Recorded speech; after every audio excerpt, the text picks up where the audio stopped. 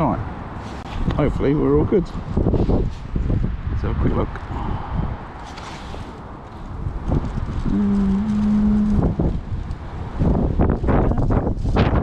Today. Alright, here we are. Alright, morning everybody. I'm at Gold and I'm practicing. I'm on the Syndicate Lake and I'm going to practice for tomorrow's open match that I'm going to fish. Right, I'm just going to put some balls of ground bait in on the pole line. The mix is some green thing from Sonia Baits, 250ml of 2mm pellets, 250ml of dead maggot and 250ml of chop worm. That's what I'm doing today. That's what's going in. I'm putting 4 balls to start with, fishing 13 metres, and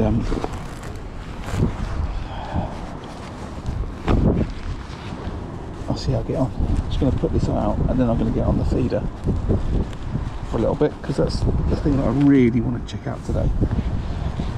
Right, let's try and cut some balls in without having my pole blow away. It is windy.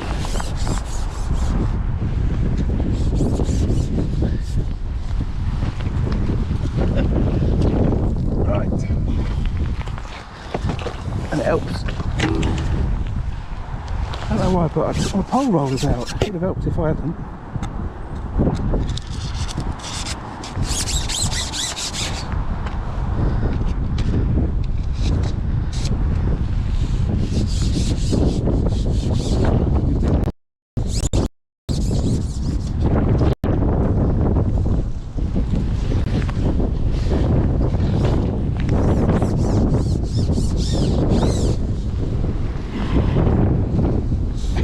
Right for the last half an hour.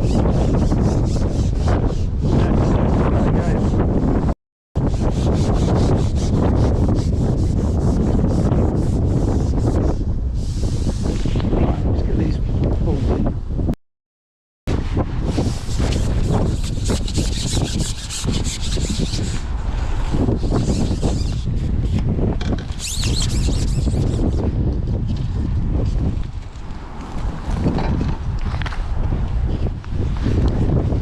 About the practice that I want to do today.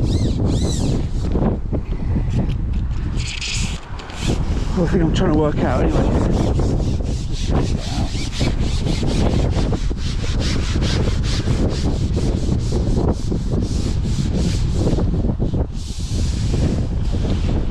Just spread these about a little bit.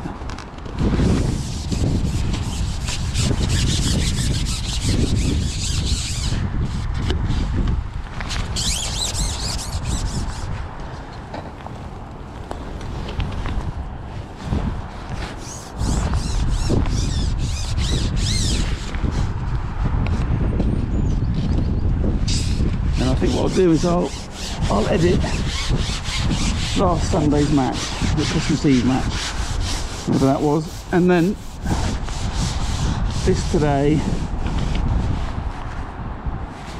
it's a practice session, and then the match tomorrow into a little like 3-day event film.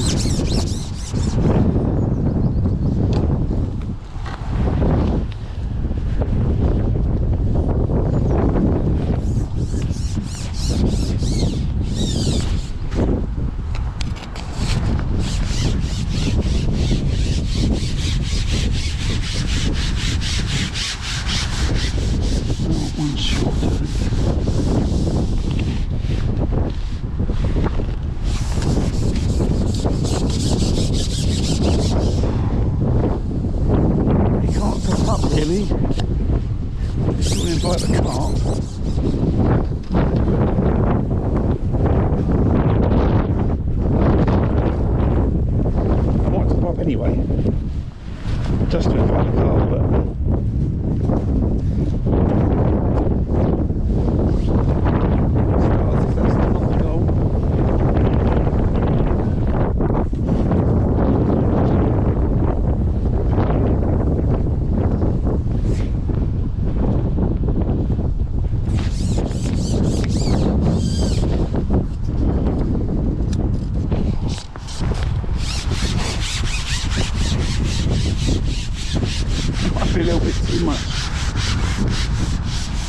worm, but I'll find out.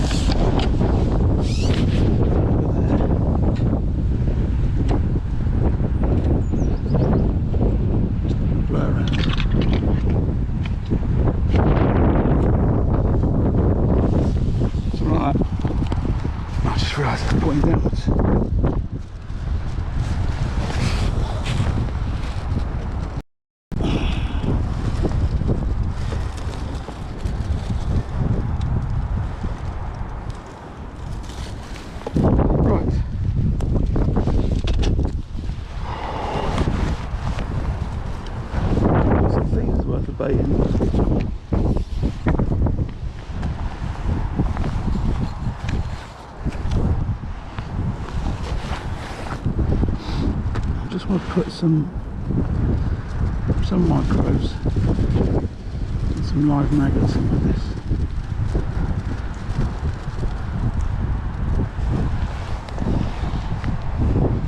Cast to that one there.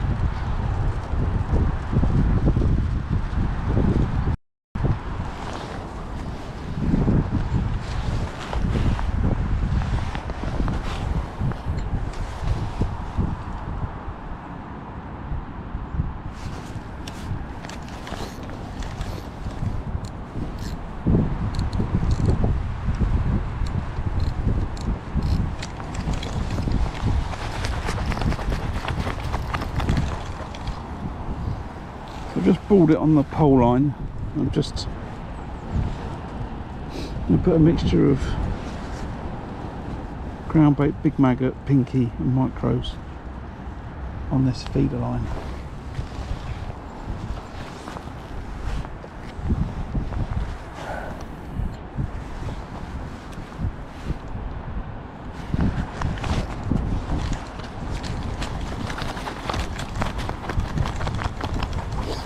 I'll do one more. Live maggot.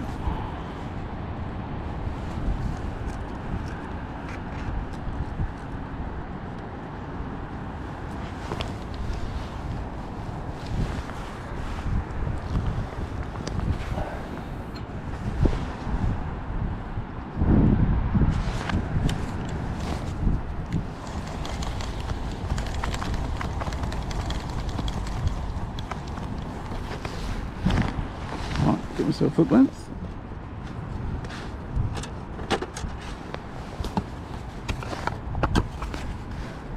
That should be ready. It's going to rain today, I think.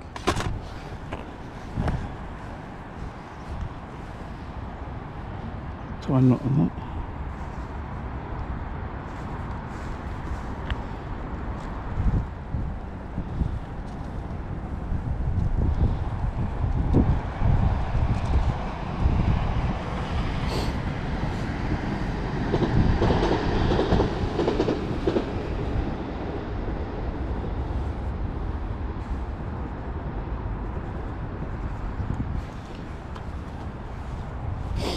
Right, so I'll put that out, put that on the rest for a second. Just want to put a little bit more water with that ground bait, it doesn't feel quite right.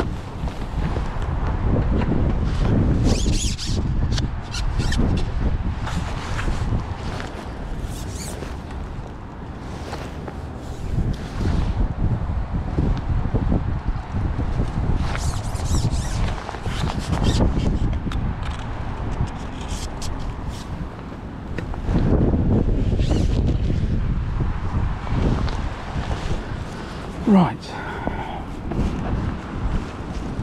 Nearly ready.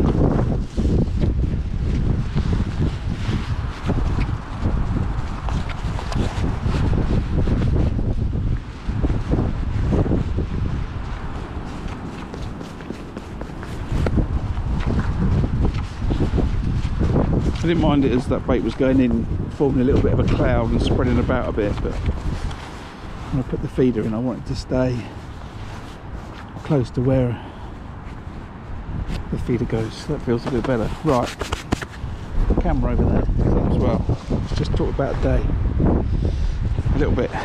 So I fished a match here last weekend, I think it was Christmas Eve, and normally at this time of the year at Gold I would expect to put a line to the rope and a line to the middle, and that's about it.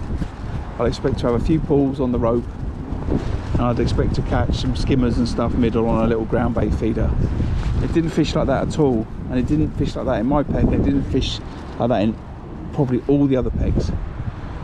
What I saw was that most of the fish were short and in the middle. When I say short, the short was down the edge, certainly on the 11-30 metre pole line, and then people were catching a lot of fish in the middle between themselves and the rope. Now it's wider here than it was down there where I was pegged, but the principle's sort of the same. So I don't think there's a lot of fish actually in the middle of the lake running along the rope right now. I think that's because there's been so many people fish the pole this year.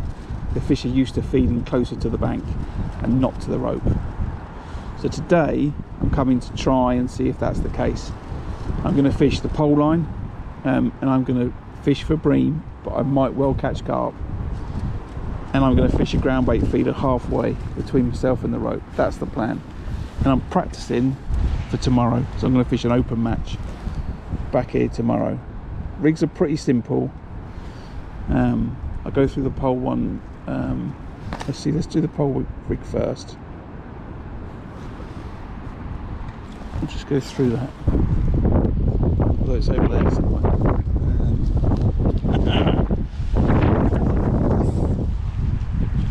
I should be able to get there. Love the wind. Right.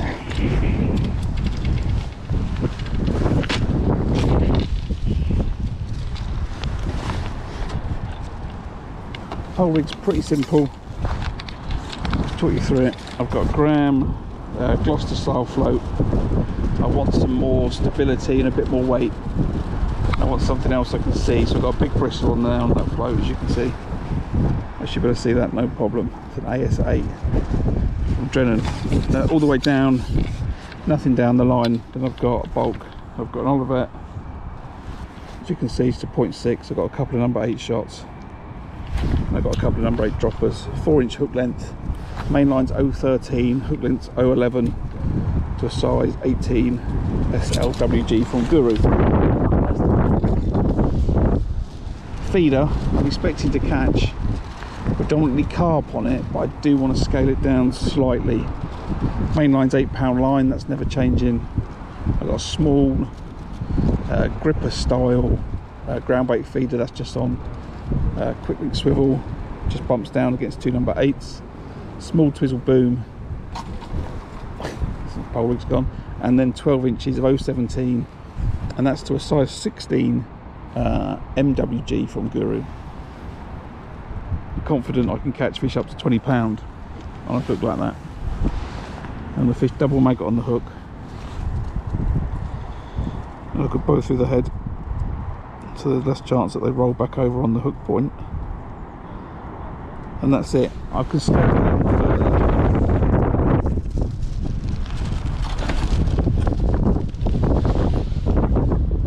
That's something else. To an 015 and a size 18. I've got that with me too, but hopefully I won't need to. Now the carp in here, yeah, general stamp now, I'd say 6 to 8 pound. You know, but you'll be catching double figure carp regularly, so you've got to have gear that's going to handle it. I'm comfortable with what I've got. I'll be fine. Going to fish 5-minute casts on the feeder. For me, the venue's not fishing like it's winter at all. So I'm going to fish just as regularly, cast just as regularly as I would in the summer. We'll see what happens. I'm going to leave that pole line for at least an hour before I go on it. So, eyes down on the tip. Here we go, 9:38.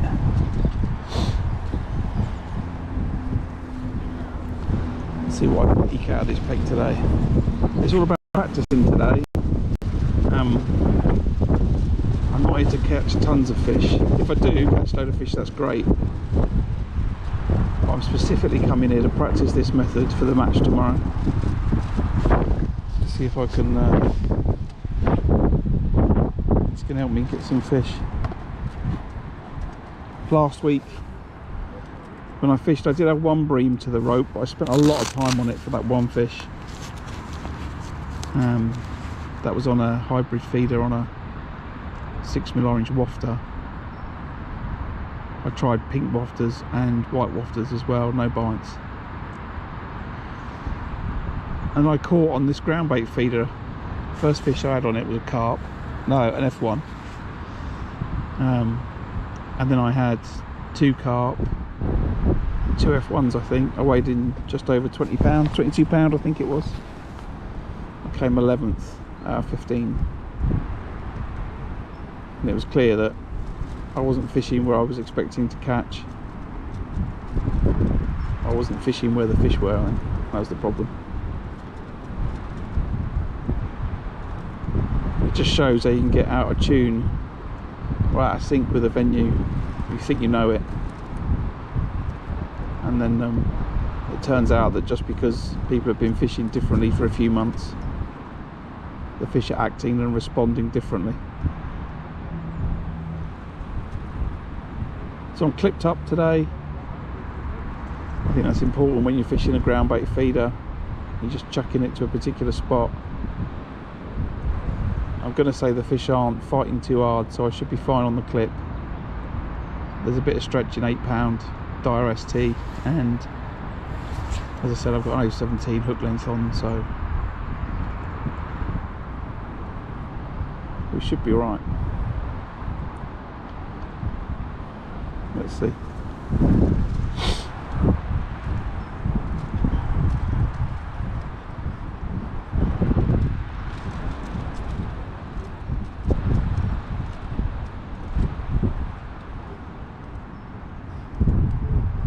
There's a couple of people around. Someone over, I'm a bit confused. They're parked over by 119, 120, but I can't see him in a peg. They might be in 121. Oh no, there he is. So I spot the angler. Setting up in 121 I think. And then I've got 3 guys on the far bank on, what's that, 121, 2, 3, 4, 5, 6, 7, 8, 9, 30, 131, 2 and 3. I'll see what they catch during the day. They got the wind right in their face, which isn't too pleasant. I think it's something like 18 mile an hour today and 38 mile an hour gusts, something like that. It's windy. And it's going to be the same tomorrow.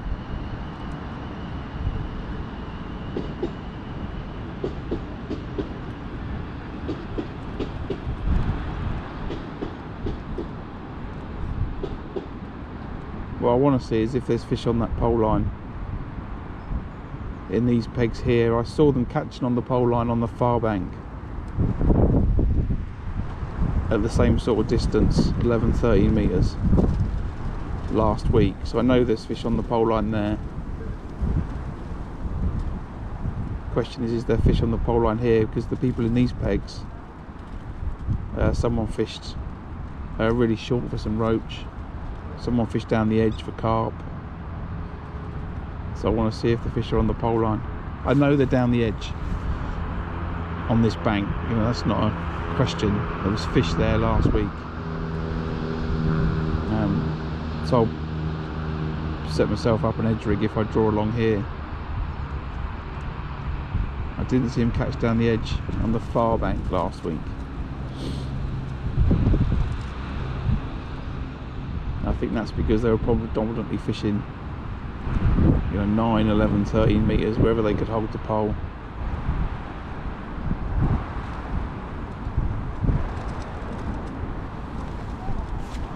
So, time for a recast. And I'm just going to keep putting live maggots through the feeder.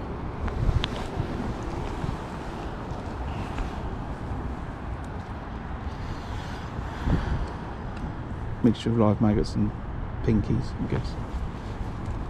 I'll alternate every cast, I think.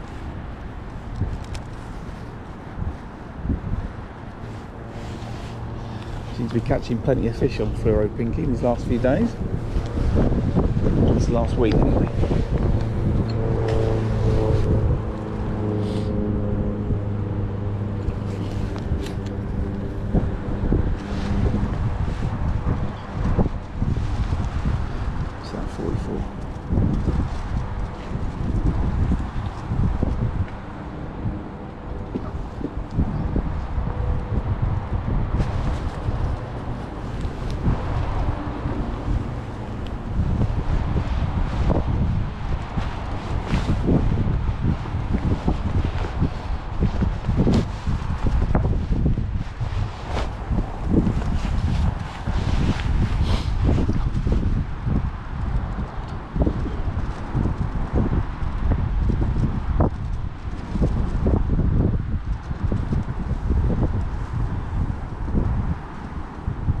A little flashback then to fishing in the summer with a bomb firing at 8mm pellets.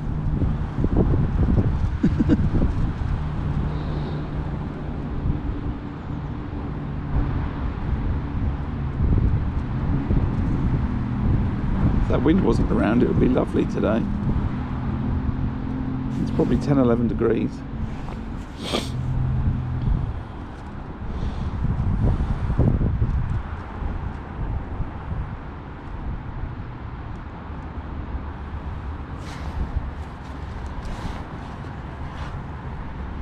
Keep an eye on that time. Forgotten to bring my watch, that's quite annoying.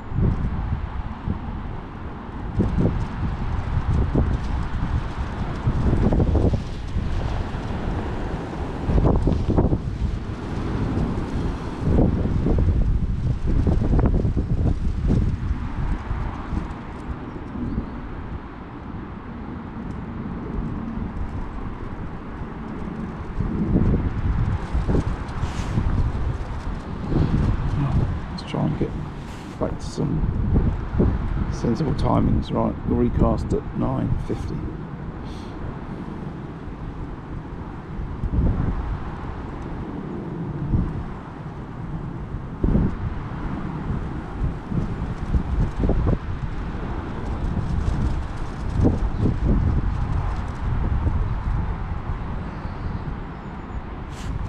Well, there's an indication I'm going to strike on that. Might have been a liner, not sure.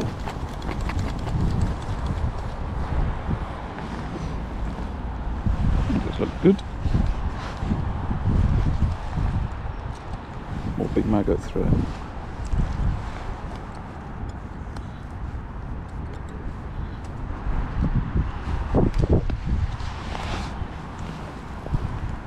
Something's turned up. After what, 20 minutes? Something like that.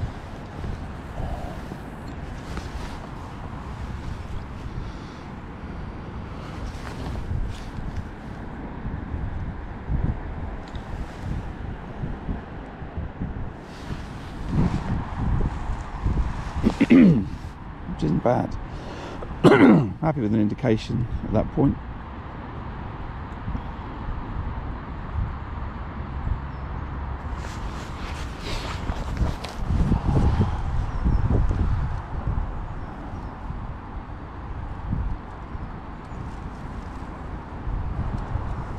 Shame, I think in the so it's a shame, it's a funny way to start a sentence. In the summer months, I think we'll try and do some more photography where I've got another camera that zooms in on the tip. I can't do it with the cameras that I'm using, but in the summer when it's not really windy and doesn't rain so much, I think I'll quite happily set up an SLR behind me and zoom in on that tip. Be quite good.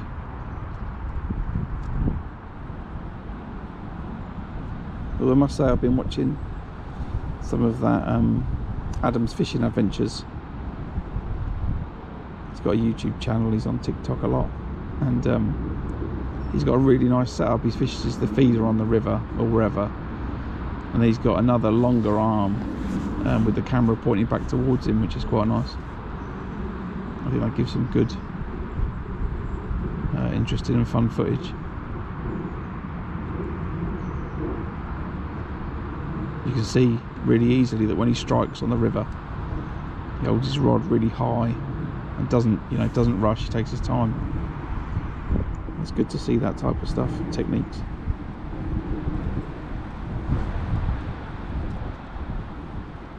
Also makes for a good video.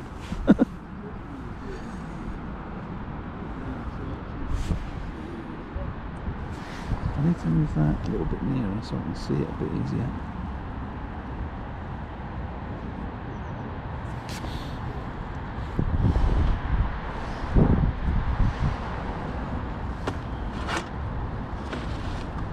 That's better.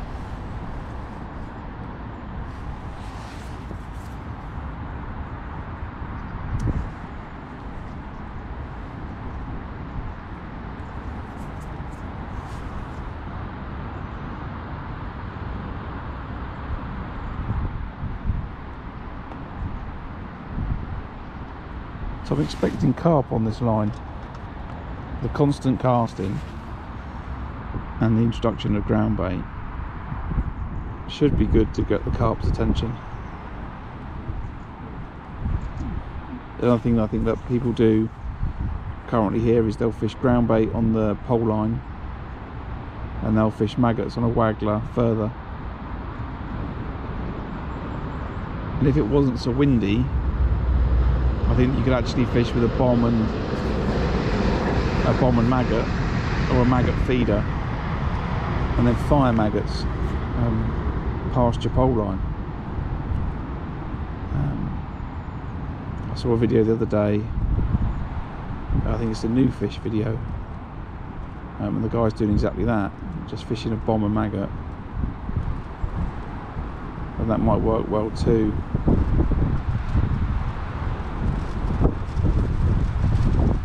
Or maybe a maggot feeder would work even as well, I'm just not sure. But we're fishing a ground bait feeder today and we'll see what happens. Try and work out if it's a good technique for tomorrow.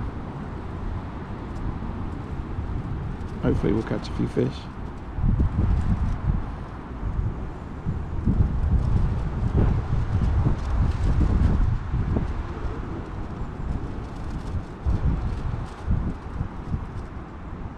Get this to about 54 and then have a slightly longer cast, the next one 6 minutes or something.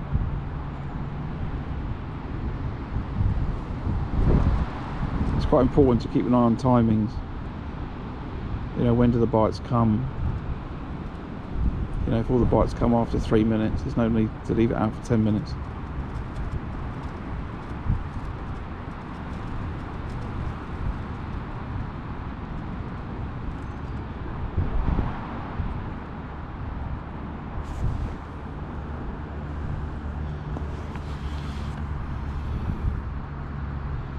So that pole line, that ground bait's really rich with bait. Oh, lubrication on the tip. I've not got much ground bait left in that bowl. Maybe enough for maybe 1 or 2 more balls, and I've put a lot of loose feed in it. 250ml of pellets, 250ml of chopped worm, and 250ml of dead maggot. That's a lot of bait.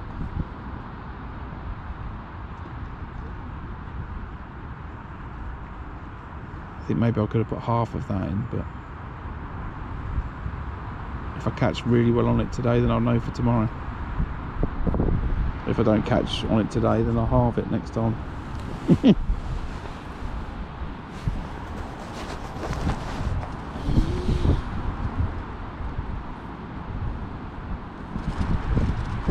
It could be too much. The thing about this place though, you know, if you're trying to catch bream on the pole line, you know, topping up can be fatal.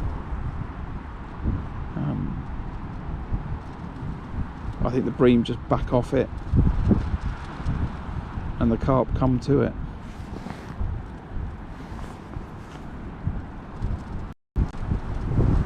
It's alright, you can intentionally do it, you know.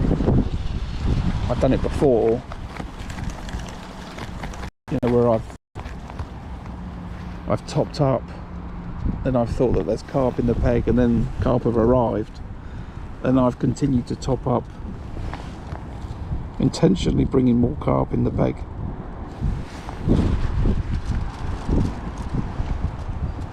You know, I don't mind cooking carp on a 011 bottom on a blue hydro, but I'd rather it was something a little bit more substantial.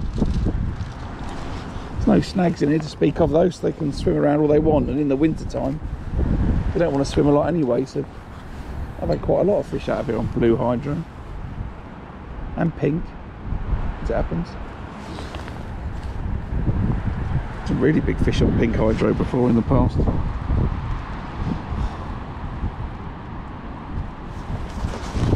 As long as you don't try and bully the fish, you're fine. Right, wind is joyous.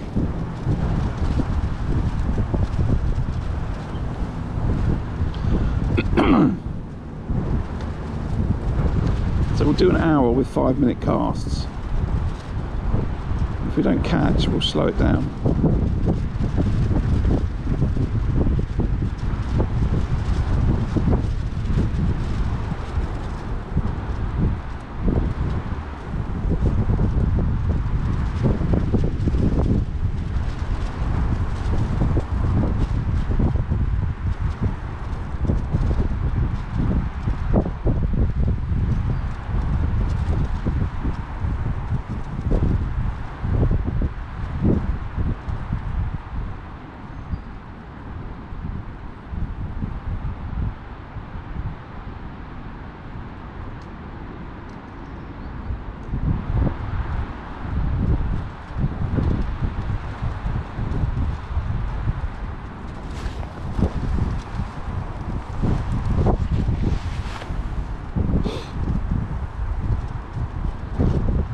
Hope everyone's having a good day.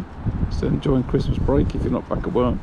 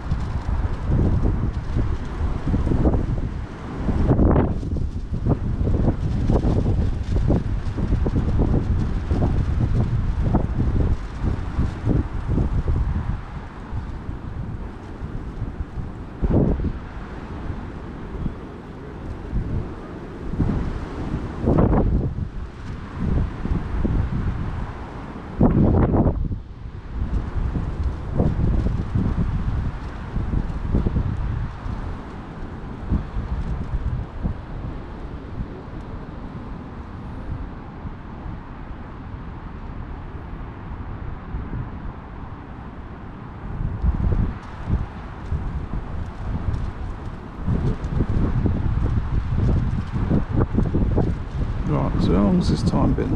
It's nearly the top of the hour. Started at 20 past, so 40 minutes, a good 30 minutes at least.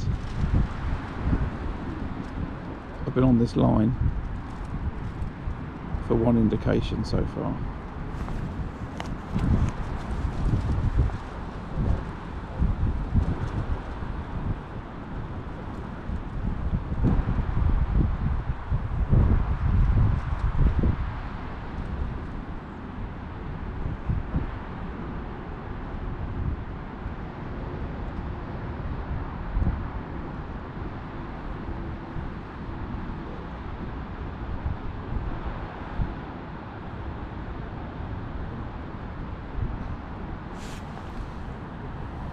Seen any fish topping or moving.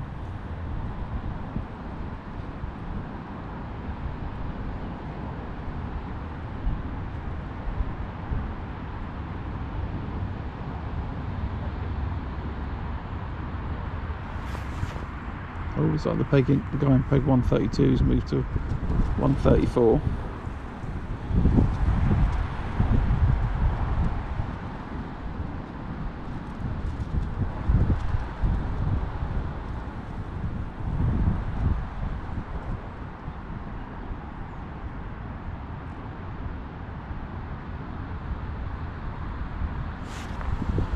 Alright, give that another minute and we'll pull that out.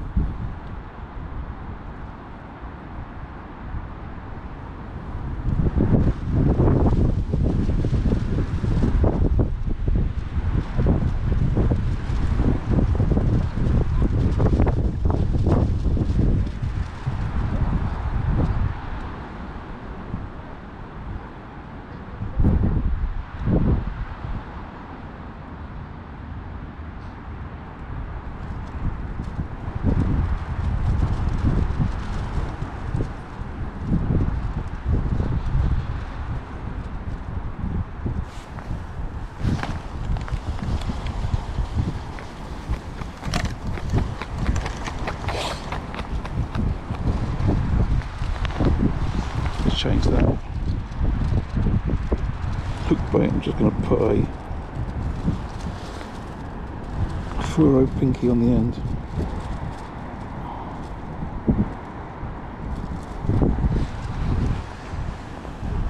I'll put a few fluoro pinkies in the feeder this time.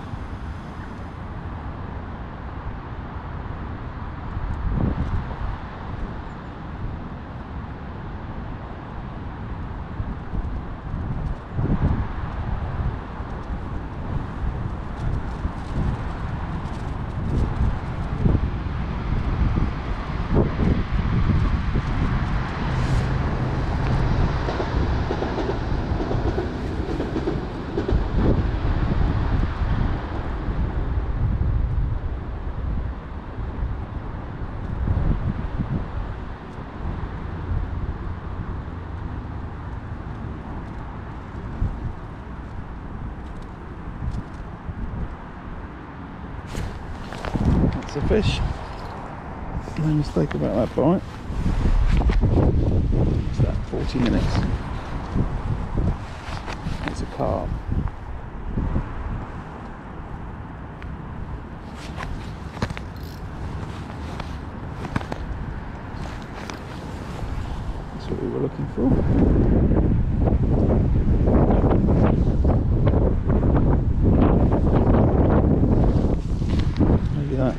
fluoro pinky. The topper on that double maggot made a difference.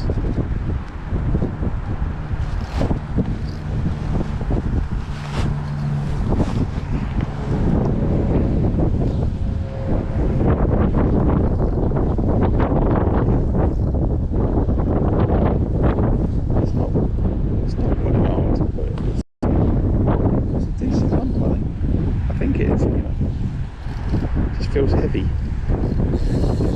Okay, that's upsetting. Criticising it for not moving much.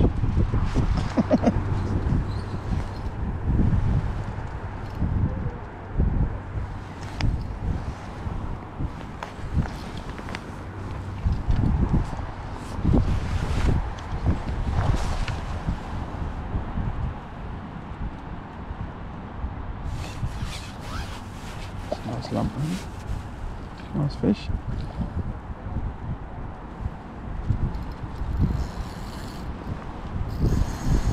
Okay, don't like the look of them there.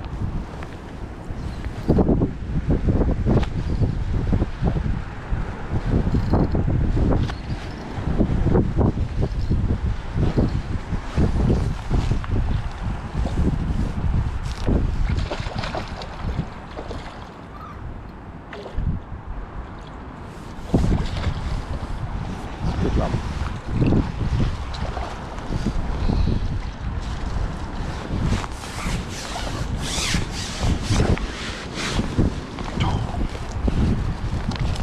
Nice fish.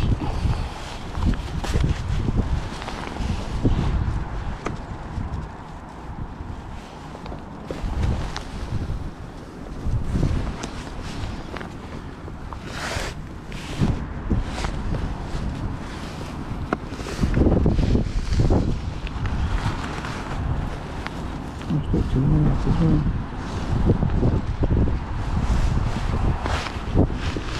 Just a bit too deep, these 550 nets.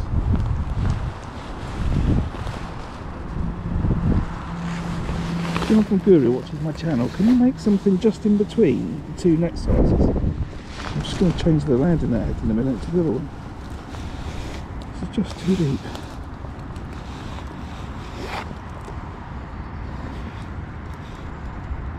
The other one's a bit too shallow, but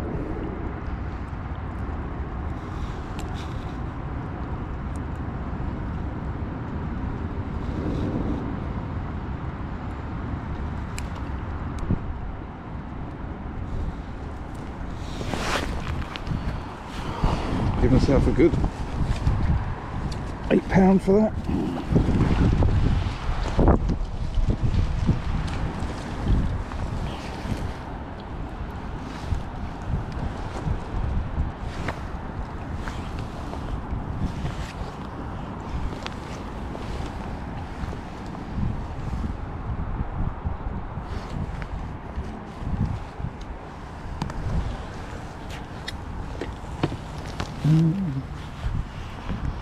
Right.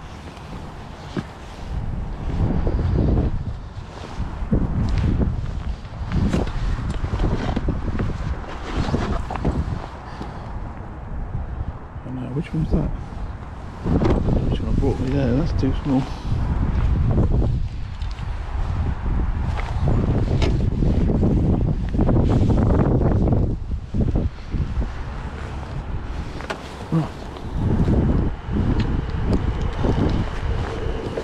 So 40 minutes first fish, well 20 minutes first indication, 40 minutes first fish, and I switched and put fluoro pinky on as well. So let's try that again.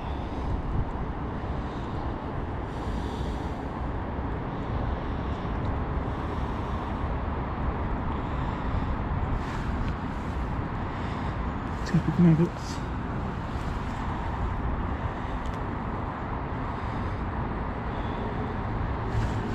Fluoro pinky, and I had fluoro pinkies in the feeder.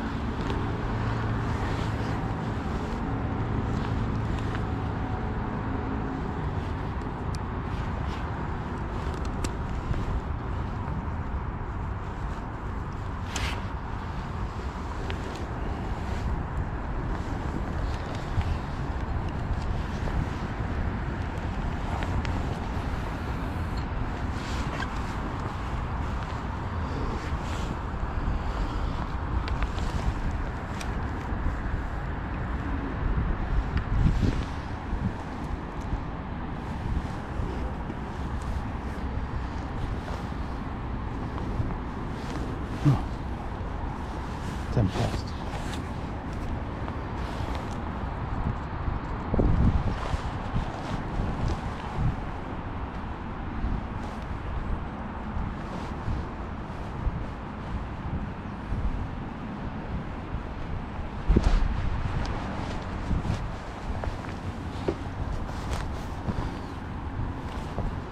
Right, we're off. So that bell line has had, it's an hour in 10 minutes. So I'm going to look at it. And I'm going to fish double dead red maggots. I need to kill off a few maggots. I can't find the bag of dead reds.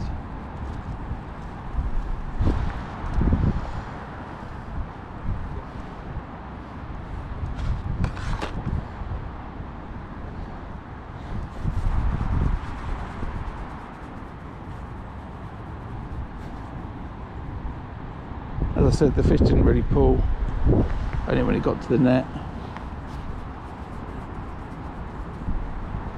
I don't think they're interested in spending much energy at this time of year.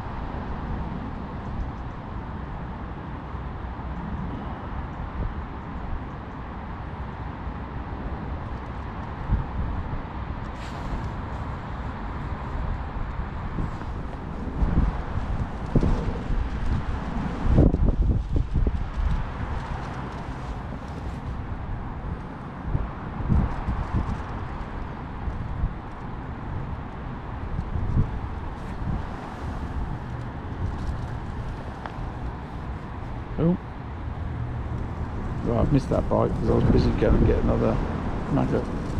But I would have hit that if I'd have been watching.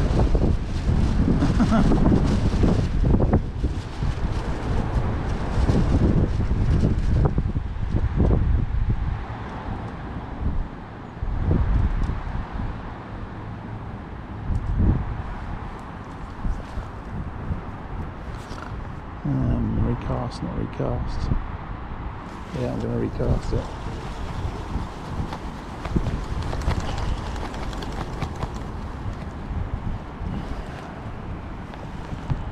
Bait's all good. Okay, let's put fluoro pinkies in it again then.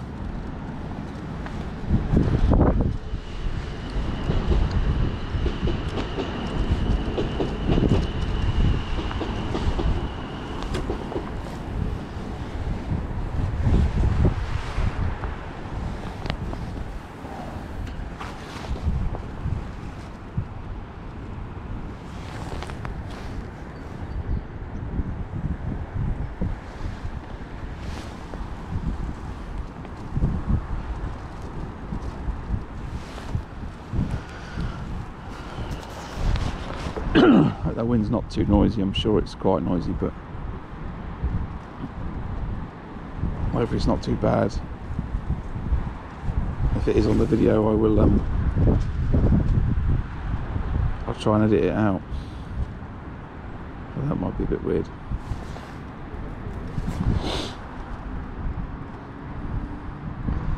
So I would have hit that bite if I was paying more attention.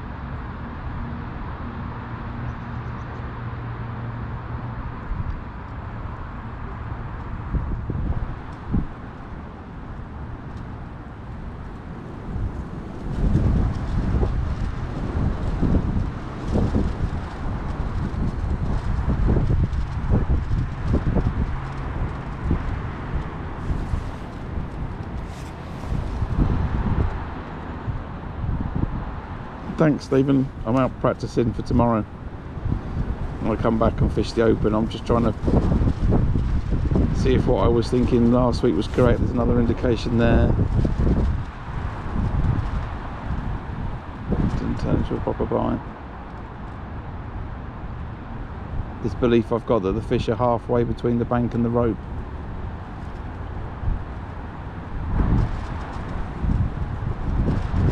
So I've had one carp after 40 minutes.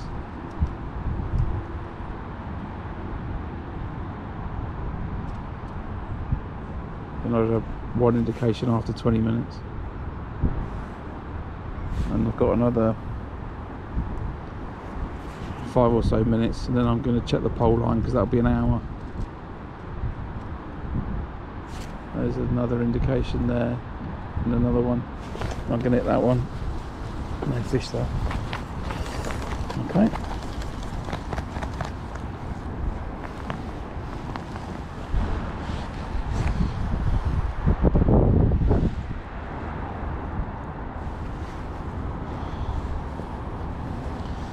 More big maggot in this time.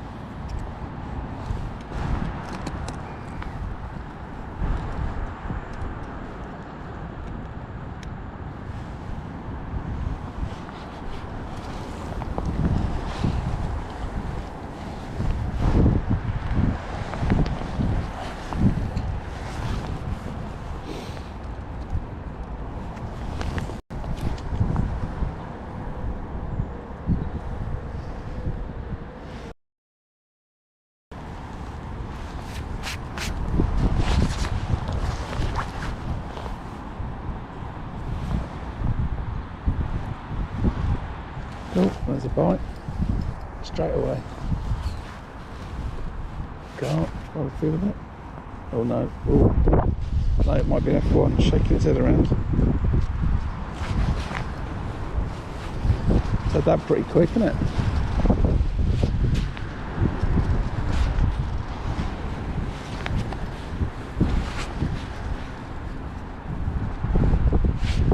Thumping its head around like it's an F1.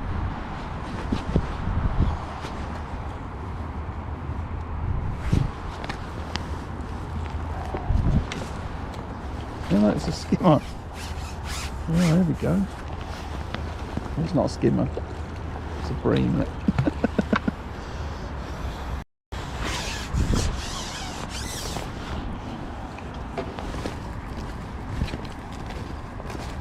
Just about to pick that up.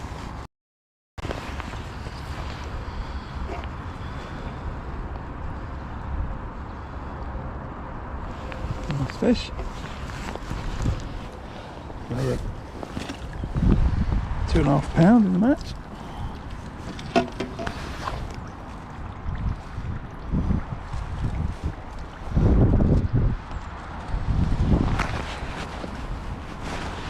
It's had that really quick.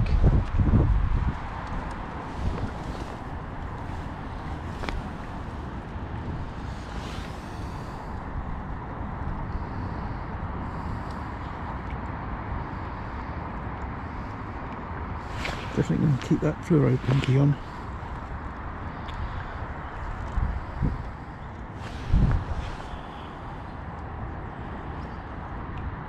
Going for him on that size 16 hook.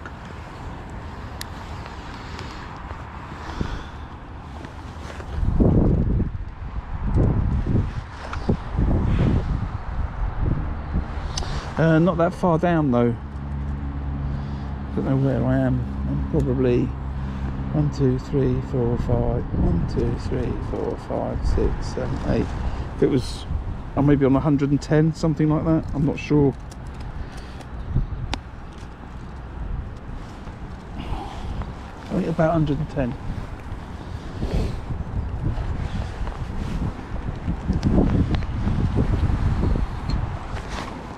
I was looking for the wind off my back today. I wanted to, because I want to try and fish the pole and just check some stuff. Right, I'm going to have one more 5-minute cast on this, and I need to look at the pole. Regardless, because I want to check it after an hour and see if There's fish on it after an hour.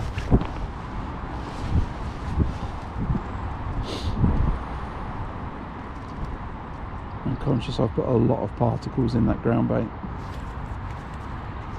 Maybe too many, but we'll see.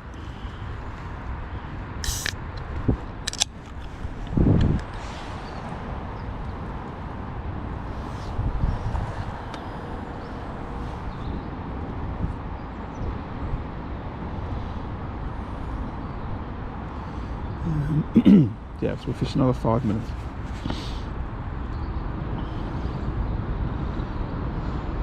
So we're an hour in and we've got £10.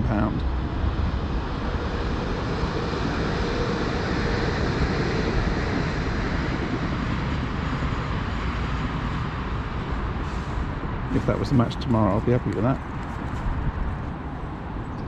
We had a few other indications as well as the fish, so that's good. It's not like we just caught one £10 fish.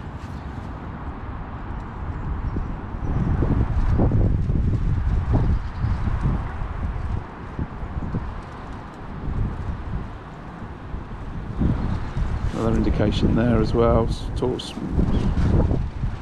tiny little pull.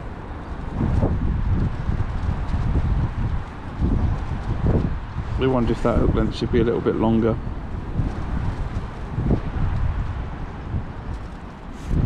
Okay, another couple of indications on that tip. Could be a bream sitting on the end of that.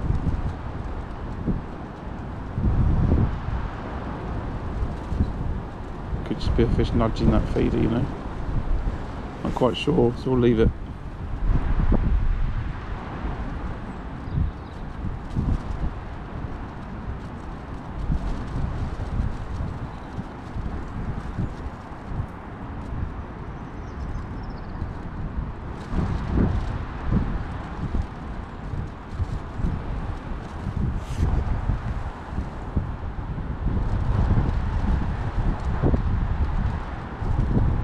Right, gotcha. Yeah, I just wanted to see if there was fish on this short feeder chuck, because I think that there is. And on the pole line. Just try and get my thoughts right for tomorrow.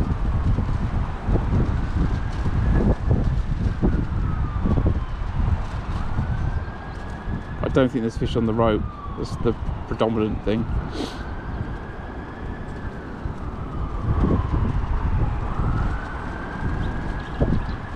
I spent quite a bit of time on it the other day and didn't catch.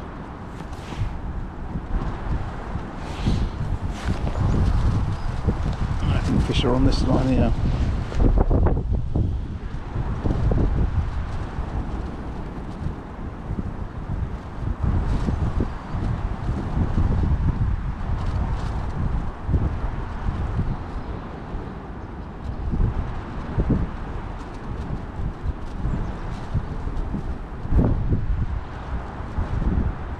But just a couple of indications, no fish, and it's only got 2 more minutes, and I'm going to look on the pole.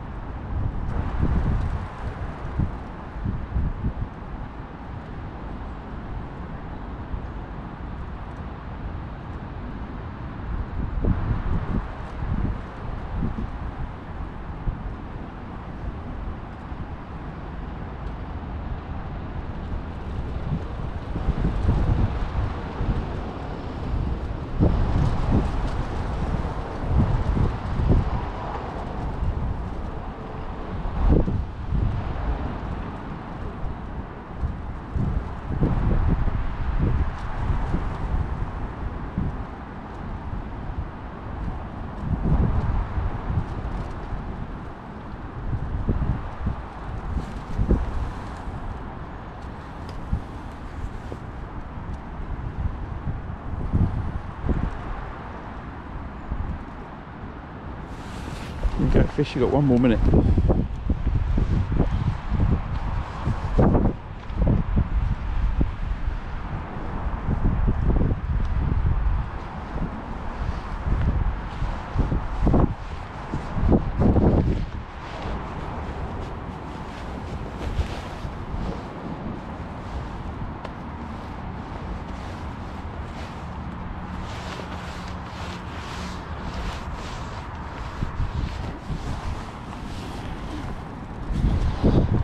a lot.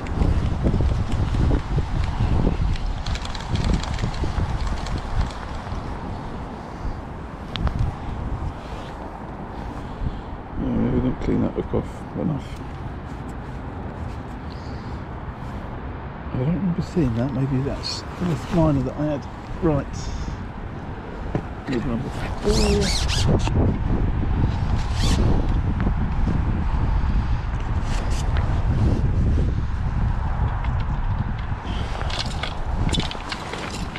Right,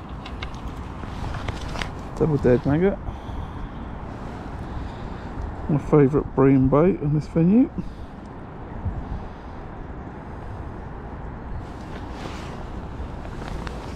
It feels quite tight, that number. That little elastic in there.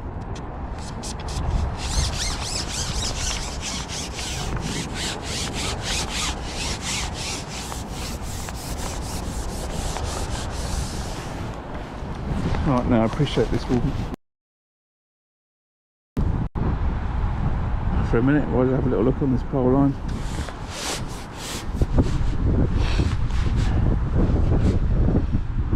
It's just the way that I have to hold the pole and where the camera is. So I'm sure you've got a lovely view over there.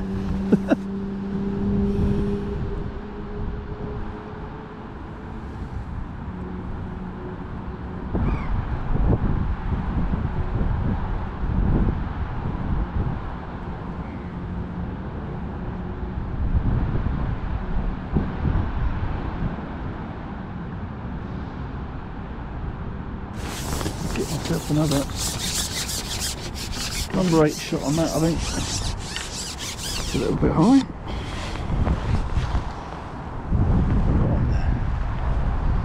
One, two, three, four. Oh yeah, maybe one more.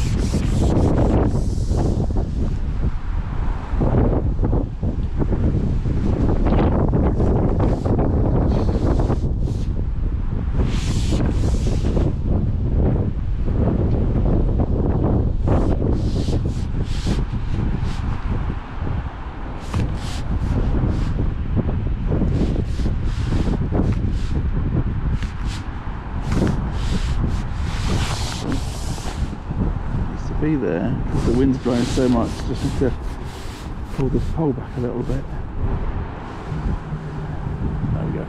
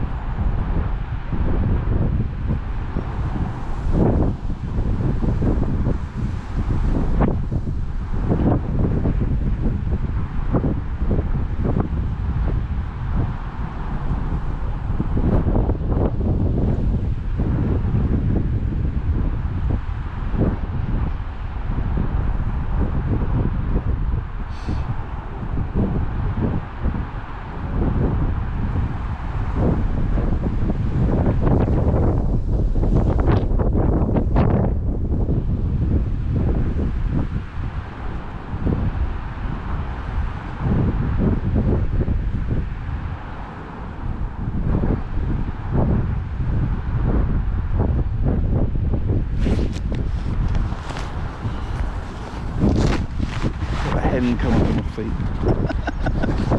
Right, see if I can turn that around.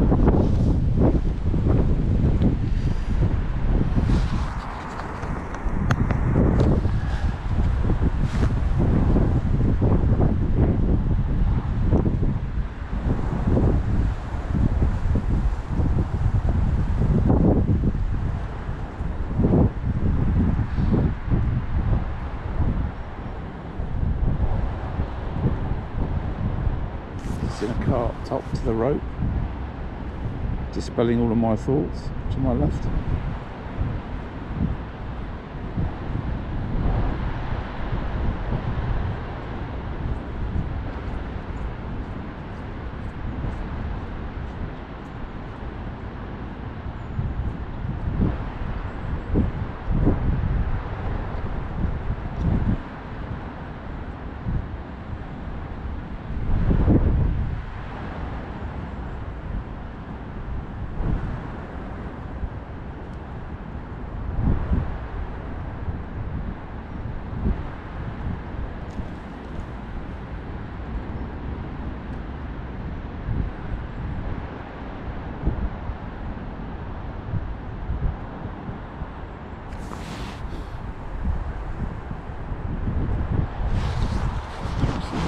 A little bit more.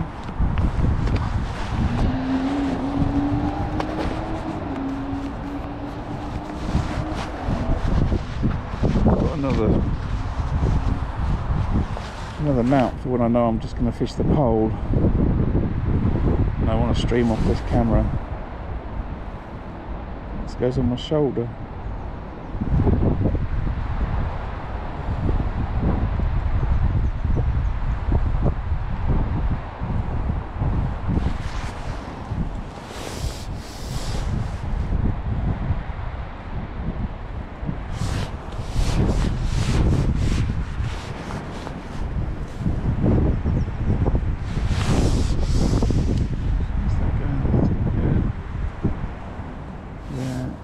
Pull it back.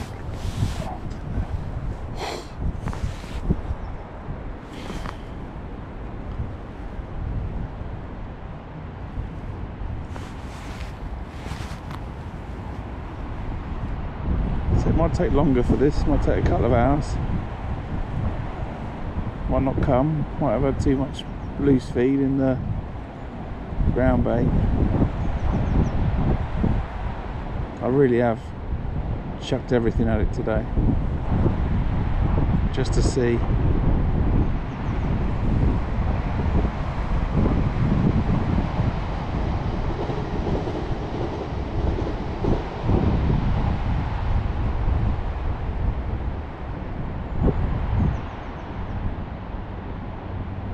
I won't stay on it too long.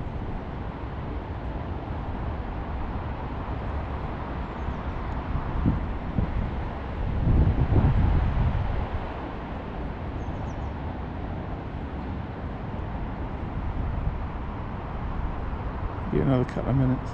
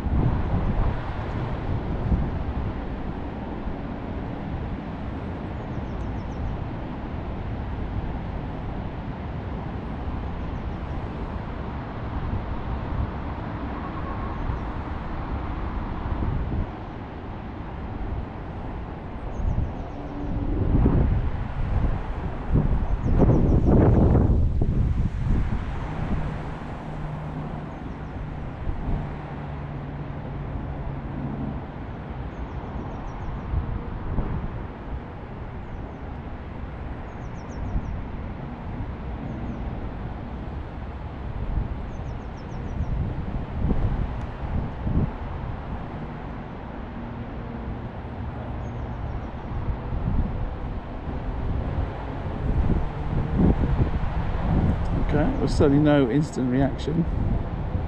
There's certainly no instant action. I'll give it one more minute, then come off and get back on the feeder.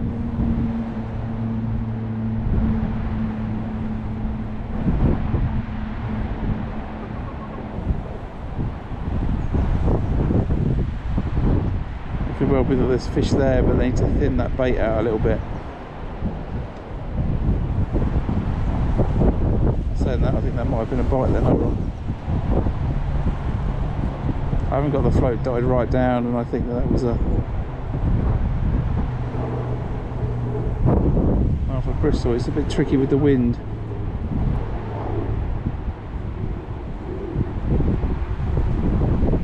I need to get some some more number 11s and some more number 12s from the shop.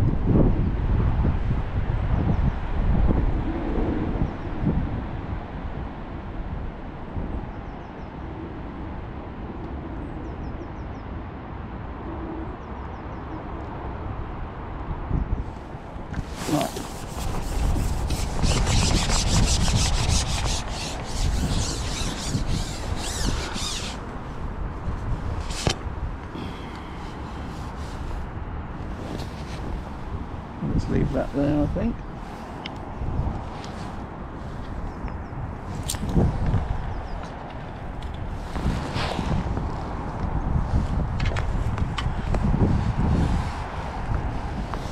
Apologies, you've been talking to me, I can't see a thing that way.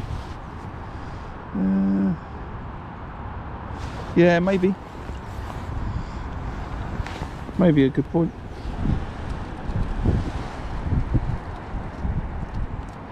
I was going for the fillet-in approach today just to see if it worked.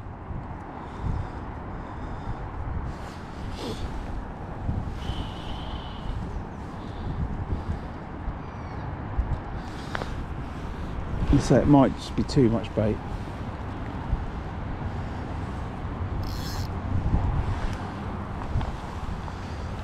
Right, some more pinky in this chuck.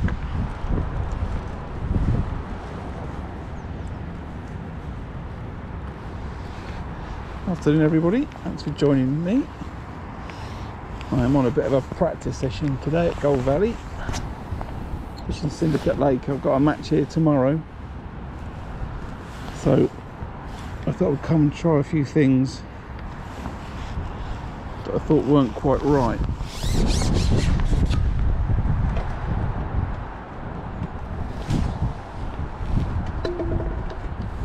Following my trip here on Christmas Eve.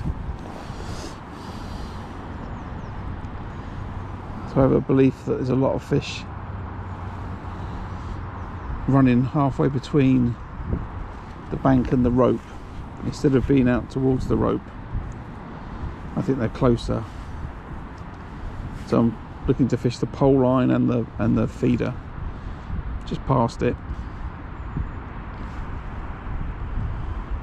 Feeder's about halfway between me and the rope. I'm fishing the pole at 13 metres. I caught down the edge off this bank the other week, so I'm confident there's a few fish to be had down there, but there's an indication there. I think the damaged line is this line here on the feeder. It was a half-hearted attempt at a bite from a fish. Move that camera back down a bit.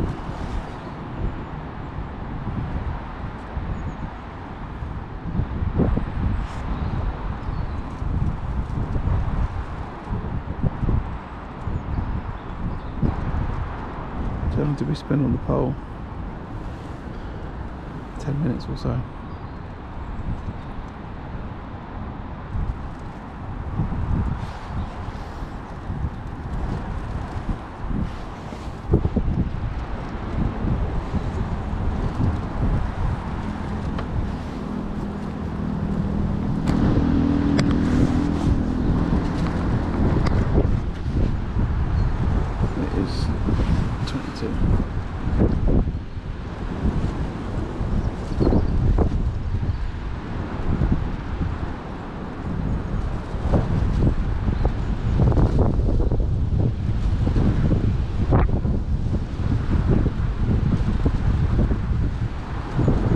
The other thing about this line,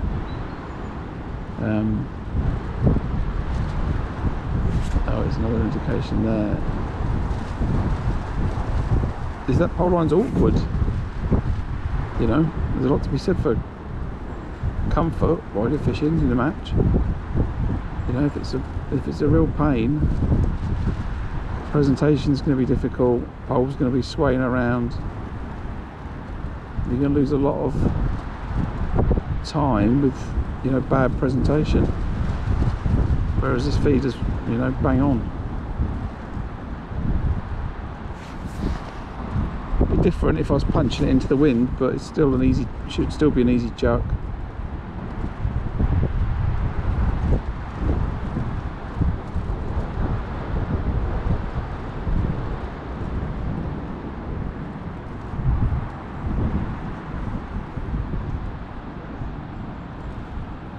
Give it till 1:45. Another little indication there. Maybe they're feeling that a little bit too much. Spitting that out. Another little indication. I felt like the feeder's moved this time. Tip straightened up a little bit.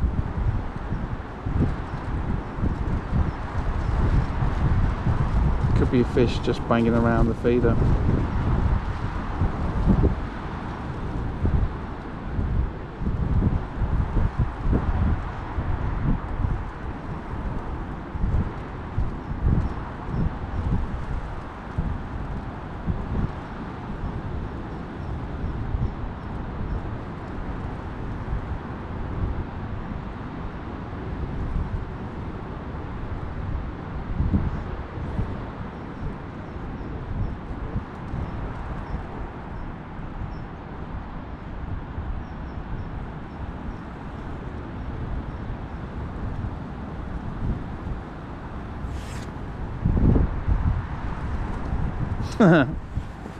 You can't come and fish a feeder halfway to the rope, alright?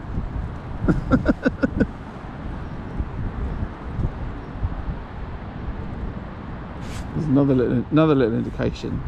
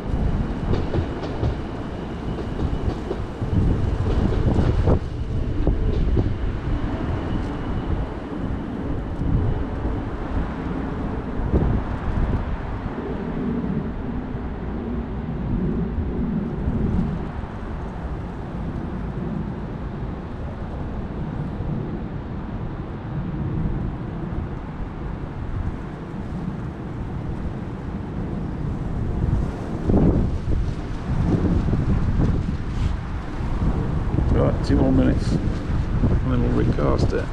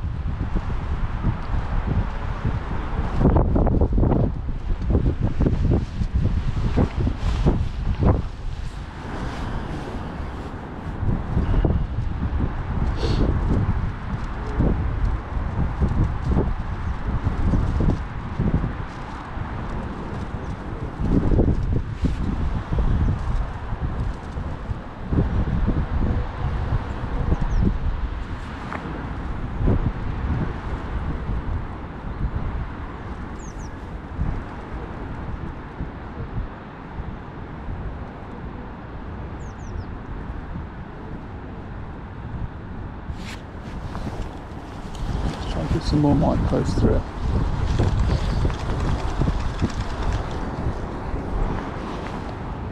Oh, okay.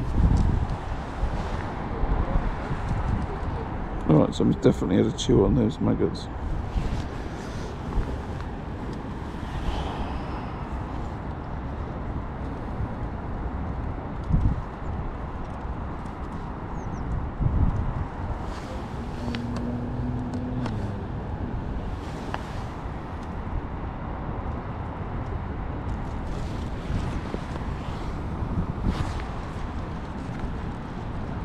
I'm much too tidy angler to be dropping food all over the floor for you, I'm afraid.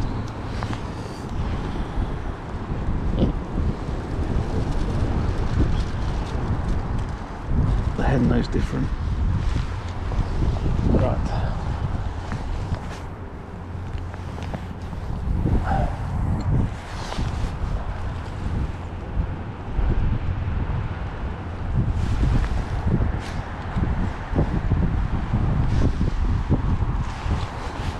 only reason why my coffin keeps deciding to fall in the lake. Too much wind today.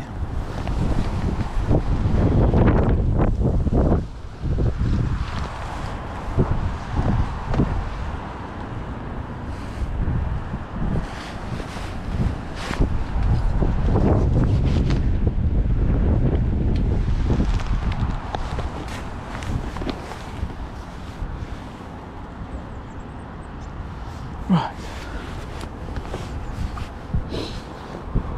Now, who wants to be faffing about with that in a match?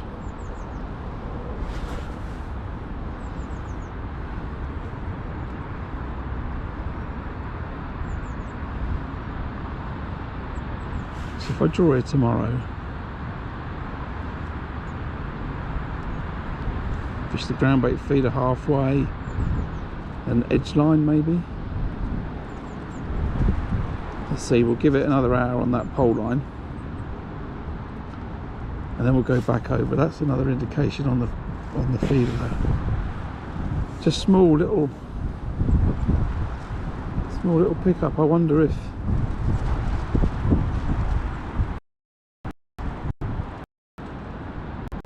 it's not quite enough.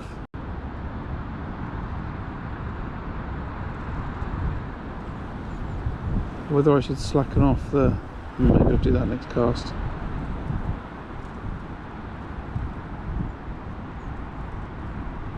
Slacken off the line.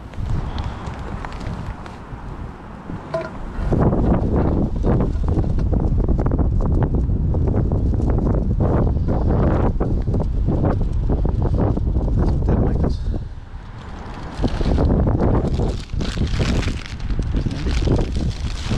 That's a fish.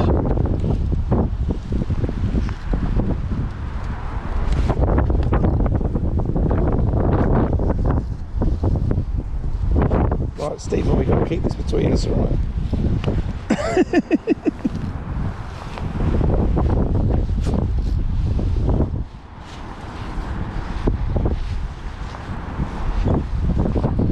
Well, I think I'm the only one that doesn't know about it.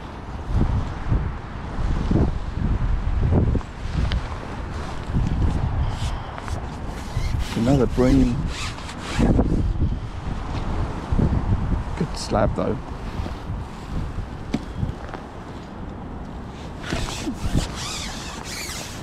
It's a 3 pound fish. It's been attacked by a cormorant, I'm sure.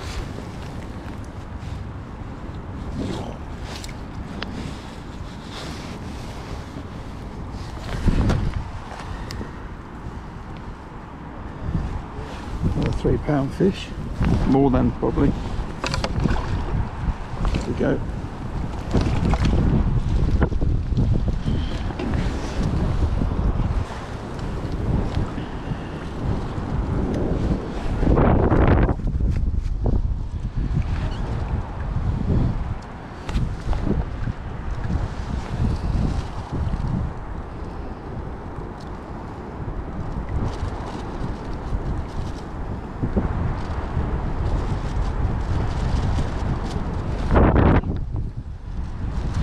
Rain.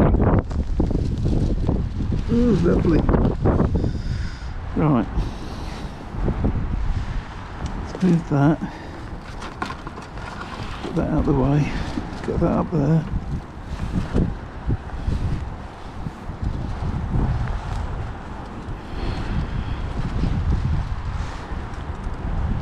So I'll put some more micros in the next one and I'll alternate micros and maggot. This rain was not meant to come until 2 o'clock, not 11 o'clock.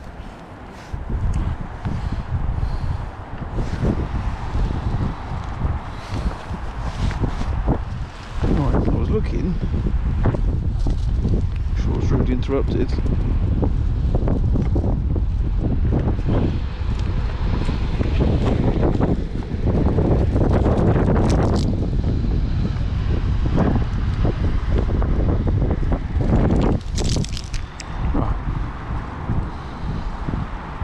We're going to get it nice and wet then. Happy days.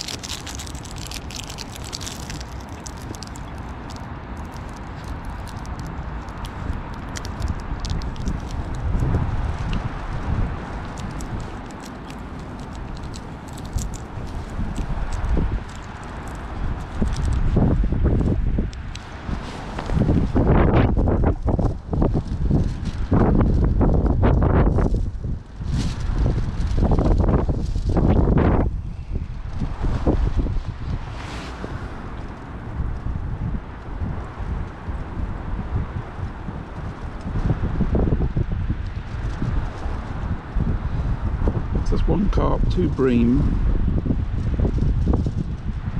We're going to give that pole line until past, then we'll have another look on it.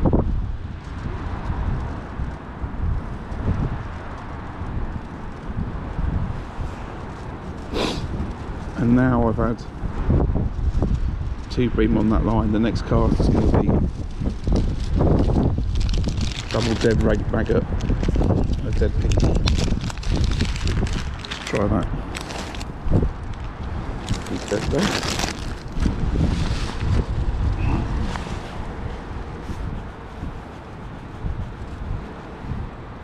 Might respond slightly better to that.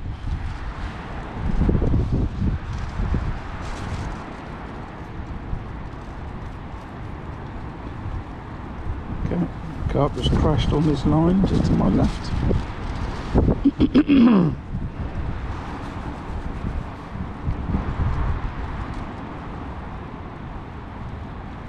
Maybe I can just run some micros, just a few micros through this feeder as well then.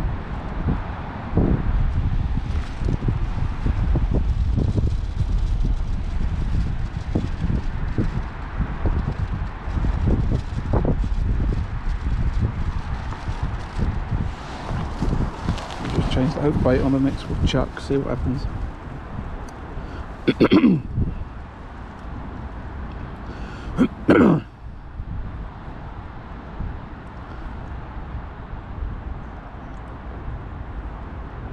I fell on that far bank putting a brolly up. I would not put a brolly up with 40 mile/hour gusts in my face.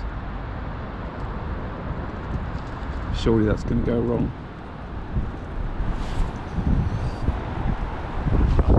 For another cart.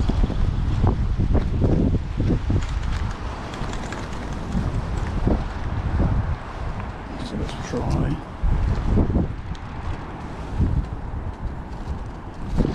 Two dead reds and a dead pinky instead.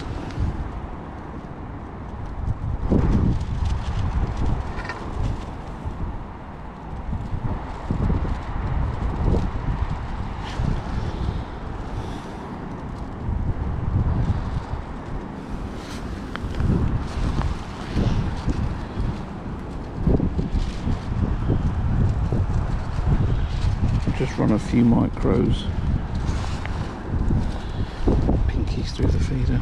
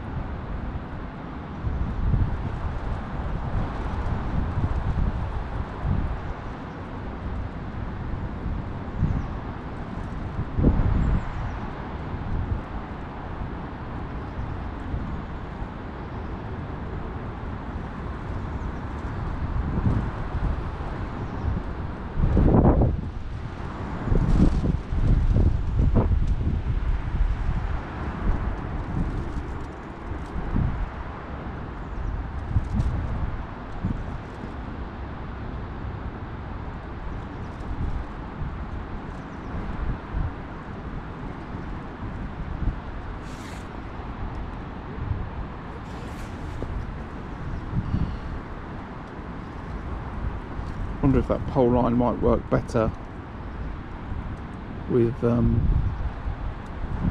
just ground bait, 25% of the micros, and then just firing some maggot over the top of it. Might be alright. But I don't know whether I'm trying to fish for carp or bream then. I think I'd rather dump a load of bait on it, spend most of my time on this line, and then feed the edge 2 hours before the end, go and fish it the last hour maybe, something like that, and maybe not tight in the edge because it's so clear.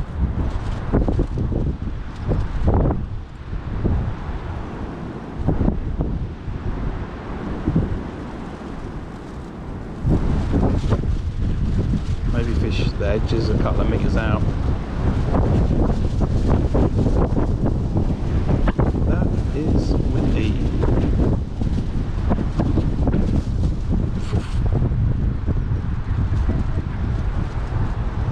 Alright, that's the end of the brolly. I told him, I didn't tell him, but you can't put a brolly up with 40-mile-an-hour gusts of wind in your face.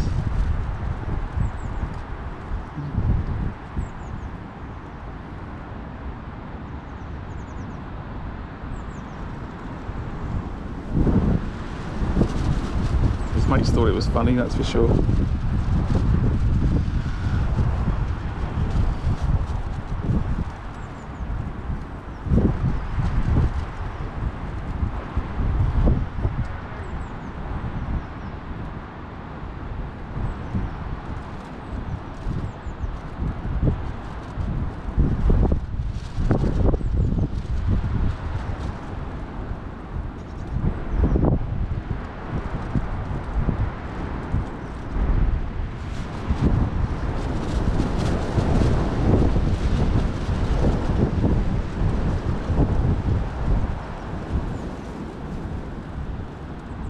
Those gentlemen on the far bank thinking that fishing on the far bank wasn't the best idea today.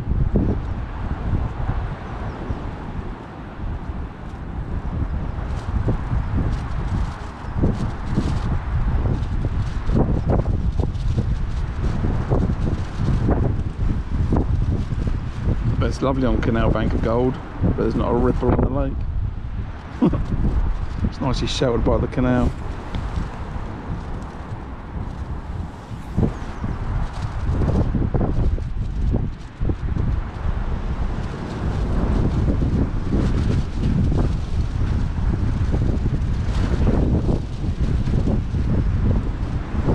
See, when it's like this and it's really windy, I don't want to even think about really fishing the pole line. If I draw the far bank, it's just awkward. It's just awkward.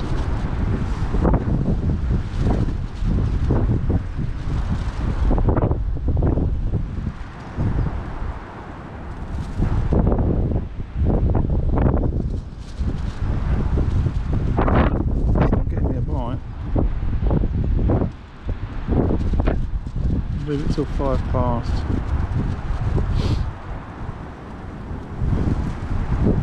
And we'll go back on live maggot, just maggots through the feeder.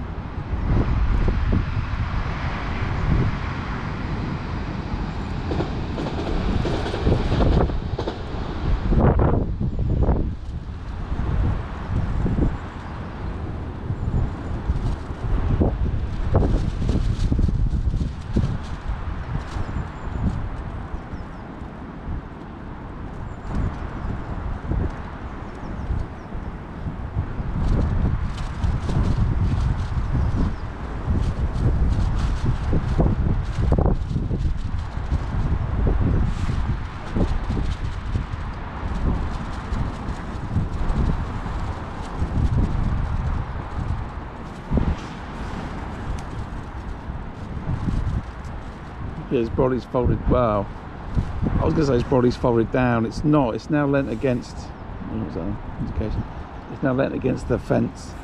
I think the right gust of wind could easily open the brolly, and it could be on the A331 in a minute.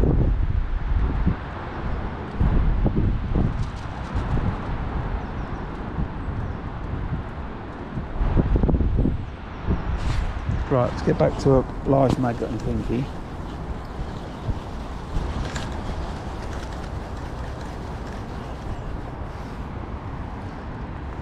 That's not working.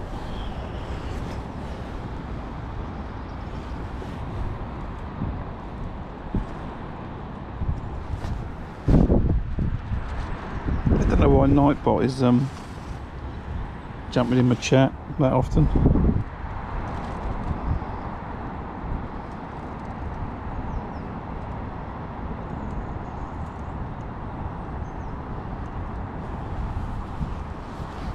Pinky dinner.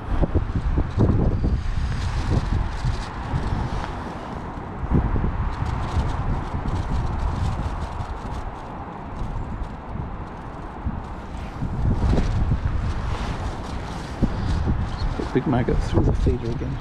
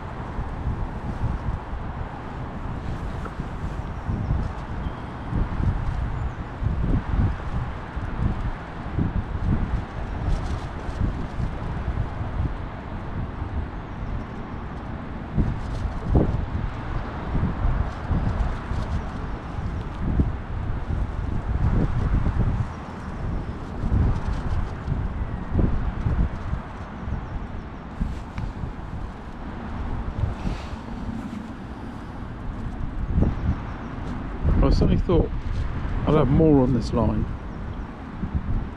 today. It's making me wonder. You know, I've got a lot of room. There's no one around me. There's someone in 118.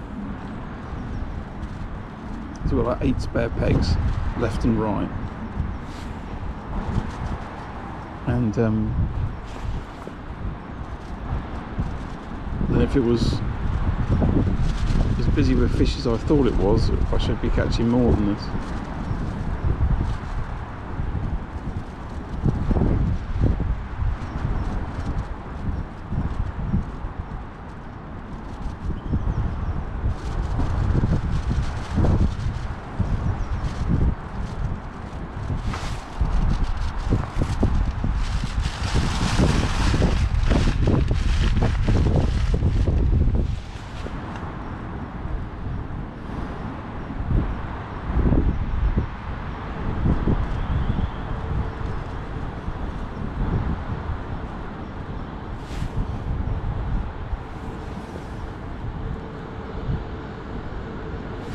Oh, yeah, just a tiny little.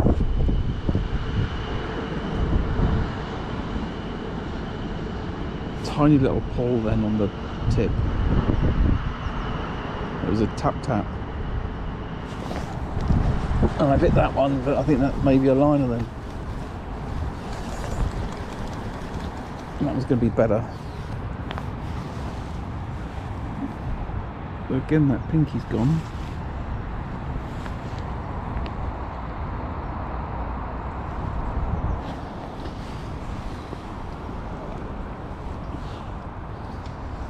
Let's keep at it.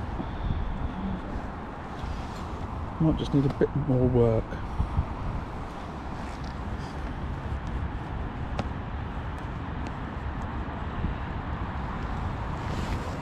It was a bit to the left, that chuck as well.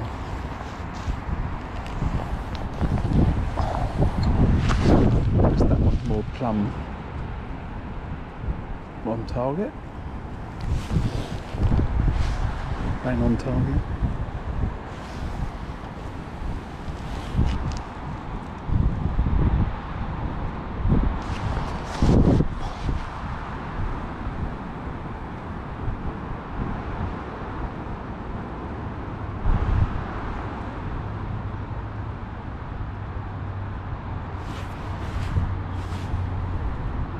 Right, 10 past.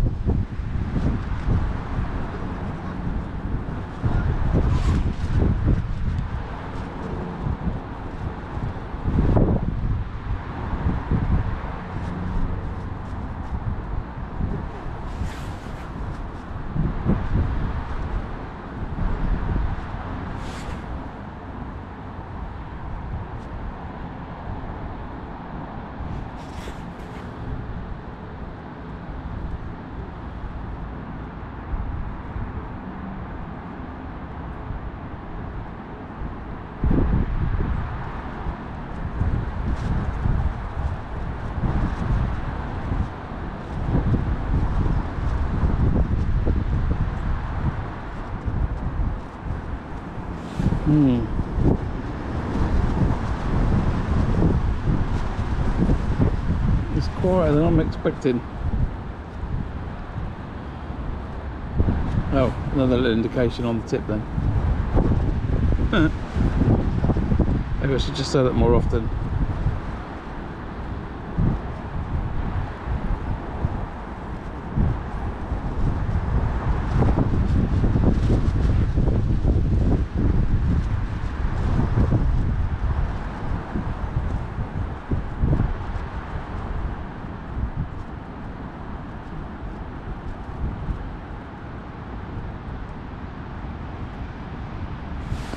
Okay, fished 3 dead fluoro pinkies next chuck.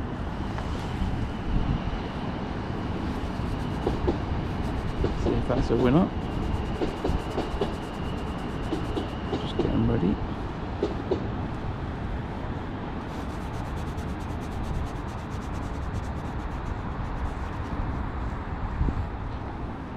If you ever wonder how to do it, you just rub it on your leg. Like that.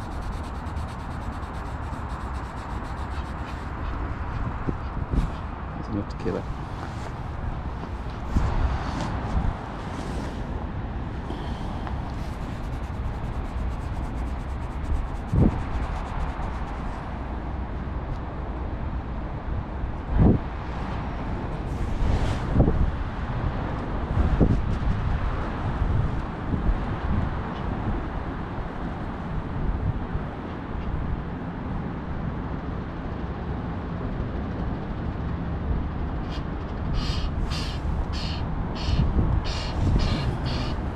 Got a very angry duck behind me.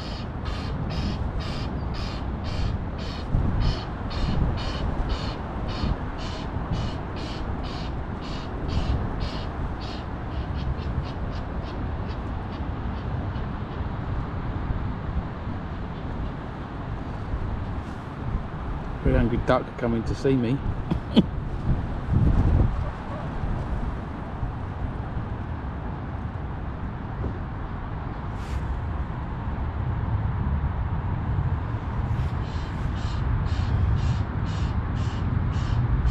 Right, let's get this back out and do it.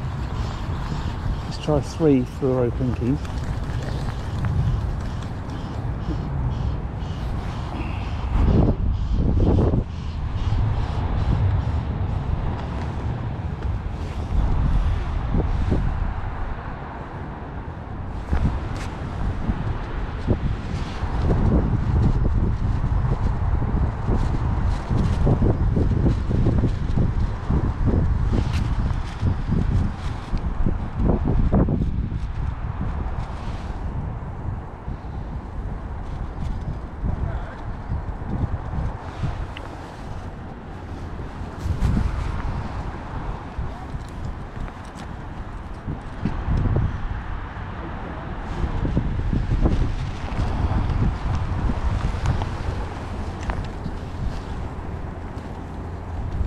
And there comes the rain.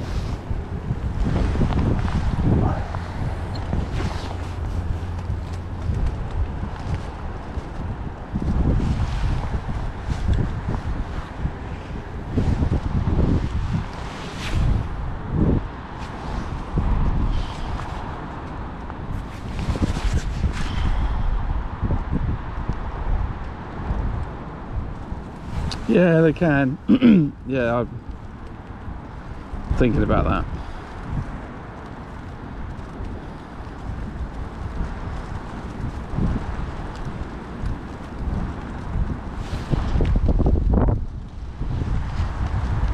I can't see that this.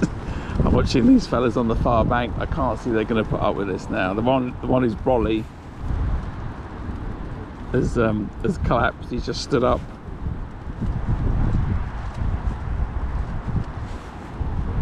Well, he's got a pair of. I think he's got a pair of cart rods and buzzers. I'd just go and sit in the van if I was him.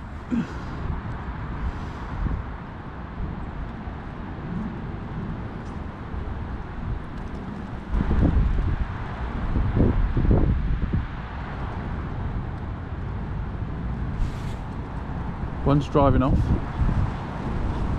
Oh, I think he's packed up. Is he packed up?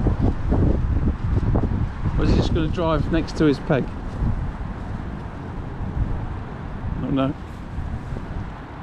Yeah, I think he's getting his car in a better position so he can sit in his car. No, there's other ones. Moving. Oh, they might be going. Maybe that's their day. Carp anglers, eh?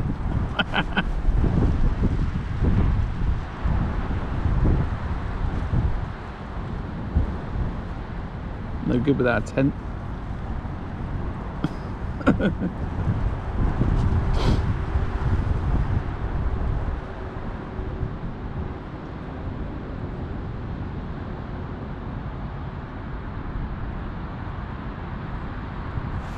Right, I do need to keep on time. 10 more minutes and I want to have another look on the pole.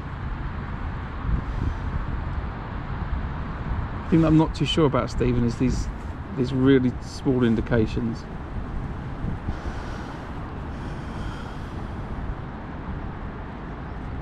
Is it liners? Is it the fish pulling and then feeling the resistance and then spitting the bait? I'm not sure.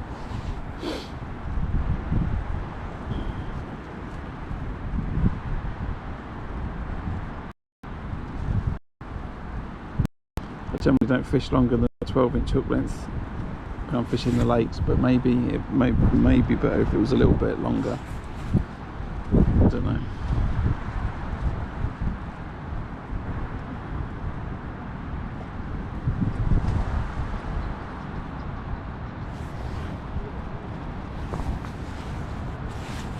Oh, there's an indication. That's a bite. That's a fish. Here we go.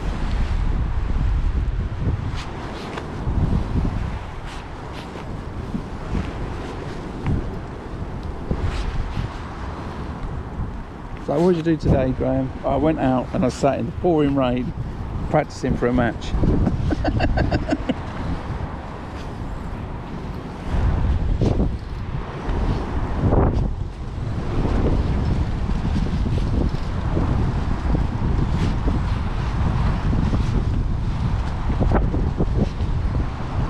It's got me a bite though, those 3 dead slow pinkies. Another big slab.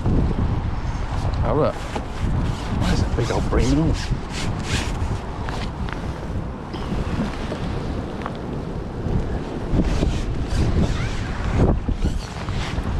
You know, these are good fish.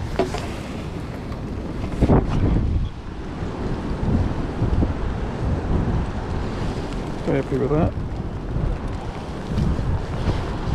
Catch those all day long. Win the match and the silver pool.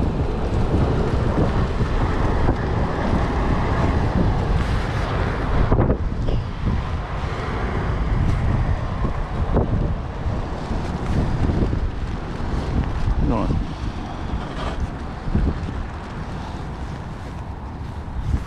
Let's get on that again. 3 dead fluoro pinkies.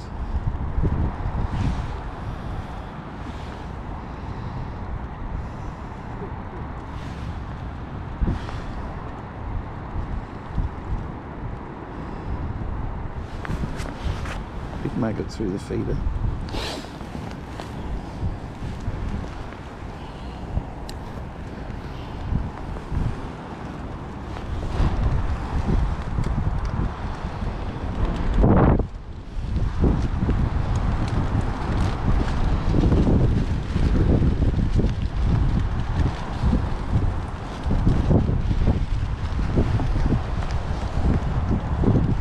Oh, the brolly's out again. It's gonna go, look. It's all fine. Oh, it's funny. It's comedy to watch. If you watches my video later, I wasn't laughing at you specifically. It was just the comedy of the collapsing brolly. He's holding it into the wind now. It's all bent over really tightly.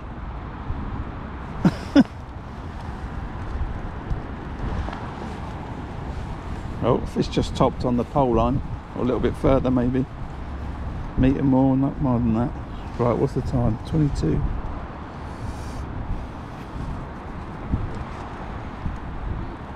Big old pinky that is.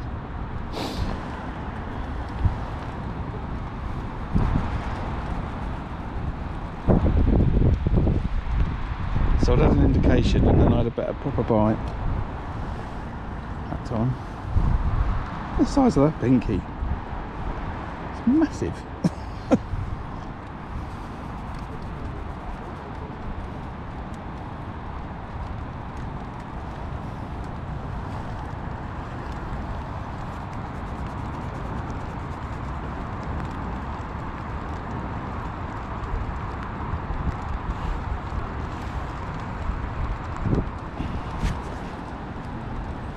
Yeah, it's a nice bream. It's got to be, you know, 3-ish pound. 3 plus, not minus.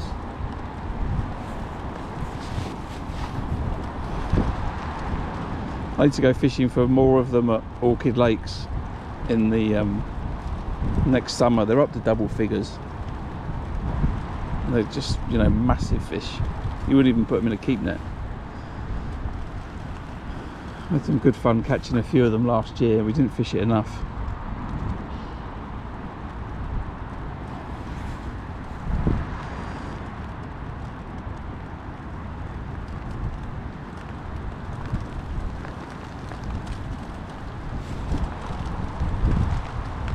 Right. Down comes the rain. Let's say it was 22. It's been there 2 minutes.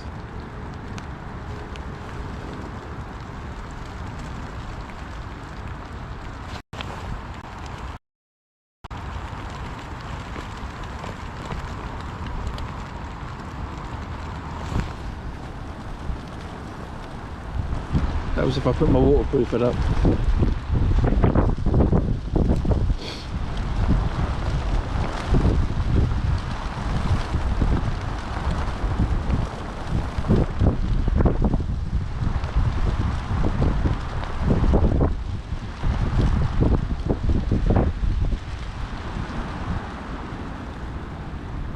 Luckily my missus is away, so everything can get dried out in the kitchen tonight. I think.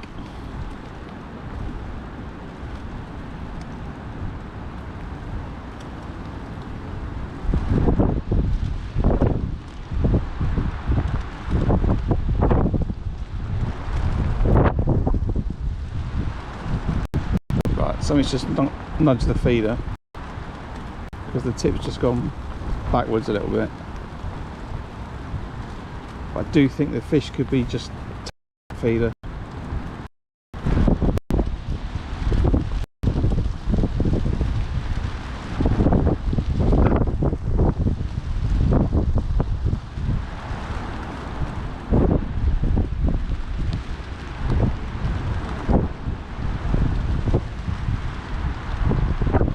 I just thought there's a ground bait bowl behind me that's got my top up mix in it and it's not protected from the rain, and I know if I turn around it's going to look a bit like soup.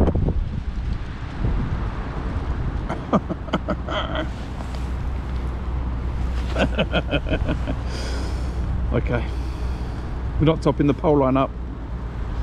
That's we're going to put in some liquid. We're just putting 250 ml of liquid in the peg.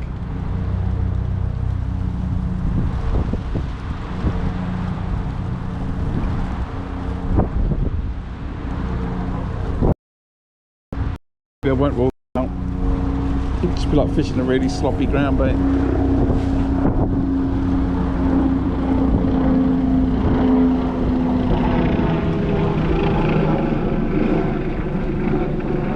So we're catching, what have I had now? 3 bream, 1 carp. We've been fishing for 2 hours. 2 bream are £3 each, the carp's £8. It's not too bad. If we can catch £10 an hour, I think we're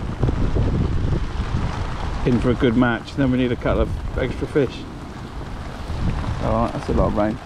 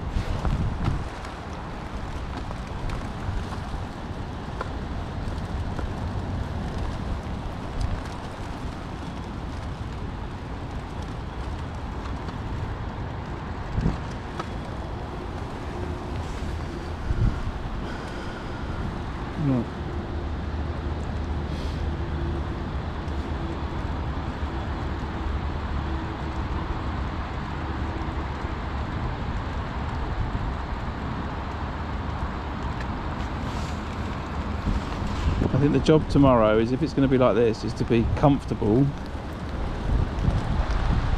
with a liner.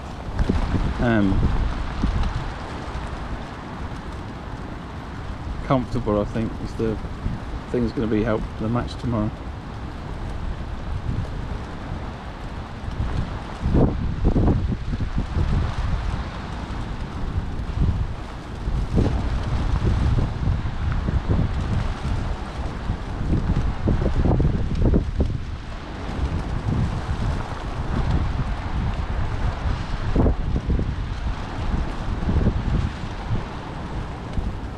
Right, yeah, I think two of the guys on the far bank have seen in their car now, and the only one still sitting there is the one with the brolly. It looks like he's holding it on holding onto it for dear life. It looks great.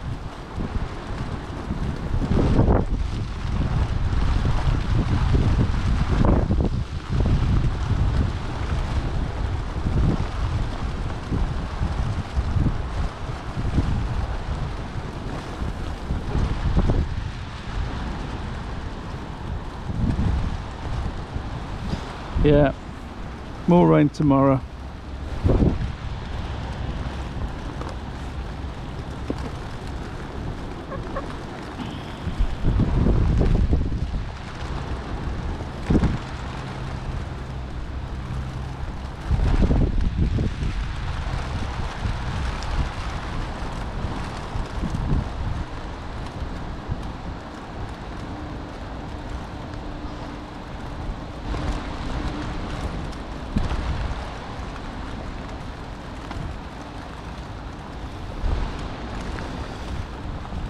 I don't know.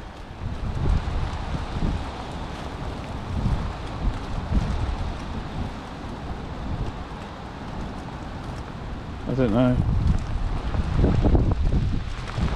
It's on their Facebook page.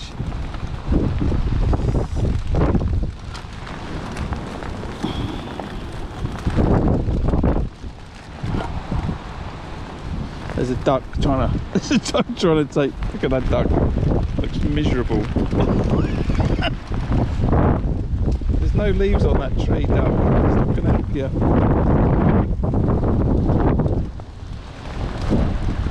not going to help.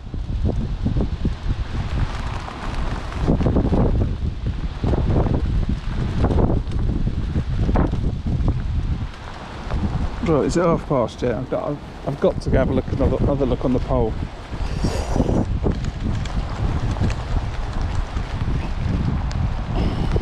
Choice as that's going to be. I need to go and have a look.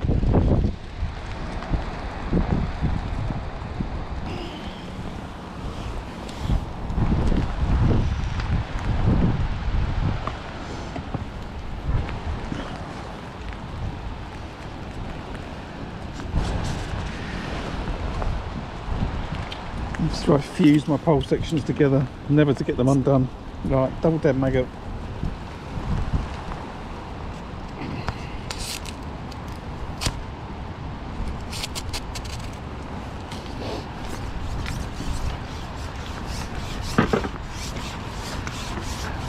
Scrape the pole along the gravel, concrete.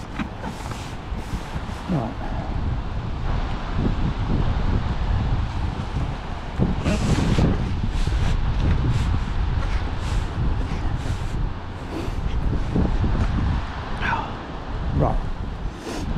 Give this 10 minutes, 5 minutes, 10 minutes, something like that. Got to see if fish has come over this bait.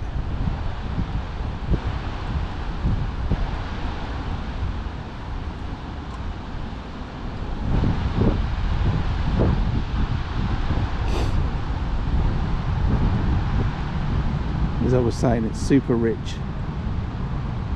It's only 5 balls of ground bait, and there's a couple left in the bowl. So 250ml of chopped worm, 250 of pellet, and 250 of dead maggot. It's absolutely loaded.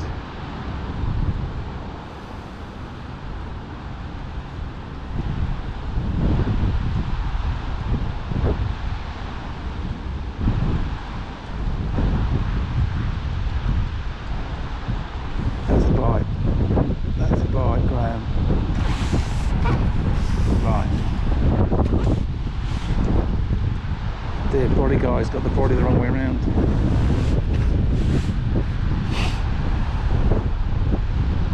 Okay, let's get that back out.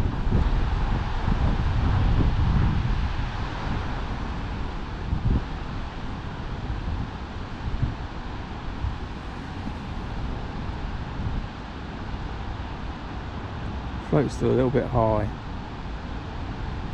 Needs to be dotted halfway down that bristle, but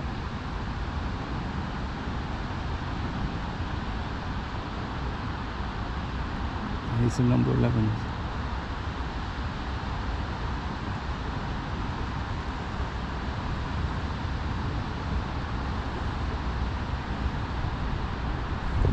That's another bite. Right, that's 2 bites and no fish. What's that all about? Let's get that back in.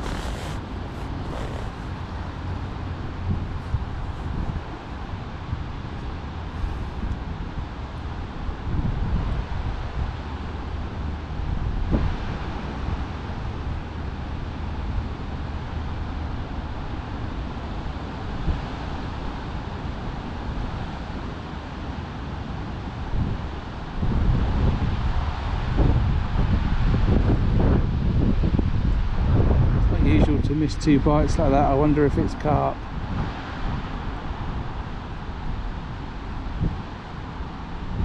I'm going to foul at one in a minute.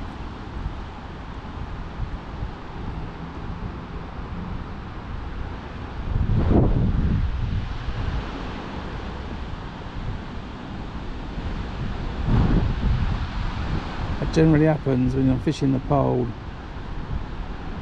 for bream. And you miss a couple of bites and then you hook one and you foul up the carp.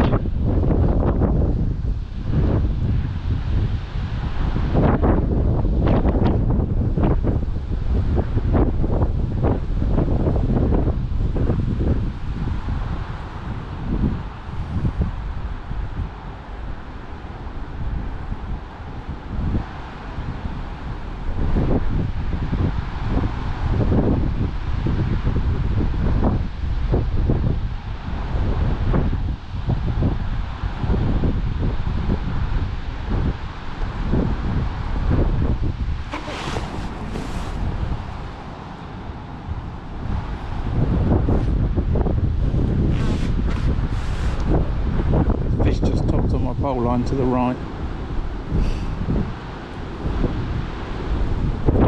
Oh, I think it was a skimmer smashing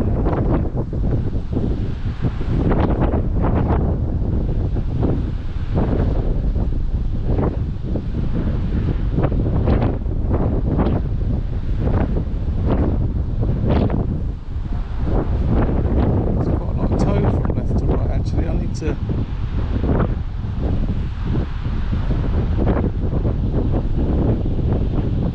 think about this tomorrow, maybe lay it on a bit more. Lay it on, be a better use of the weight. Oh, it's just topped right on my pole line, nearly hit my pole float. There's a skimmer, not skimmer, proper bream, sorry.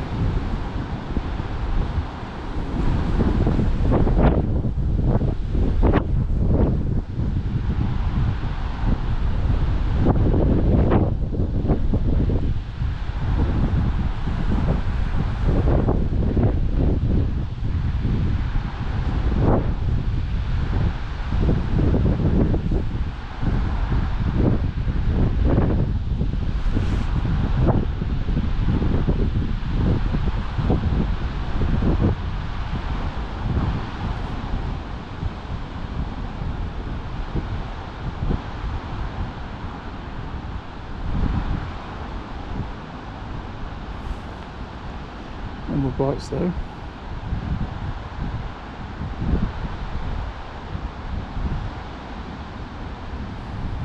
Just check that other bait, or maybe we get a bit deeper.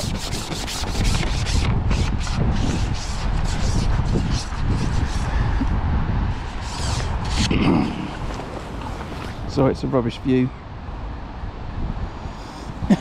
Yeah, not the best spinners.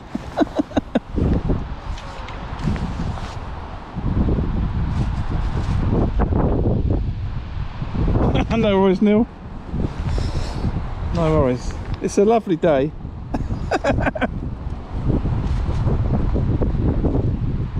Is it 10 till 3? Draw 8, fish 10 till 3.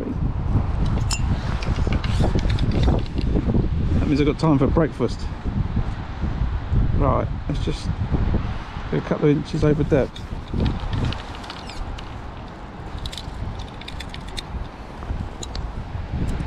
Bait looks alright. Apologies, the angle's no good for fishing, for looking on the pole, and I wasn't planning on fishing it too much, but I've got to see if there's fish on it. It's important for tomorrow.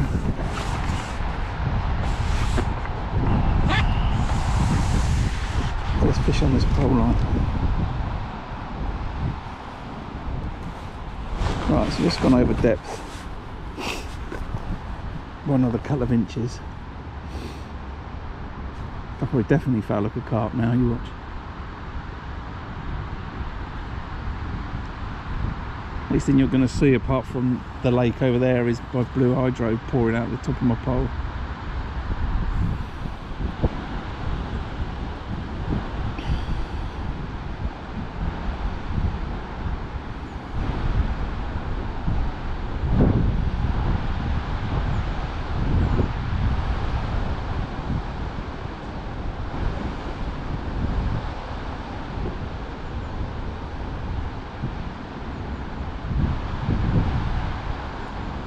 So if you're just joining, I've had a few fish. I've caught 3 fish, 3 bream on the feeder and 1 carp on the feeder. Carp was the first fish. I've put a load of bait on this pole line to see if it catches me fish. At the moment the answer is no. I've had a couple of bites, but it might have been a liner from a carp.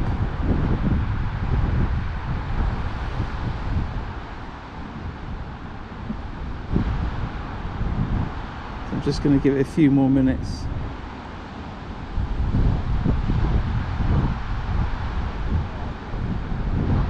To see, and then I'll go back out on the feeder again.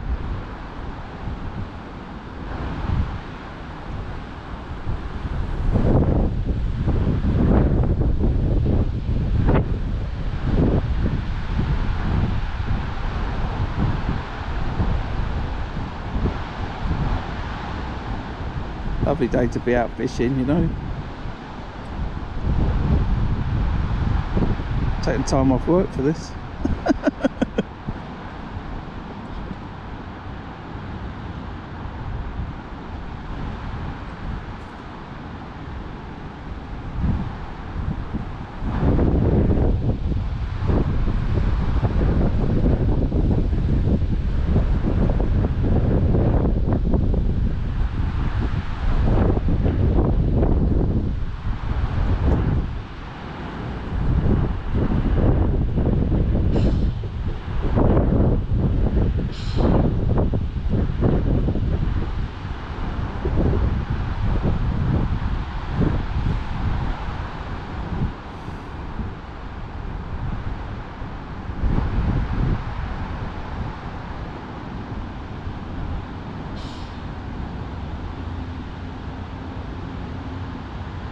There was a lot of fish there though. I would expect, you know, more bites quicker, you know, pretty much to the extent of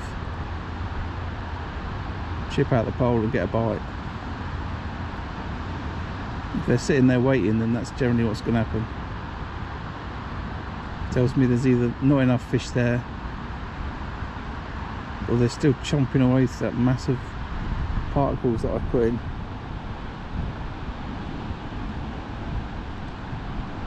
I'm going to give it another minute and I'm going to come back off it.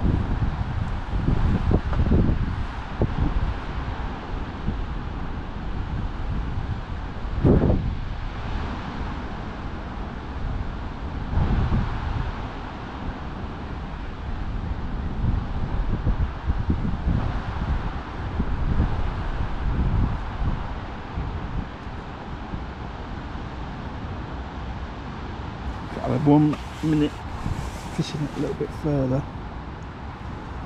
see if they're sitting off the back of it, which can happen a lot here.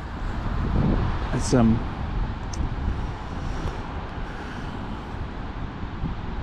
don't really know why, but quite a lot the bream will sit past your bait, and you're always best having a flick of your rig outwards and then fishing it at its like maximum distance.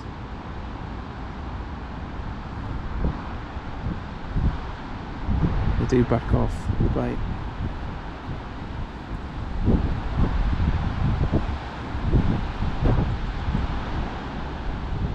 Well, it's not producing a bite.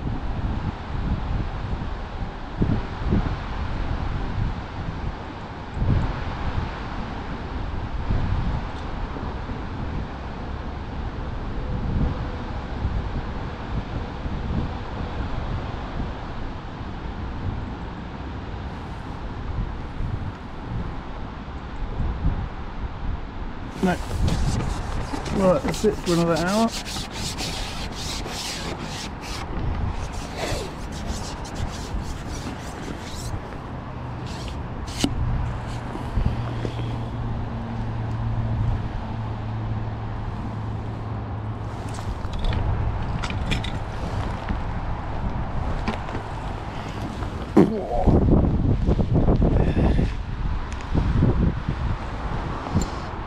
Yeah, it's not going to be light at,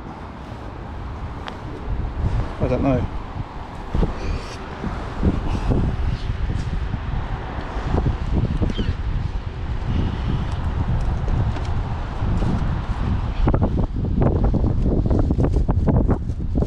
It's not a long pack up though, is it? 1 pole rig and 2 pole rigs and a feeder. It's not long.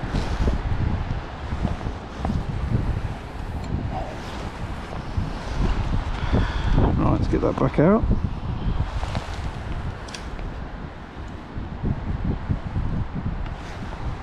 So that's on those 3 dead fluoro pinkies again. We'll stay with that, we'll kill a few more off.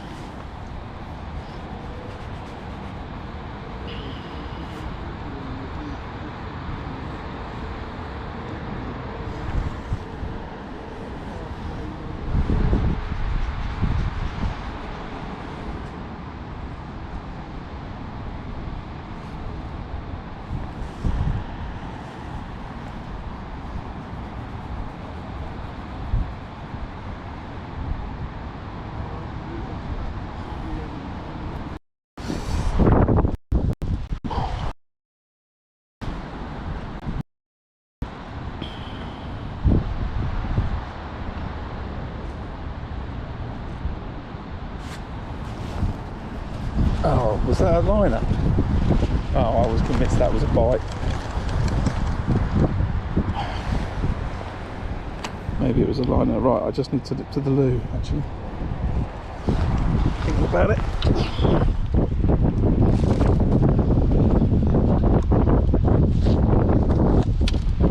The easiest way.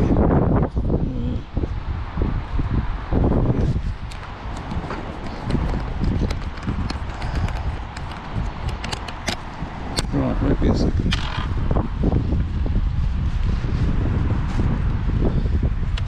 Have a look at that beautiful plate I got.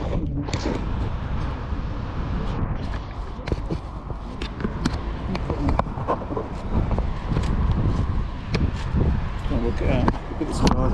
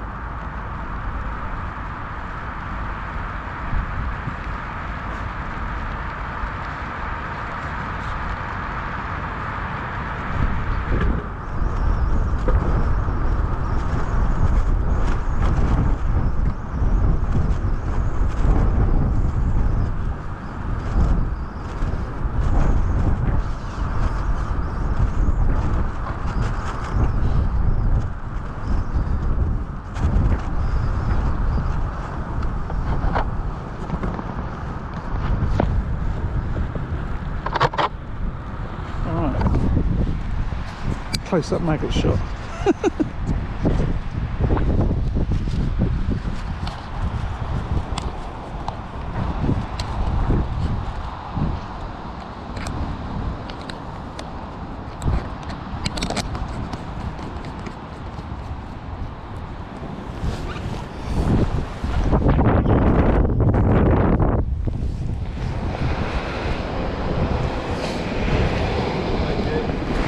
See you later.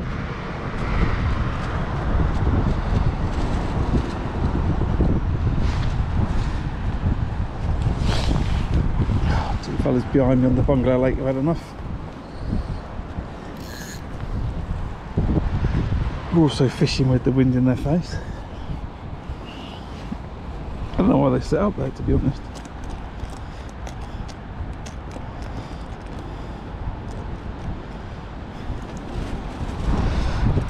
Right, get this back out then.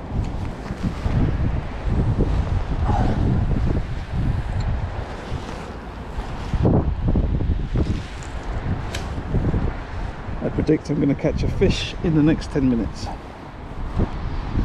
And it's going to be another bream.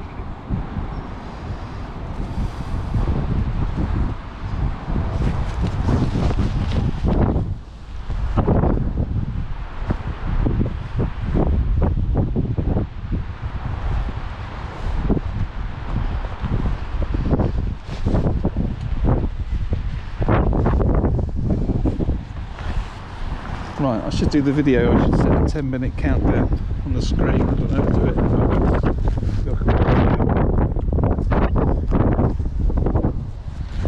it. So 10 minutes. It's what, 11:52. Time starts now.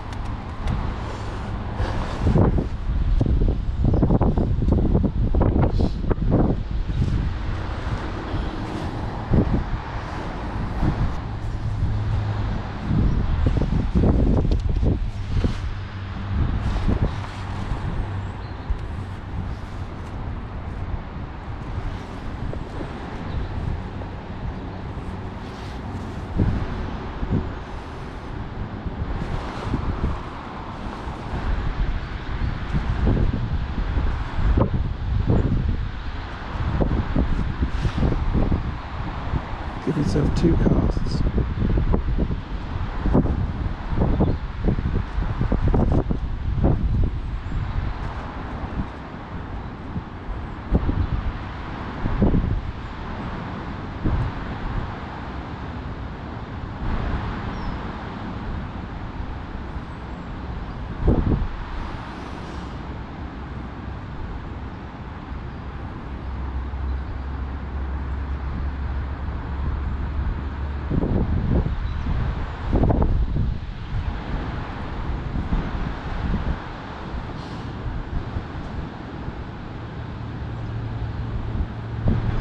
What type of duck that is, but it's very nice.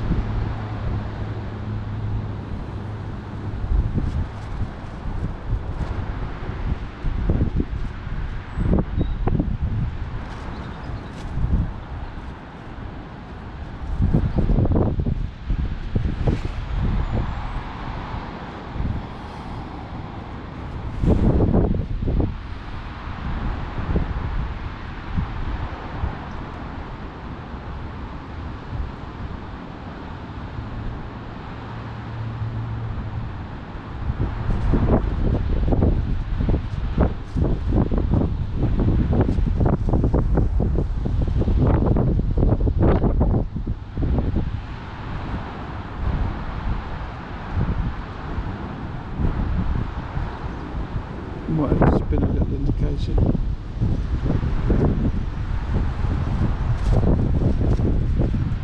little bit hard to tell at the moment.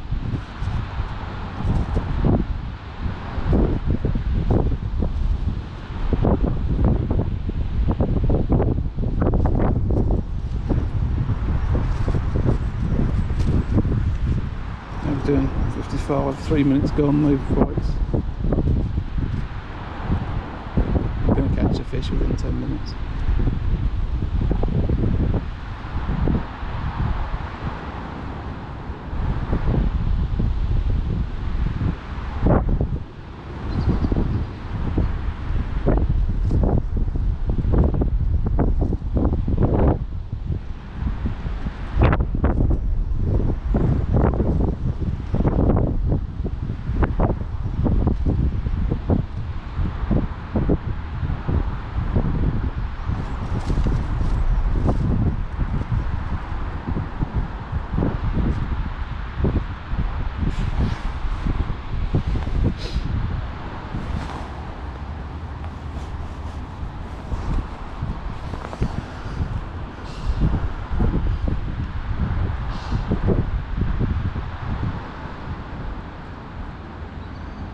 deciding whether to do 2 5-minute casts or whether to do a short one and a long one. That's 4 minutes gone.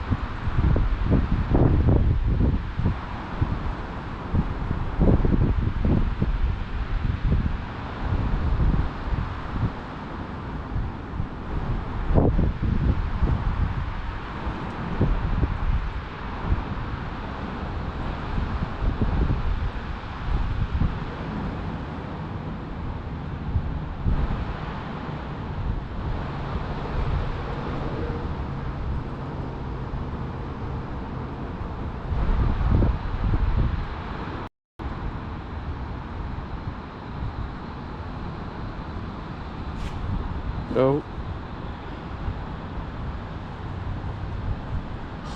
that was certainly a, well, I'd call it a bite. It needs to go around and stay around there for me to be happy about it. How long have we got left? 5 minutes left. Let's leave it in.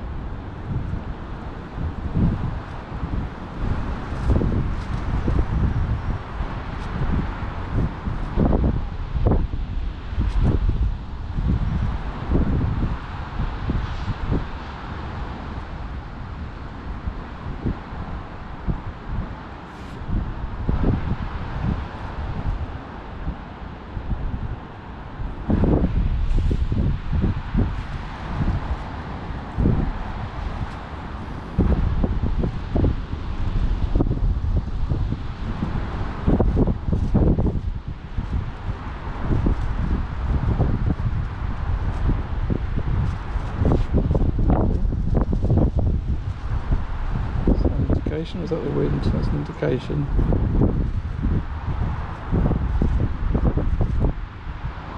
I think it's bream, and I think that they, you know, I think they might be picking the bait up and dropping it.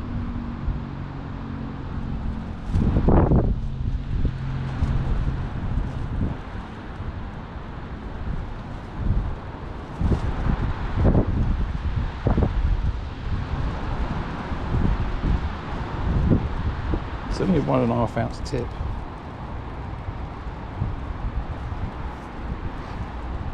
And we've got 3 minutes.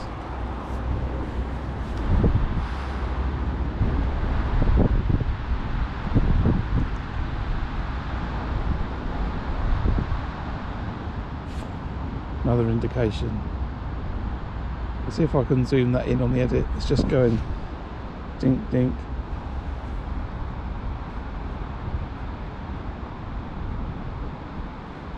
I'm trying to imagine as the fish just picked it up, turned, felt the hook and all the resistance, and just shaking its head slightly, and that's what I'm seeing. The fish is just shaking its head to get the hook out.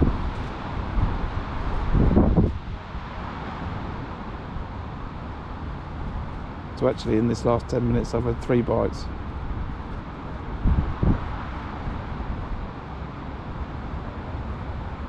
But it could be 3 times that the fish has swum over the line, bashed into it.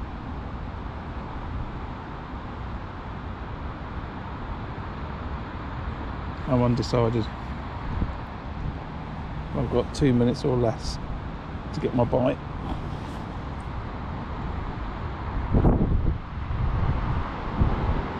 Again, another little tap. Quite unusually, I've got my hand poised right over my reel currently.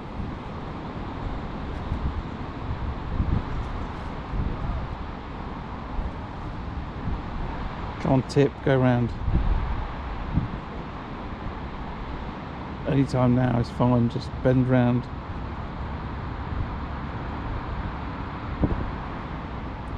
Now I've fully got hold of the rod. Less than a minute.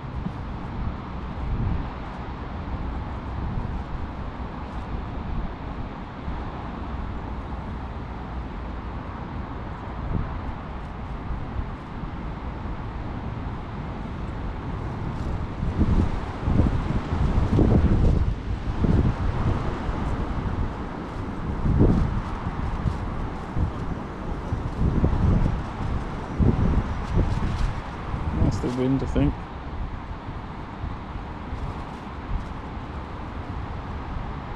Now or never fish. Come on.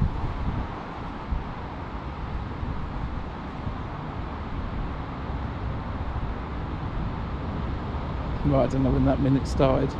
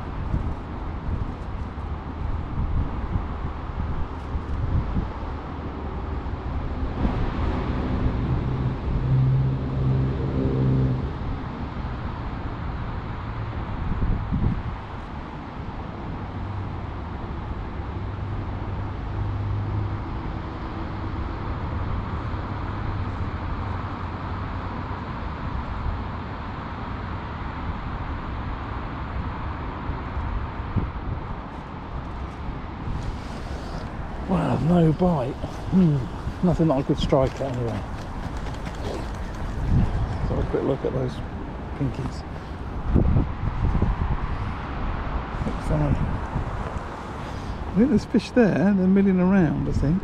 Let's try and put some more micros back in this time.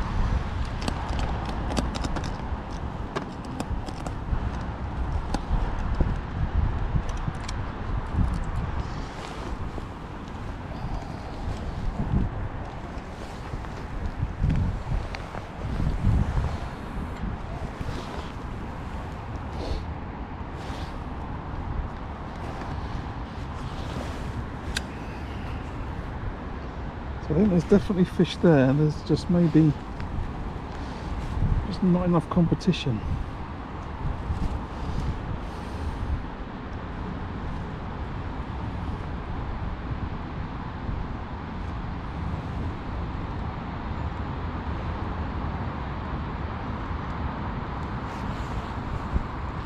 Let's try sucking that off. So I've got just the slightest little bend in the tip.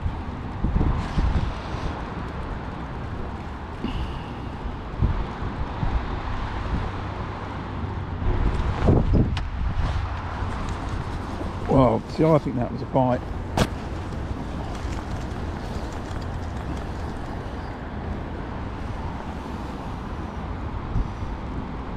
But it says I've still got 3 maggots on and 3 pinkies.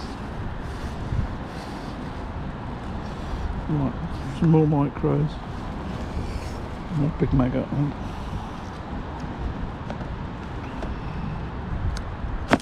Oh, did that. Good. Yeah. Right.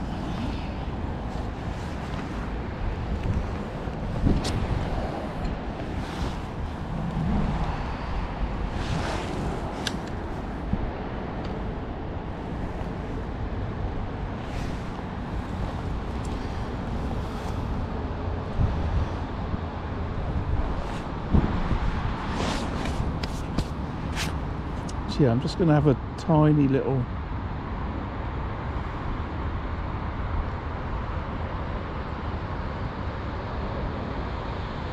bend in that tip compared to normal.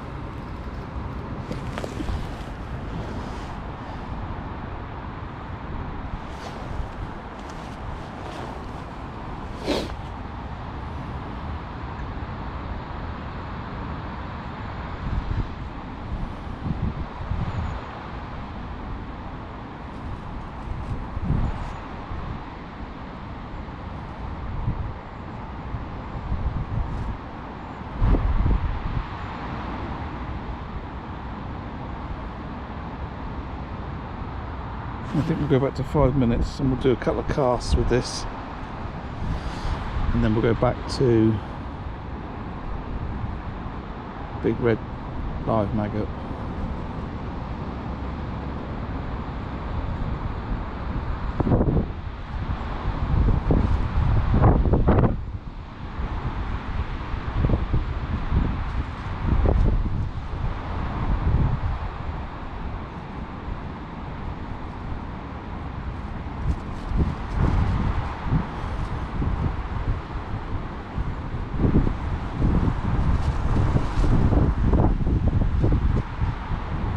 Oh, one of the guys on the far bank's packed up. I think they're all packing up.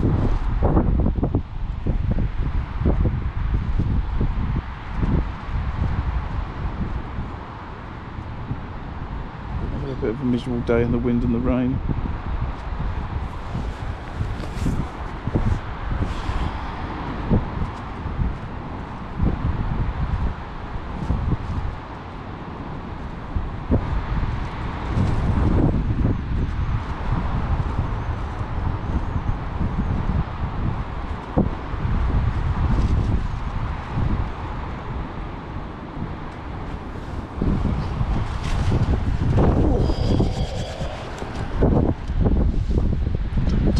This out now.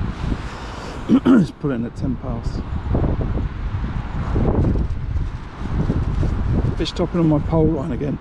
Certainly fish topping on that 11-13 metre line.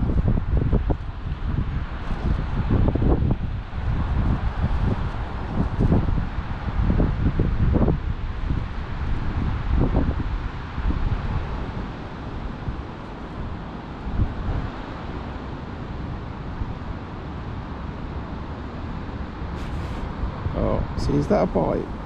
I think that's a bite, and I should have hit that.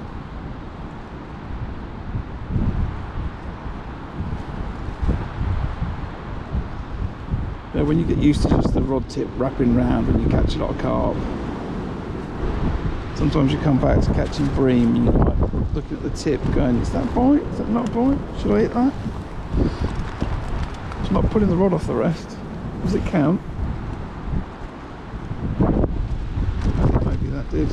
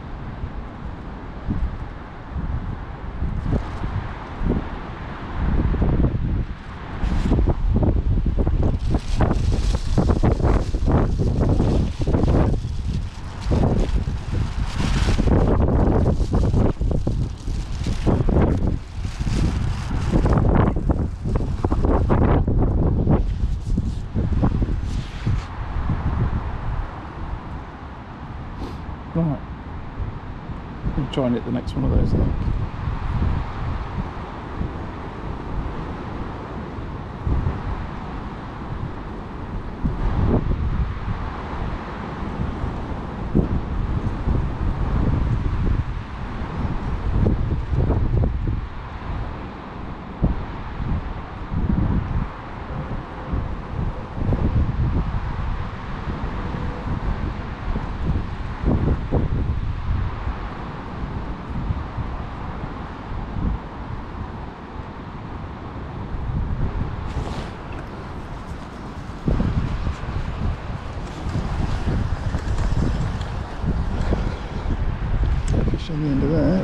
I'll go back to double red maggot.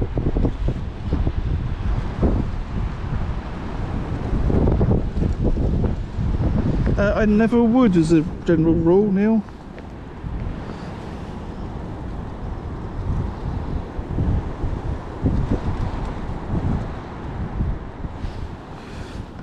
I would always just leave it. I'm trying to work out whether it's carp swimming about in the peg, bream having a go and letting go,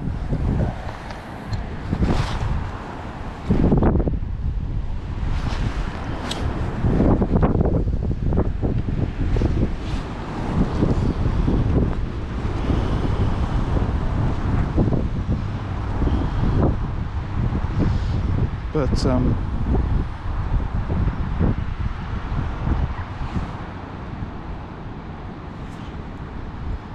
yeah, giving it a twitch is something that I don't really do.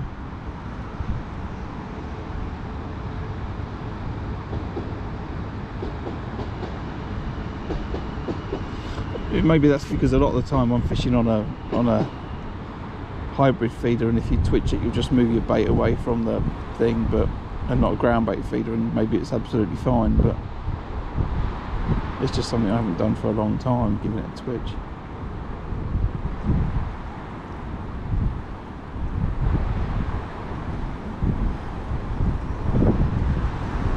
Just not sure what's causing those slight little movements.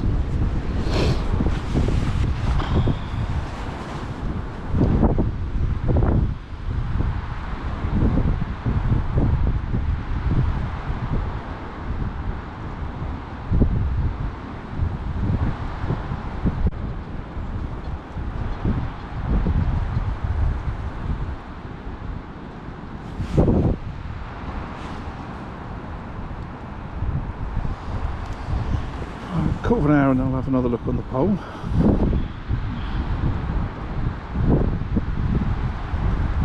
Let's just see if this double maggot produces a bite.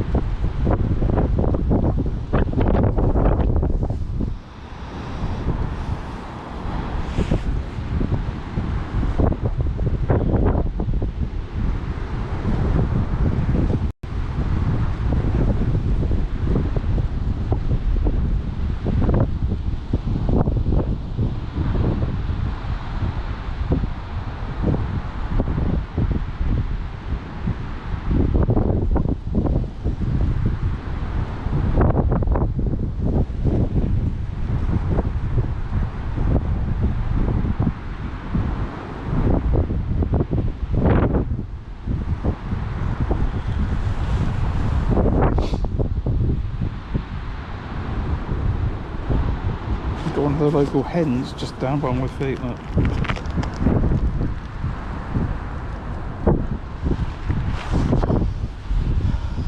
It's been sitting down there for ages. I keep thinking that the wind might blow it in the lake and I'm going to have to net it out.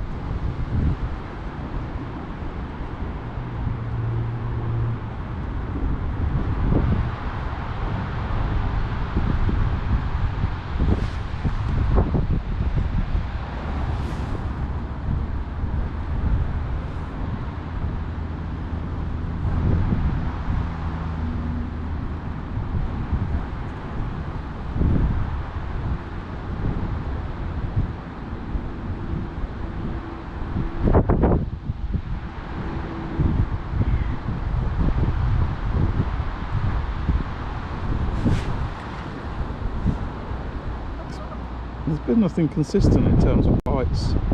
That's a liner for sure, that's a liner. I'm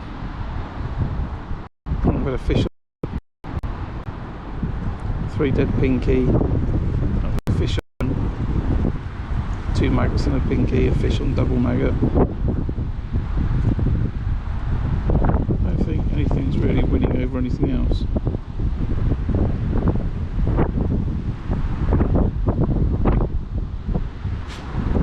It does feel, that's a line, it does feel as if there's just some fish around but not enough fish around. I'm going to put a pinky on that double maggot.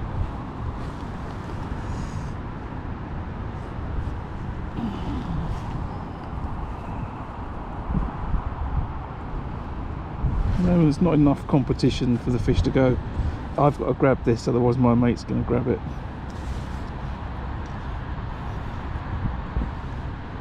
Well, yeah, well.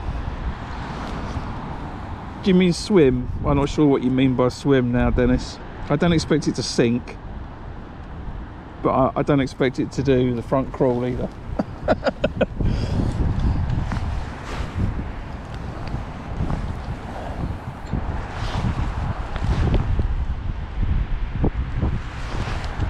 If you tell me it's going to swim like a duck, then I'll be surprised, I guess. But I guess how else is it going to swim? And that was the duck going over my line, if I think about it.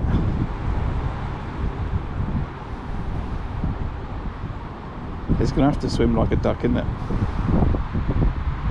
It's got no arms.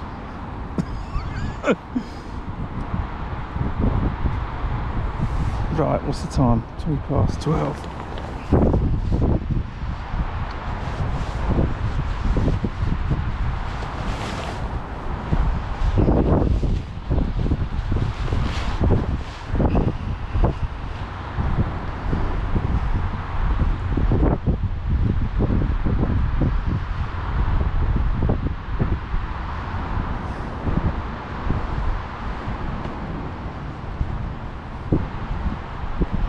There again, same indication.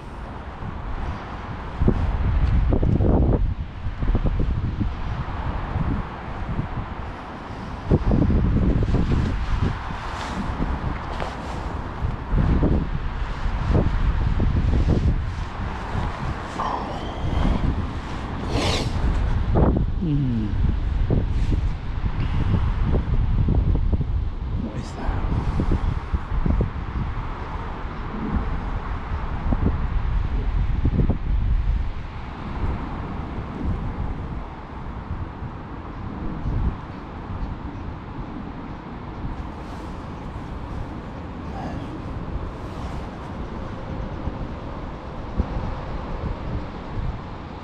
Slacken it off again.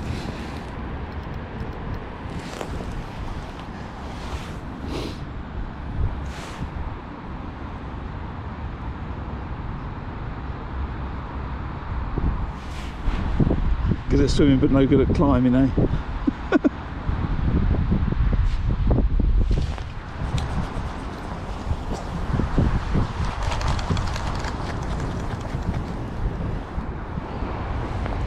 Don't know what that is,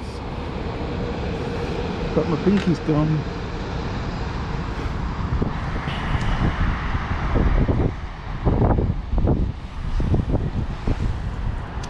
Well, that was definitely more positive when I slackened that right off.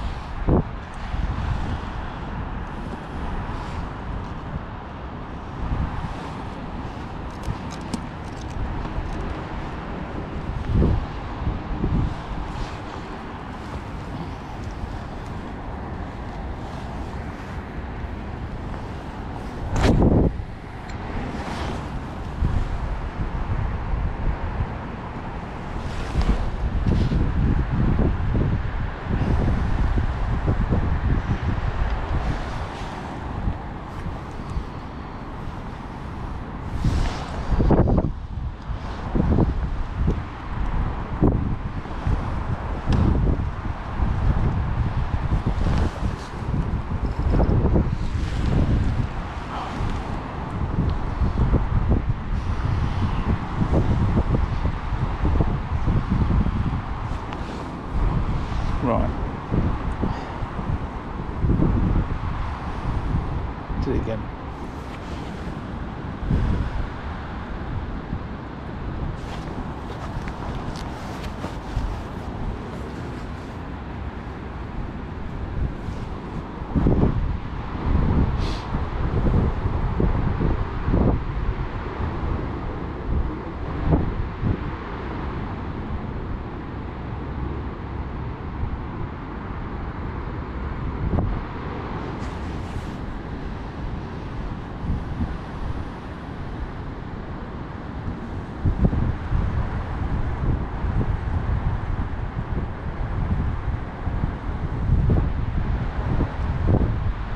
See, even if it's a bunch of liners, I would expect to get, you know, in amongst it, bigger liners. You know, I've put a bunch of 2 mils in there. I'm adding 2 mils right now. So there's a load of fish milling around the area. Then I would still expect every now and then to get a, you know, really long liner. But they're all sort of the same. That's a bite. Oh, it's a bite though, that one. That one's a bite. Although, if it's the same as the last fish, it's another big bream. It's not a carp. It's nodding its head. It's another big bream, which makes me again think that it's bream and they're just picking the bait up, feeling the resistance and letting go.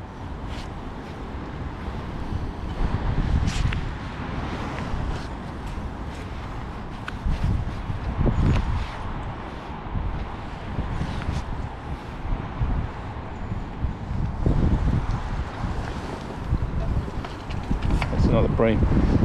See, this is what I was doing on the match last week, and I was expecting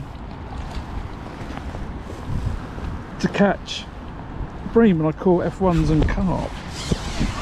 Now today, I'm catching a lot of bream, but I have, to be fair, I have changed the ground bait. Another nice bream.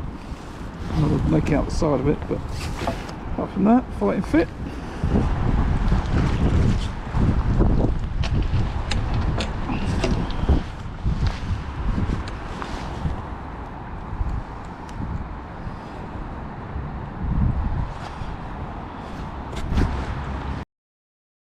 Two red maggots. So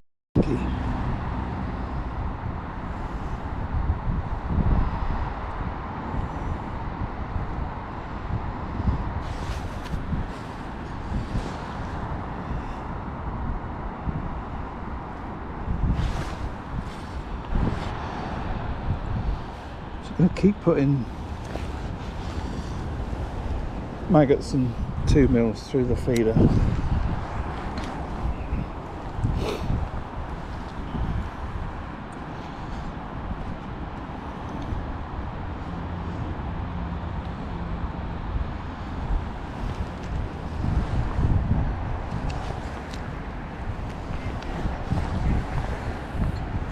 I could make a video out of this. Maybe I could just call it bream fishing at Gold Valley. What have I had now? 5 bream? 6 bream? Not sure.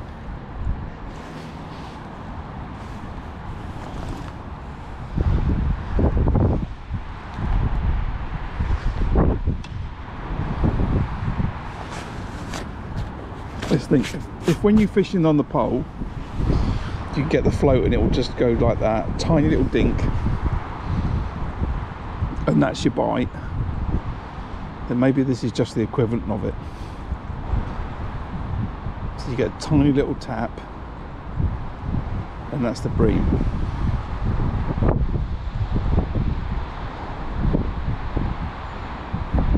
And if I slacken that tip off, maybe they get to pull it a little bit more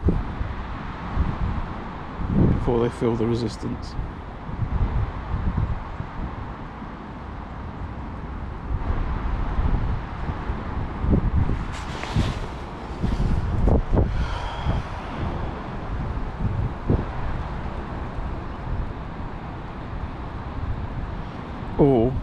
alternative is I've got to hold my hand on the rod all the time and start striking at every little movement.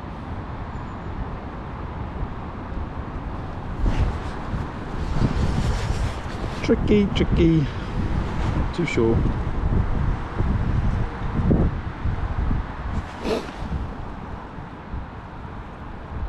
Yes, Mike, I'm getting some practice in. I'm fishing a competition here again tomorrow, so I thought I'd come down for a bit of a practice today. And it's cold, it's blowing a gale, it's raining, and the 3 guys that were fishing there, they've packed up, and the 2 guys that were fishing behind me, they've packed up, and I sit here and remain in my waterproofs, streaming away for your holiday entertainment. Oh, there we go, there's another fish. Oh, you brought me like Mike. Bream, I think.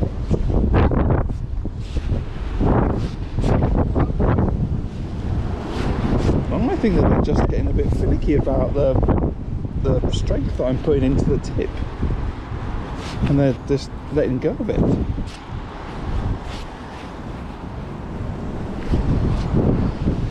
Well, as I said, I'm just not used to catching this many bream at this venue. Another slab.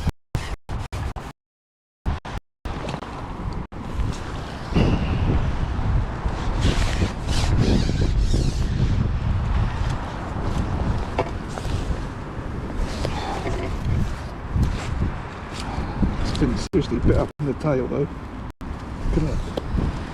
Look at that. Like a cormorant wound.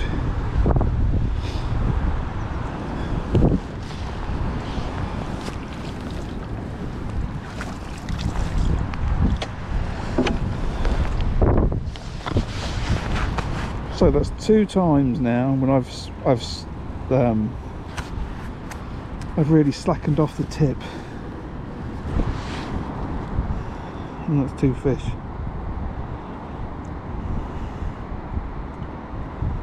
Same again, double red maggot, another pinky. The interesting thing, Mike, is the fact I'm sitting there doing this. I'm having a practice.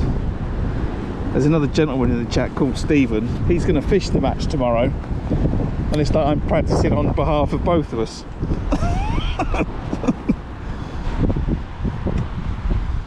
He's going to know what hook bait I'm using, what I'm putting through my feeder.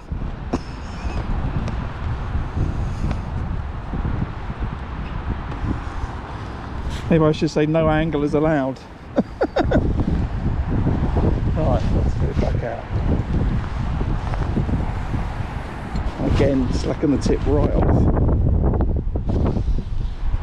Maybe I'm just not making enough allowances for it being winter. Right, here we go. And afternoon everyone else who's just joined in. You catch me fishing at Gold Valley on the Syndicate Lake. I'm having a practice for the open match tomorrow, and I'm just seeing how many fish are on this feeder line, and actually there's, you know, the answer's quite a few. I'm getting quite a few bream now. I've had 1 carp, and I expect that more as the day goes on, then carp may well turn up again because of the noise of the feeder going in. But I'm having a practice before the open, trying to get a few things right. Unfortunately, I'm getting, that was a little indication then, the gear's absolutely soaking wet, so I will have to sort that out tonight. Crank the heating up in the house, and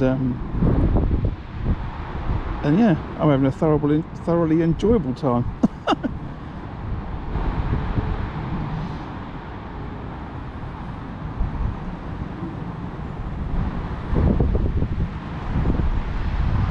Right, so that's just a bit too, I'll slacken that off just a little bit more.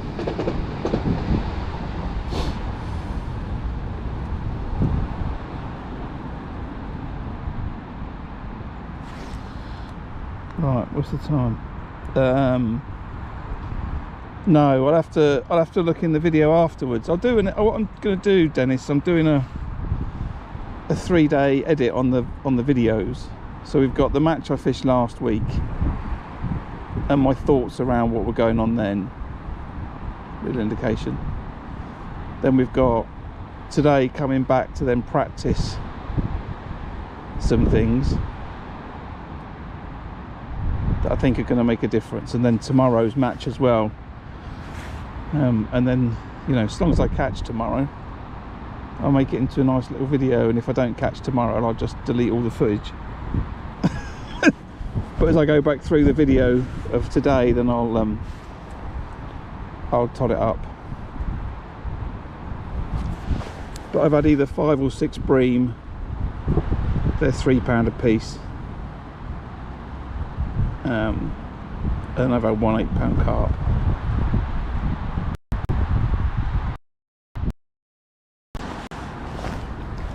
See, I thought that was going to be a bite then. Maybe it was going to have it, but I've gone a bit early.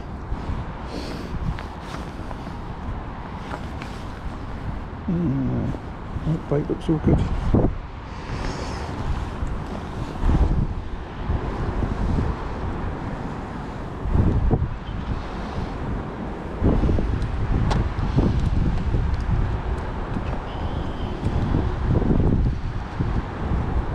So I'm fishing in a different peg, so it's not quite an indication, but I've had what I caught in the match last week already.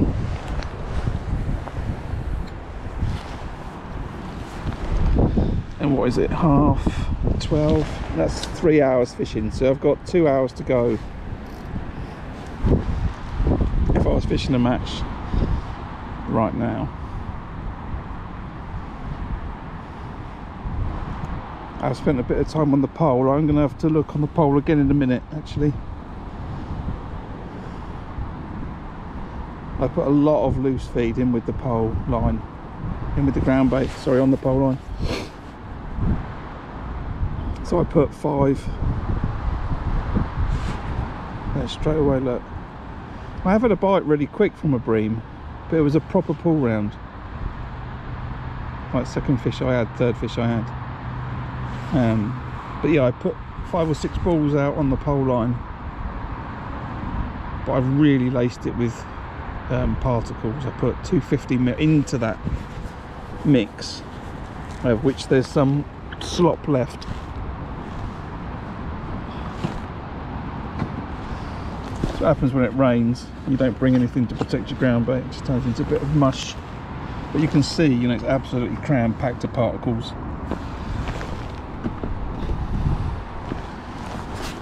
Too much, but I wanted to see what would happen. So I've put 250 mil of 2 mils, 250 mil of chopped worm, and 250 mil of dead maggot. And I'd intend to fish it. I'll have 2 pole rigs set up tomorrow, one for bream and one for carp, depending on what comes over it. Oh, so yeah, that was probably my bite. I should have struck that.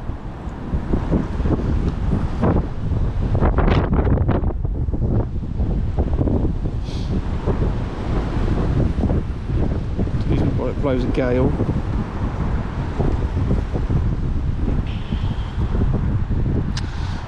No, generally not.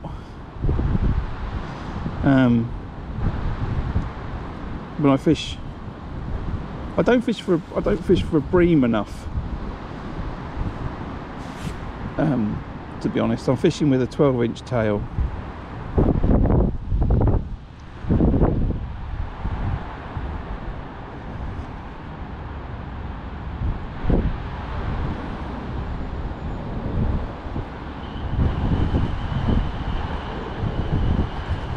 So yeah, if I, you know, and I'm not really coming specifically for the bream, you know, I'm happy that a 12-inch tail would be fine for carp. And I have watched a couple of videos, I think, I'm not sure who it was, maybe the Guru guys, might have been a Steve Ringer video. Oh, it's a liner.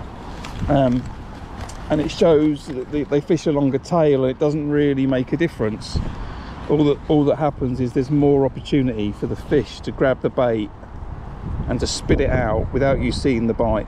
I think that's the conclusion of that video, if I remember rightly.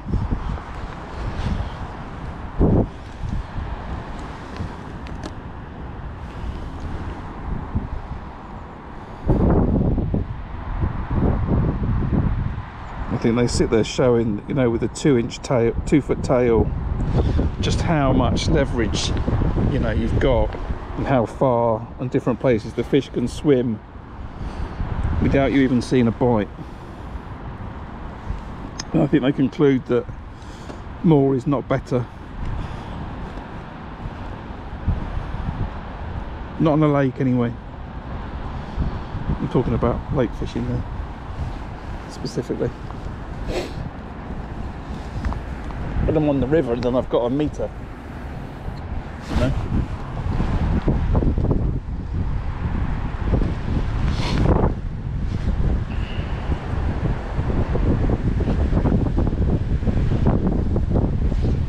But that's only my own angling. It's quite interesting. The more I stream, and the more I take my son with me fishing, the more I'm thinking a lot more about what's going on. And I am experimenting a lot more than I would have in the past. But bream fishing at Gold Valley is generally not on the agenda.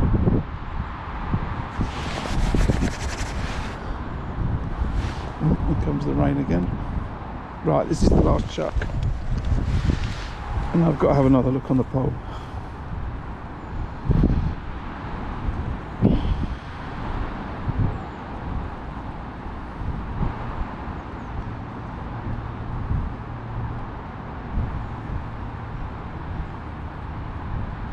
I'm catching on this. There's a couple of things I am taking away from this.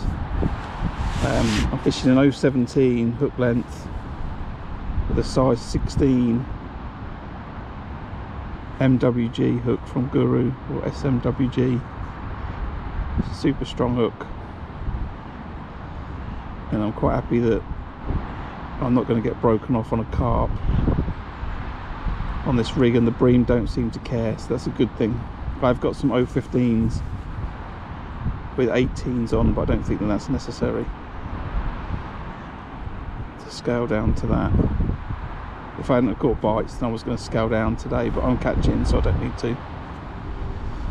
So I'm happy with that. I'm happy with the feeder.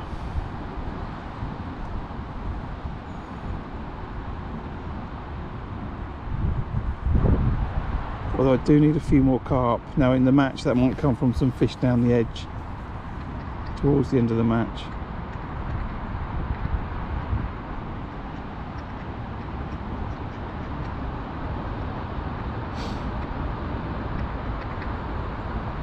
So I've got a few ideas forming in my head about the match tomorrow. I'm just not sure about this pole line right now. There's a little indication there.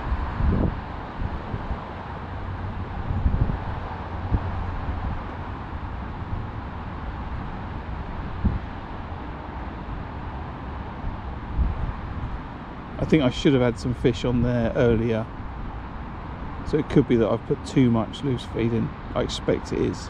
It should be too much loose feed.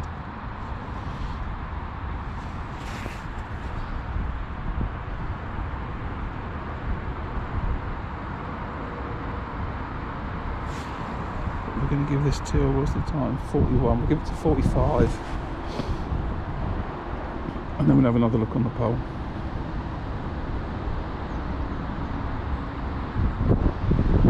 See, in terms of tomorrow, the weather's going to be pretty similar.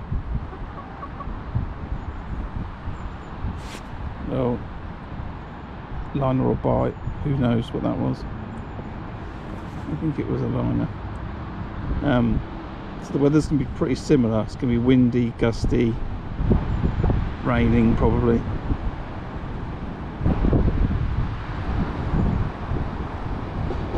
Fishing the pole is awkward in those conditions.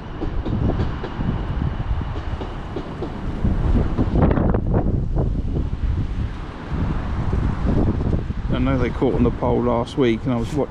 I think that's it. Oh, is that a gust of wind doing that? I don't know. Right, let's check the pole out. I know they caught on the pole last week, and I was watching them, but I don't know. This feeder seems alright to me. Until the rig just tangled. Oh, there's nothing in the rig, there's no components, you can't tangle.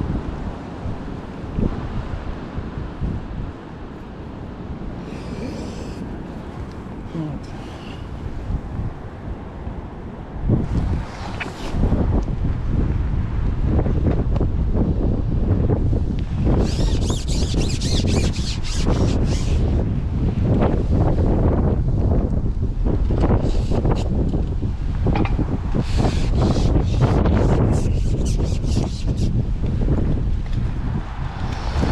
Right, apologies again, as usual, everybody. It's all going to look a bit rubbish while I fish the pole. You can't see anything because of the camera angles. But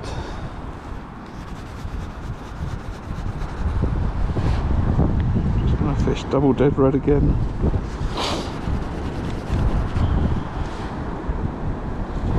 In fact, I'll fish double dead red and a dead pinky.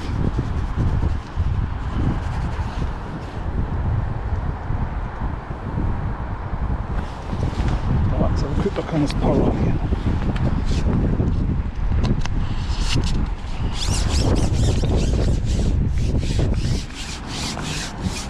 Right, the cormorant is between a pole line and the rope.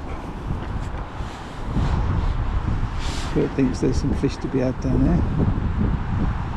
Right, let's just pull that pole back.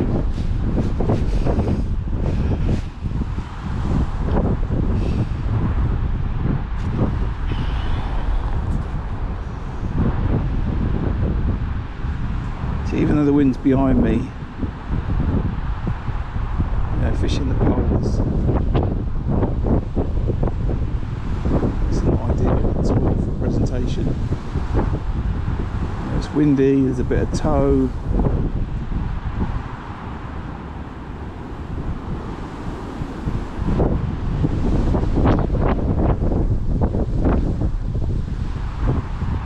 If I was in any other peg, I'd have quite a crosswind to deal with as well. Or maybe, well, maybe no, generally. If I drew where I drew the other day, take 104, then I'd be thinking it's quite nice. But again, it's relatively flat there, so we'll see. I think the pole's coming with me tomorrow for sure. I think I'm going to set it up regardless, but I'm going to cut down on the feed. I'm still going to ball it to start with.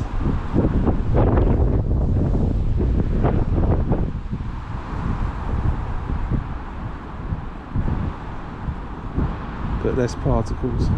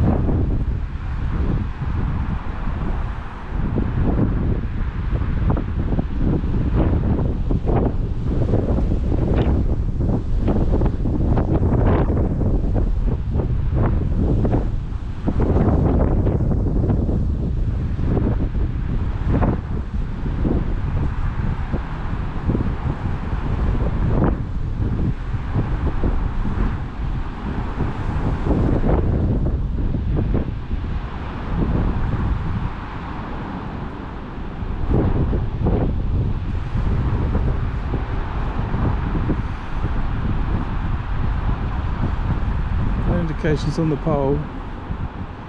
Last time I fished it an hour ago, I had a couple of, I said there were bites, there might have been liners.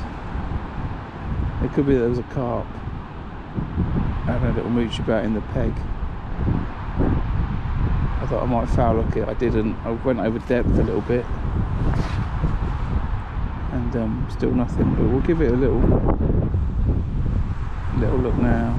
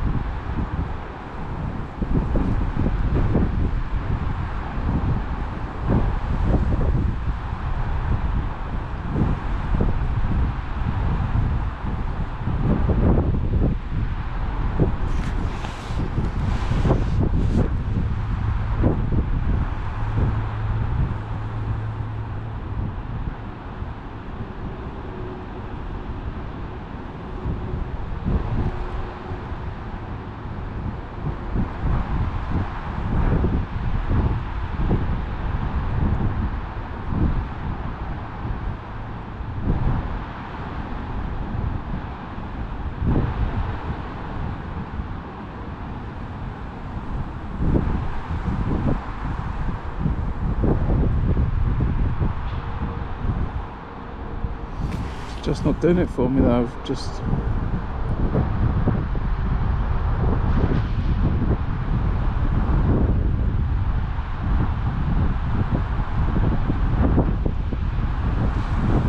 that might have been alright.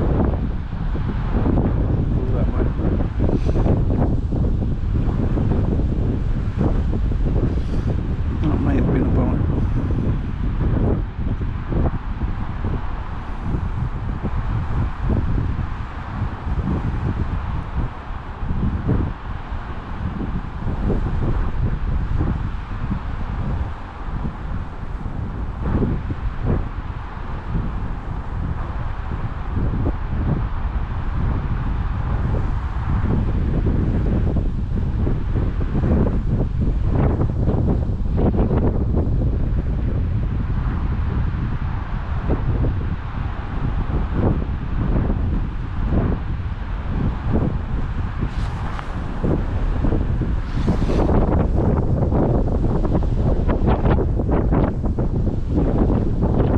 You can be so accurate with the pole. I've always got the opinion of, you know, if you go over and you don't get a bite within a few minutes, you're not going to get a bite. You know, if those fish are all milling around exactly where you put that bait, it's not like I'm fishing a waggler. It's dead accurate. I spread the bait out a little bit, but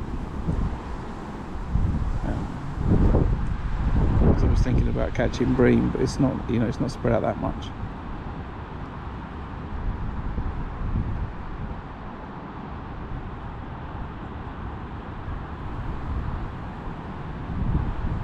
Whether that's right or not, I don't know, but I'd rather spend more time on the feeder.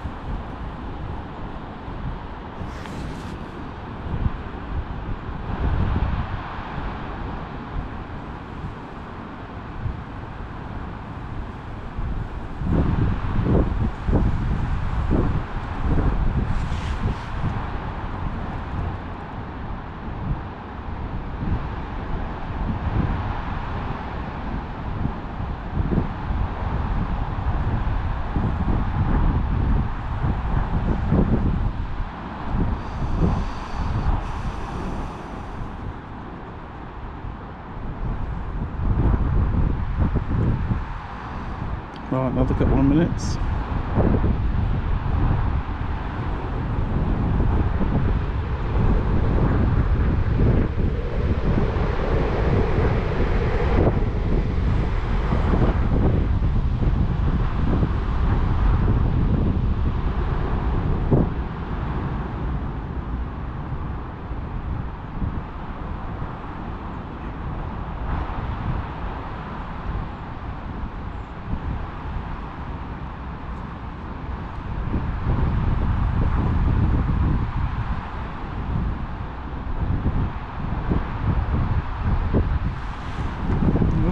was a bite.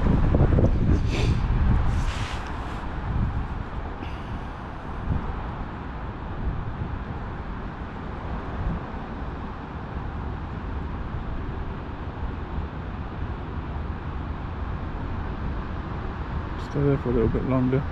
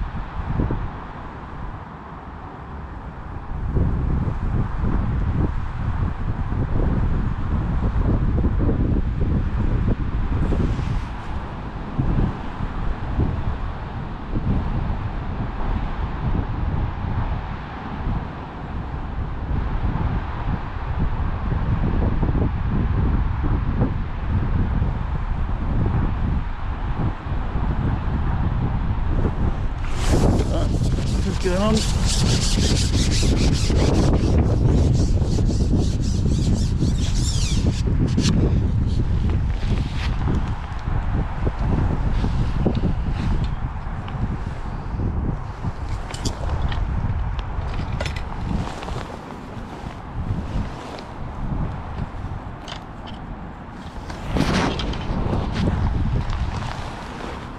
Whew.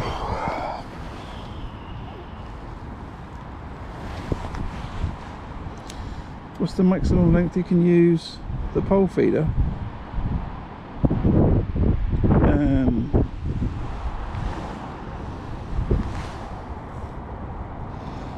Well, you could do it 16 meters. And you could do it the entire length of the pole.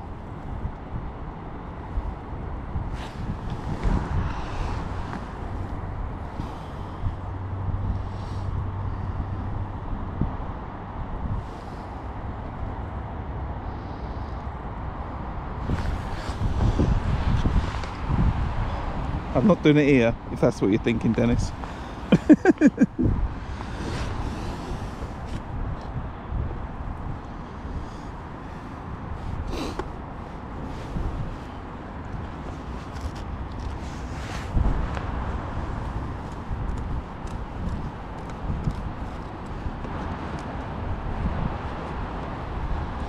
Because it would need to be, when I say 16 meters, you know, really you want it underneath the pole tip, right? So, you know, it's only 6 foot here.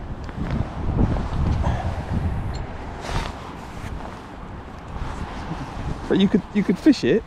You could fish it on the what's the name, but no thanks.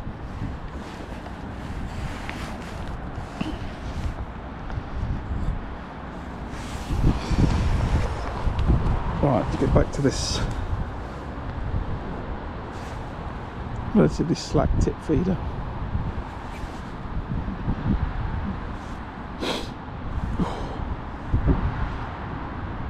And I'm going to try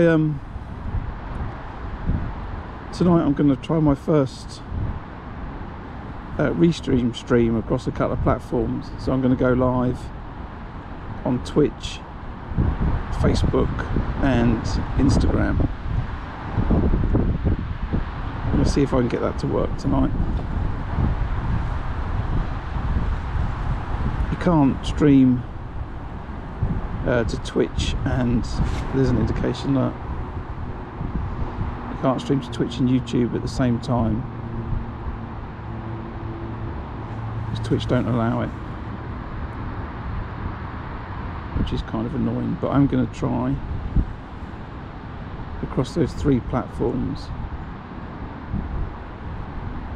for something that I might do in the summer. So I'm going to have a little play with that tonight while I sort out some more hook lengths and stuff. So if you see me go live on, oh, that was a, Okay, that was a bite, wasn't it? That was definitely a pull. See, there was no doubt about that. That was definitely a pull on the bait. Right, what's the time? 12:58, 1 o'clock. So yeah, if you see me go live on Facebook or Instagram tonight, same channel name, the fishing stream. I've got it across all the platforms. So it's the fishing stream on Twitch, YouTube, Facebook, Instagram, and TikTok as it happens. Although I might be about 40 years too old for the platform. But TikTok's really weird though. You need 1,000 followers to go live.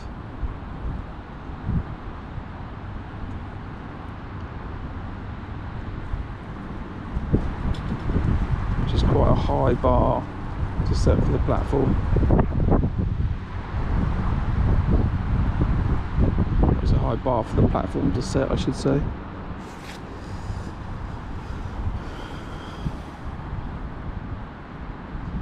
Yeah, I'm on Super Crush Green today. I fished that F1 Sweet last week.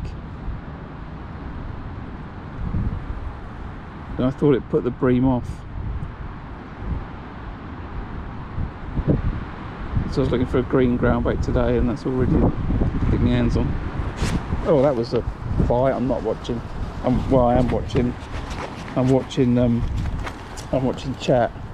That was a vicious old bite. Now that cormorant's just stuck his head up. I don't think cormorant wants double mag and pinky. Maybe the cormorant's swum through my rig.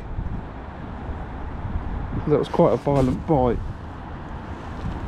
that I only just saw the back end of. I don't really fancy hooking a cormorant. I think they're going to be quite angry on the way in. Right, I'm still putting a, as you can see, I'm still putting a load of 2 mils into the ground bait. Pretty much every chuck. It might be too many, but I'll put them in.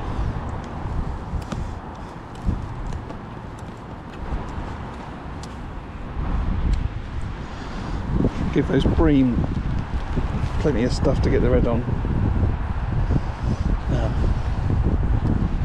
There's loads in here. They don't show as much as you would think that they would, but the carp are just so dominant throughout the summer months. The bream don't get a look in.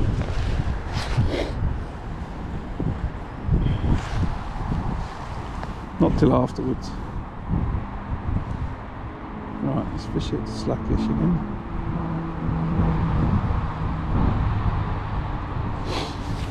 So I think that's definitely helping, slackening off the line.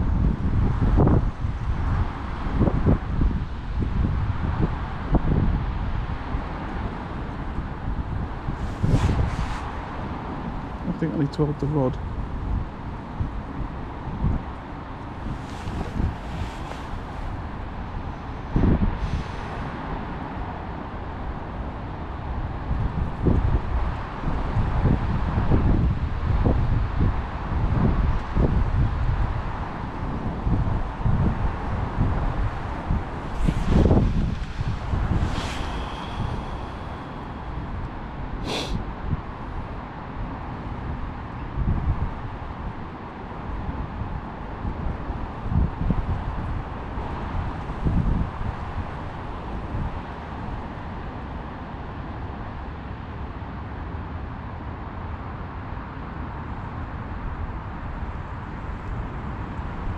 It's definitely my main line of attack for tomorrow though, I think.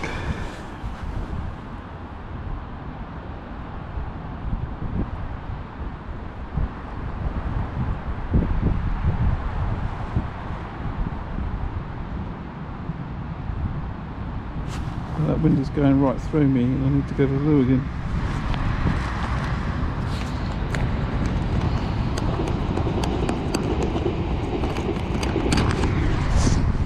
Second. Maybe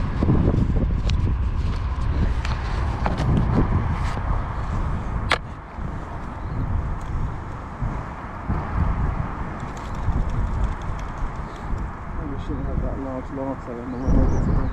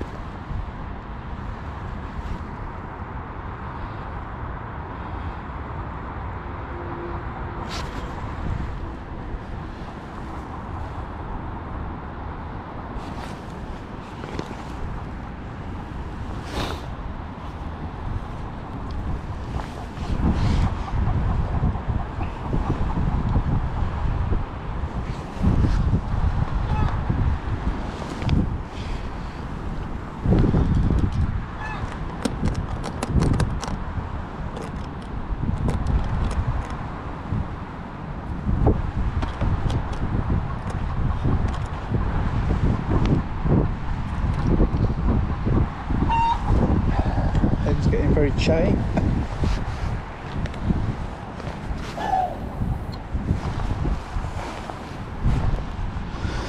Right.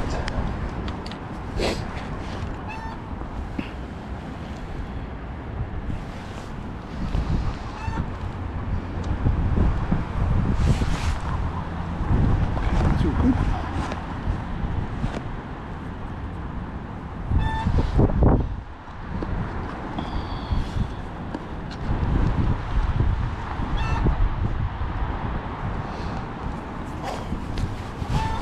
Right, where are we? 2, 1, 6 minutes past.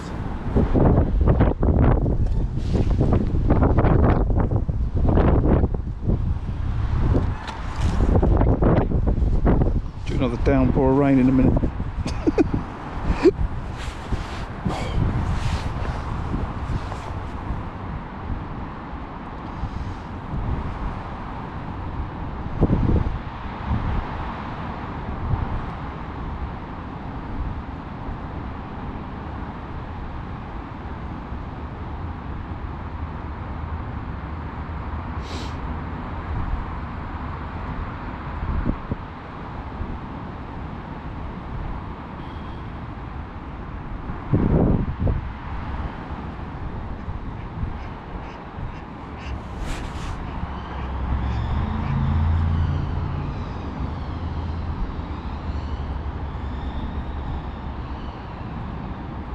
So yeah, if any of you are watching, you could follow me on Facebook, Twitch or Instagram.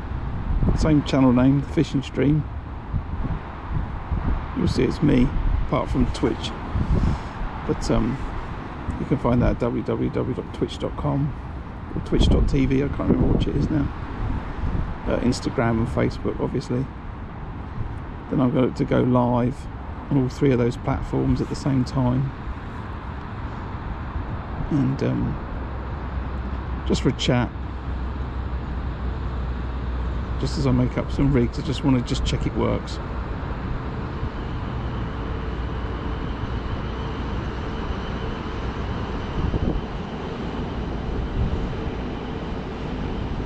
I'll check I can get it to work.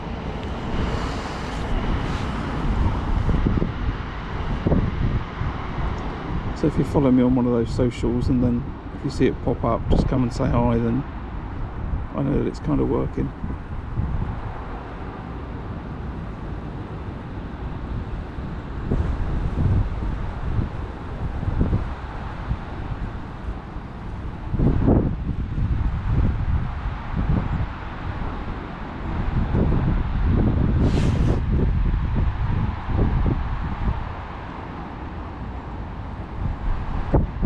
Getting some little indications.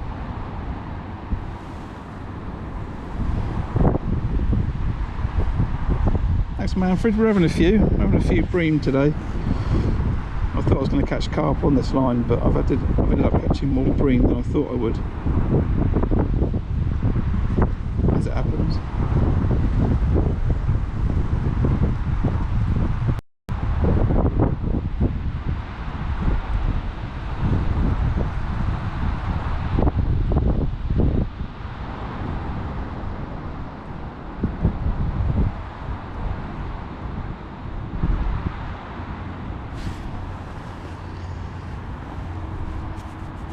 Next chuck I'm going to try 3 dead pinkies again.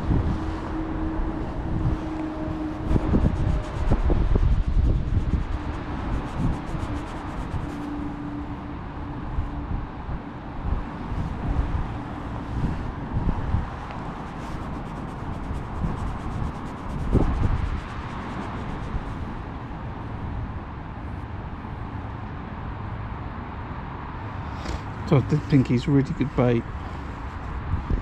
Sits on top of any silt.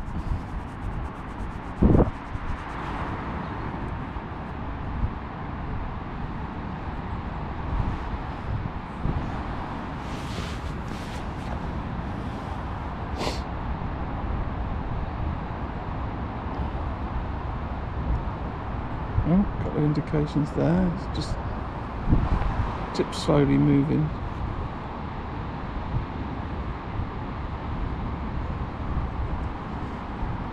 This is a liner to me though.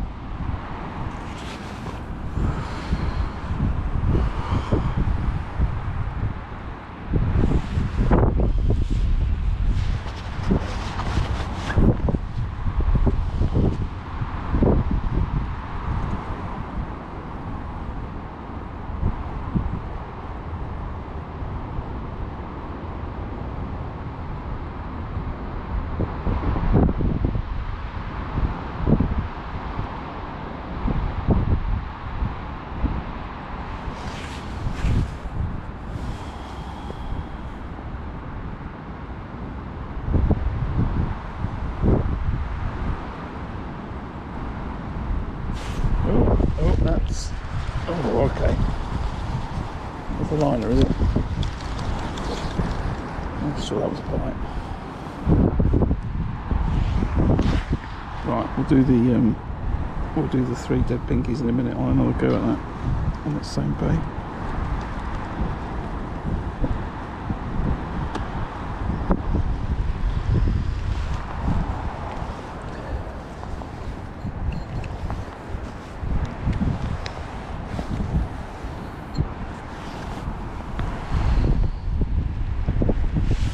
Pretty spot on accurate in terms of casting today. It's been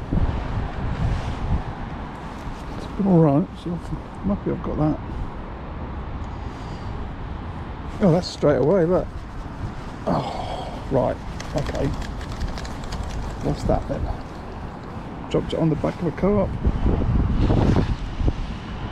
Something. I'm still putting some more maggot in it now. Some more live maggot.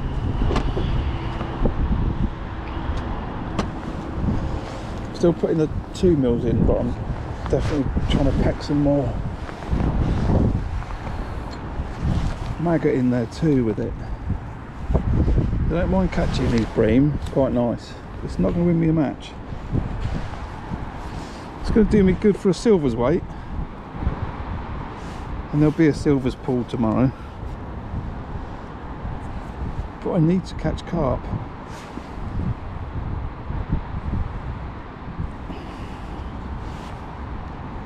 I thought I was going to catch them on this line, and I'm not. I've had one. That was the first fish.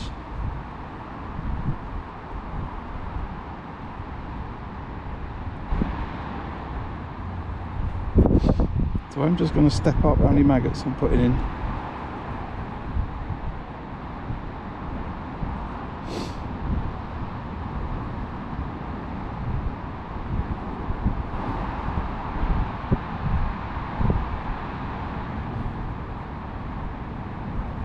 Maybe I should start firing 8mm pellets.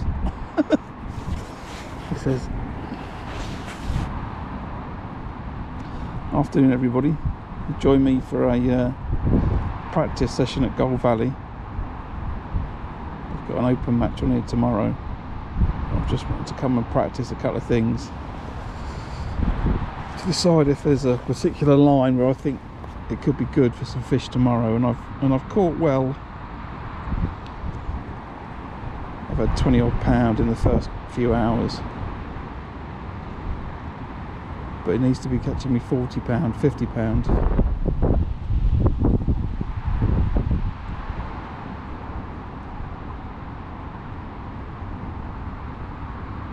It's not quite doing that.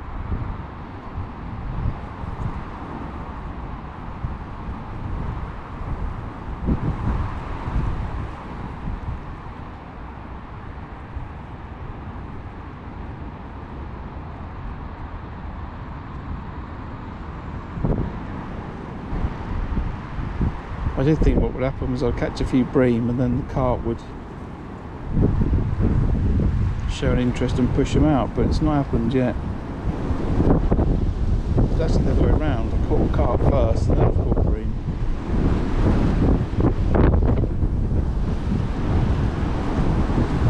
Gosh, that is windy.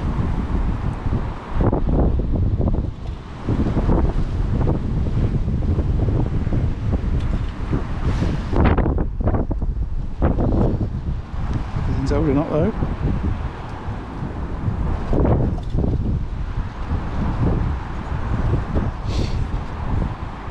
Right, what's the time? 1:15.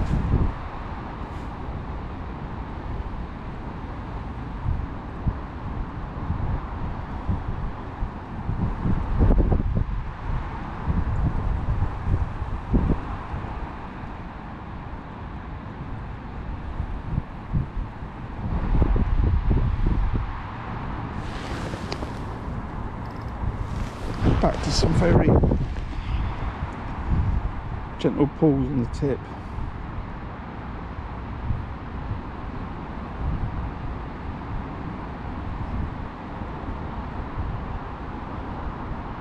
Like that.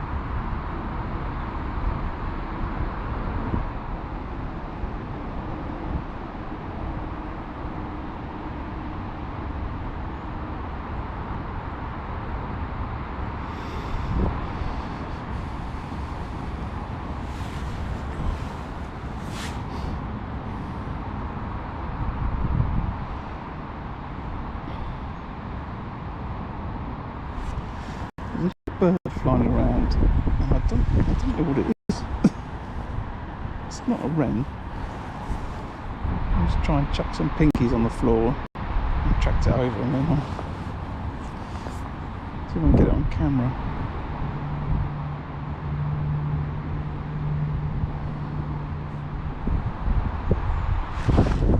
Okay, that's a proper pull round.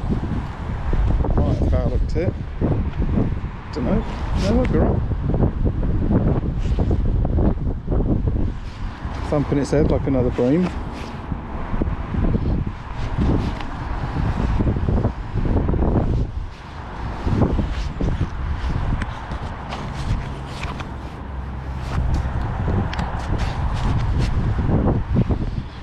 bit high that camera, isn't it?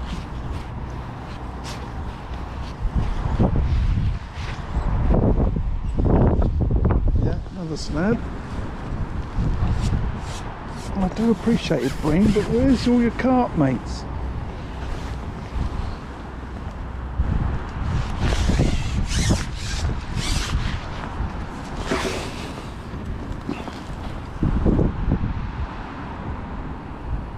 Nice fish.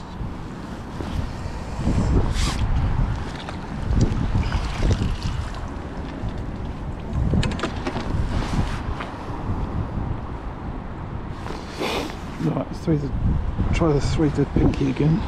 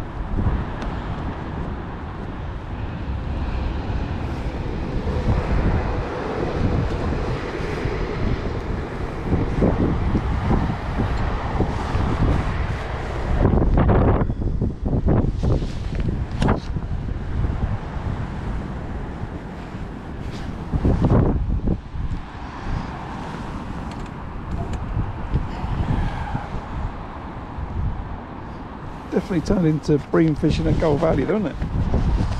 Certainly that's how the day's playing out.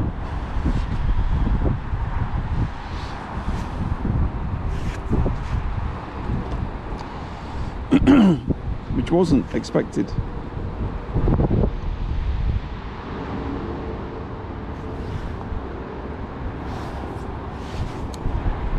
I don't think it's because I'm putting the 2 mils through the ground bait. I think that's helping keeping the bream.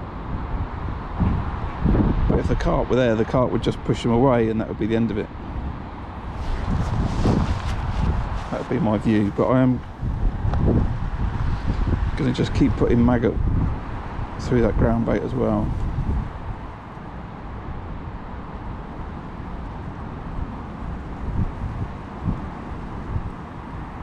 The carp just swimming under my feet. Look at that. You can't, but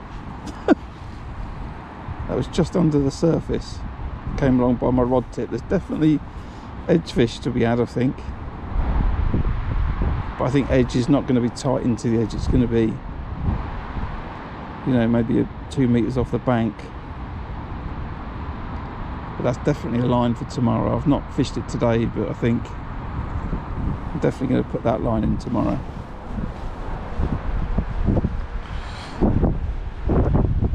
I'm just not too sure what to do with this pole line. I think feed it, but with half the amount of particles is probably the right thing. I think I've overloaded it today.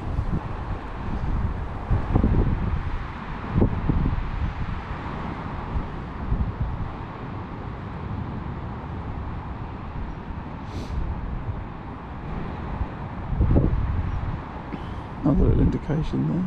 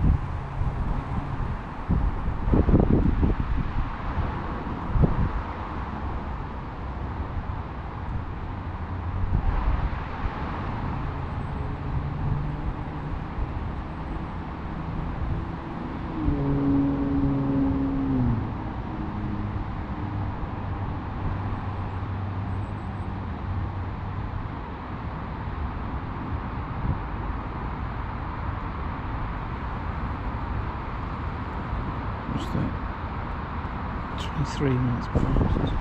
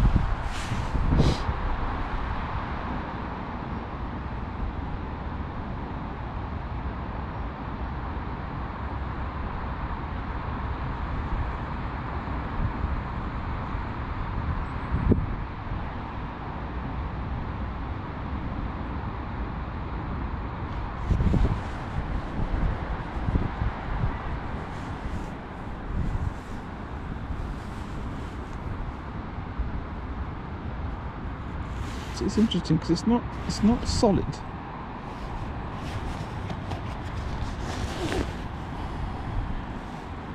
You know, it's not going round, you know, after 3 minutes.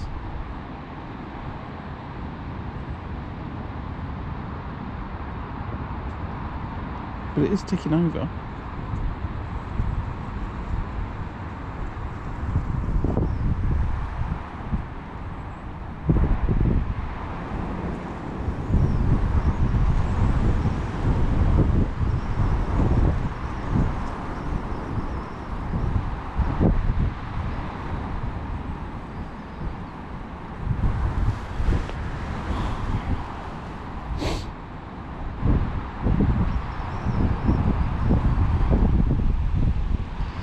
I'll give this till past and then we'll go back on the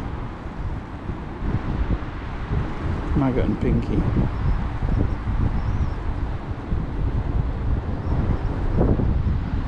then we'll give it another 15 minutes and then we'll have another look on the pole.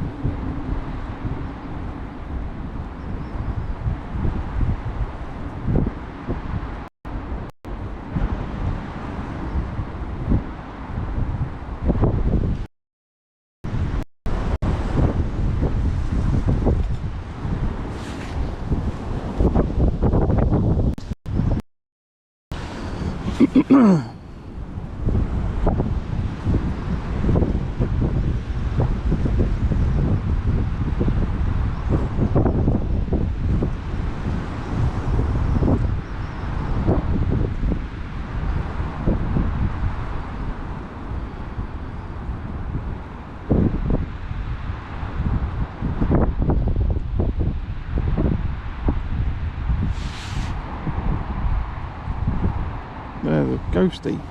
So if you can see that, or you'll be able to see that, the ghosty coming under my feet along the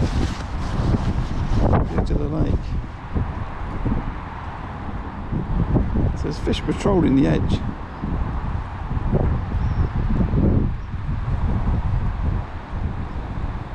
I'm wondering if I should fish for pole on the carp, fish for carp on the pole line tomorrow. I'm wondering if I should fish this feeder line as I am and then fish down the edge on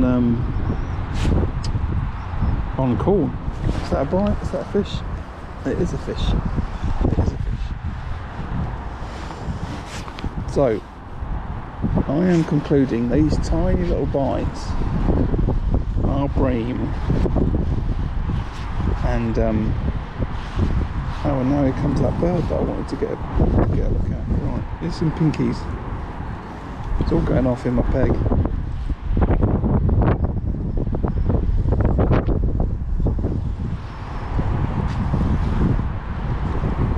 that a bream? It is another bream. So these little bites are definitely bream,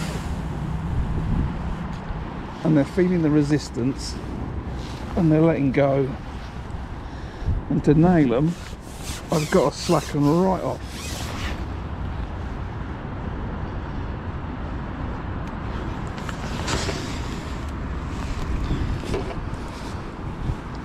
But they are quality bream.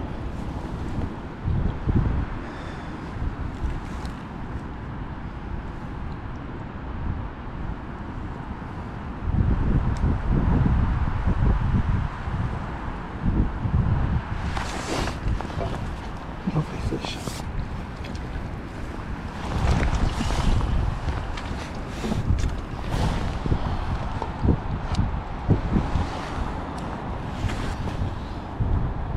Let's try the double maggot and pinky again. I don't think they're really fussed about what they eat. I think they're taking either. Although the pinky definitely seems to help. I was saying that I've not fished double maggot. Right, I'm going to fish double maggot now on its own. Just check that out. I think the pinky's helping. I don't think it's doing any harm. I'm putting big maggot through the feeder, so I guess they're eating all those.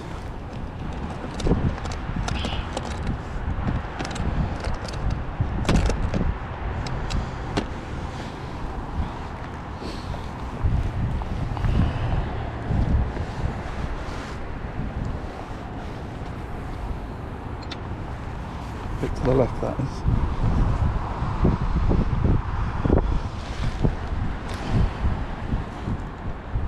But yeah, I've got to fish that really slack, otherwise they drop it. Let's move that over there.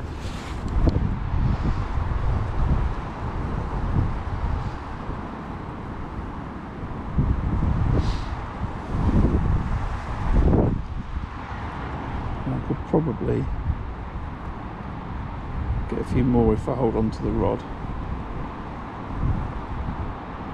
and strike at every little movement.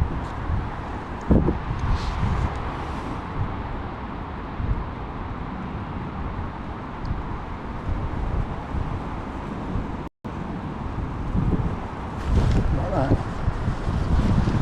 Oh, see, I don't know now. I don't know.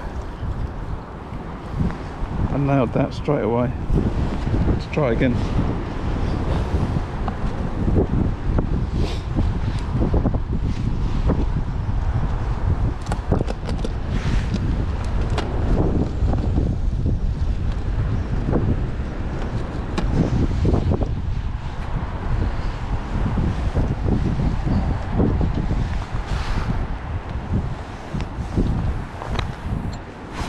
Certainly one of those classic little pull rounds or little indications, and I've definitely hit it, but I felt something as if it was a liner. But let's try again. Sucking that tip right off. And then hit the slightest movement.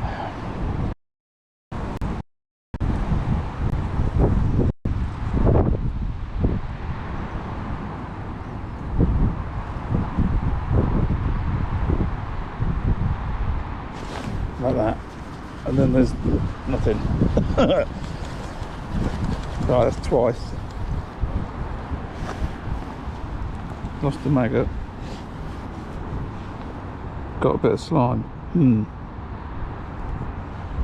They might be having it. They might be having that. Stir again, double maggot.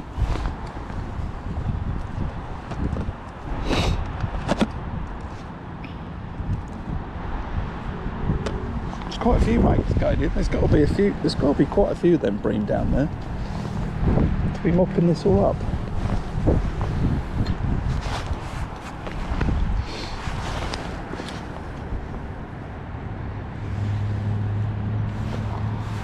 Right, I'll do one more of these.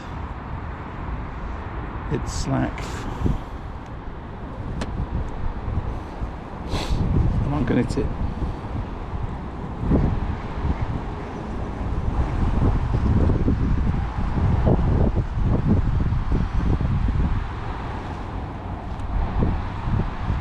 It's a bit too.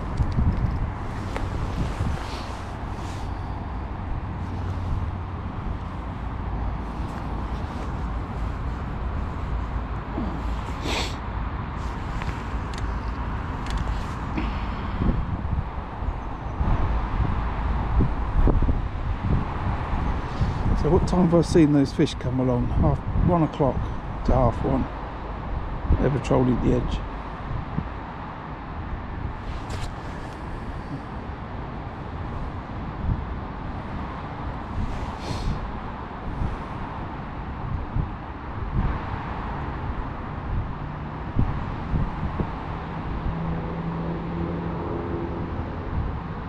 Oh, I should have hit that.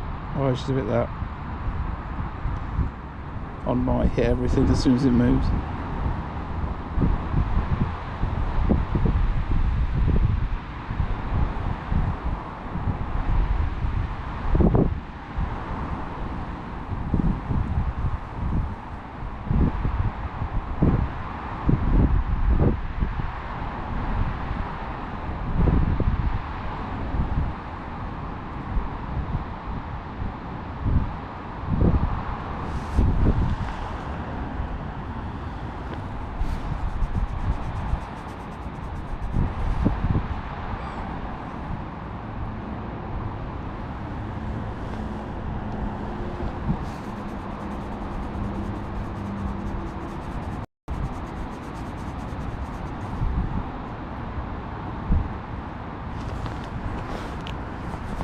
I don't know liners.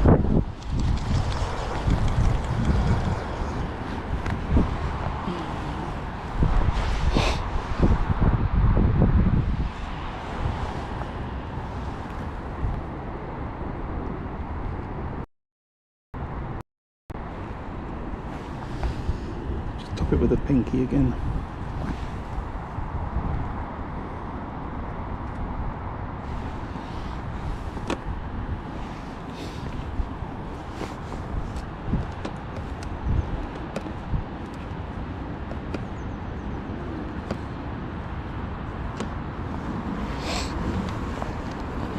There's a fair amount of particles are going in there every cast now. Oh, I've been for a while, but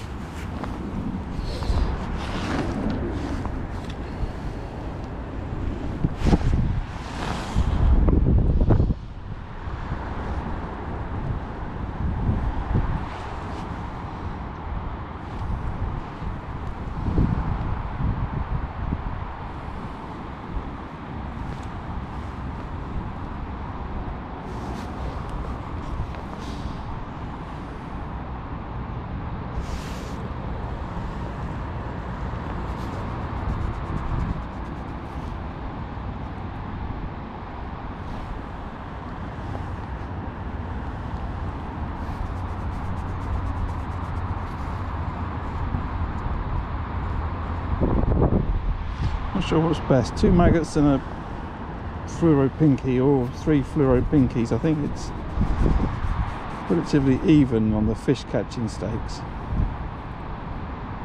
See, that's the little bite that I've hit the last 3 of those, and there's not been a fish on the end. So let's assume that's a liner now then, because I'm not connecting with fish. That means there's got to be a load of carp, and not carp, bream.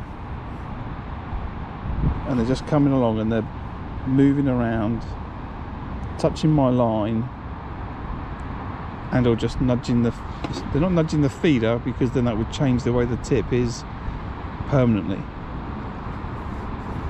either tighter or looser. So they are just tapping into the line.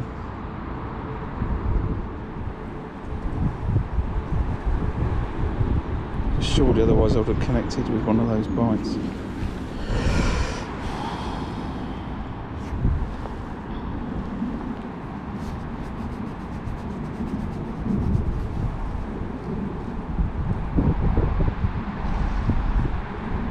Cormorant's back in my peg again.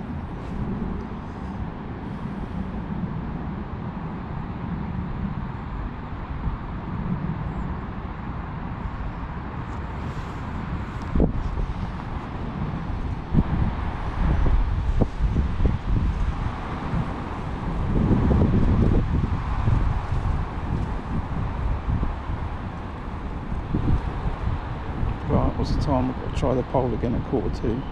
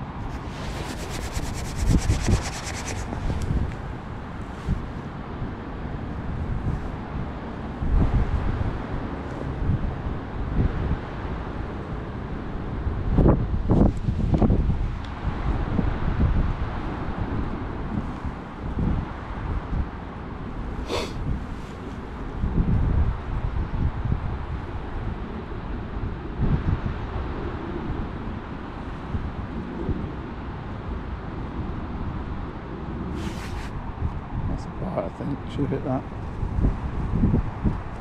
Just 'cause it went twice, it went dunk dunk.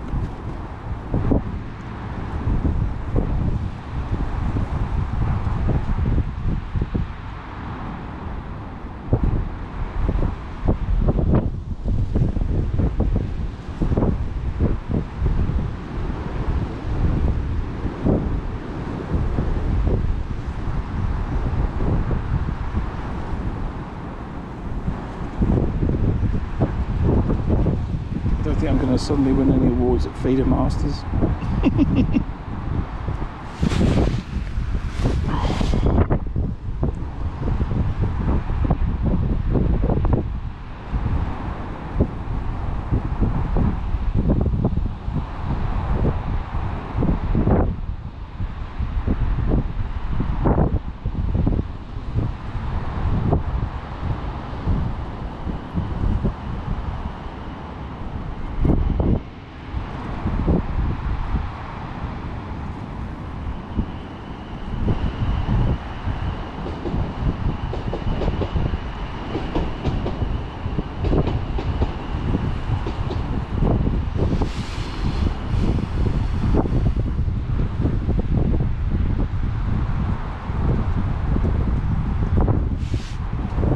There's a load of maggots there, there's a load of 2 mils, there's plenty of particles, and they've got fish in their liners.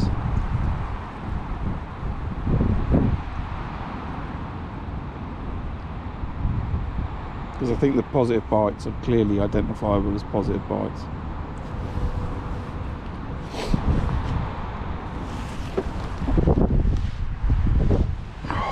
Red maggot now on the pole line.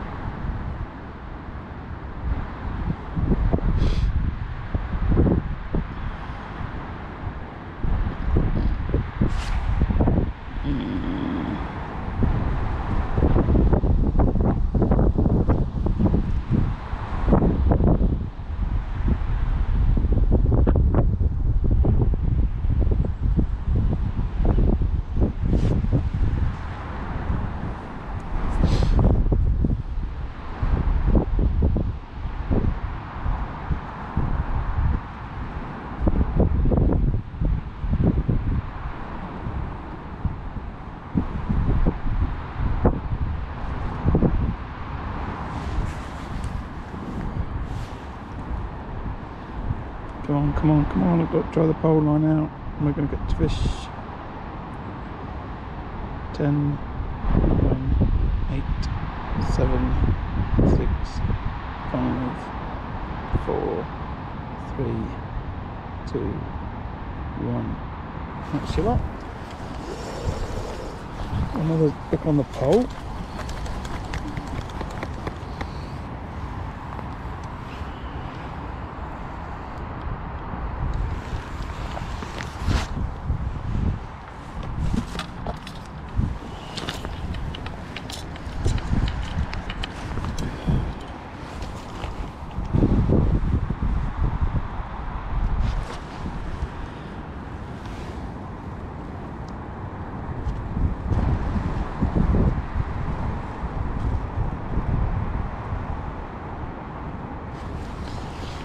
Let's have a look.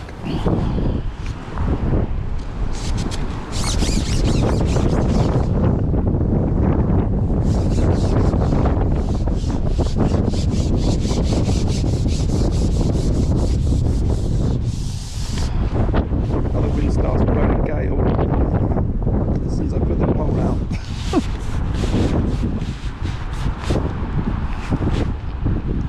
Right, so we've got double red maggot on now.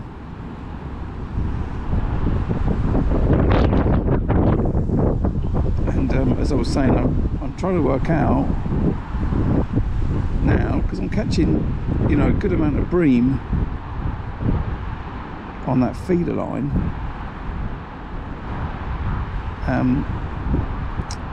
Whether I should fish the pole line for carp.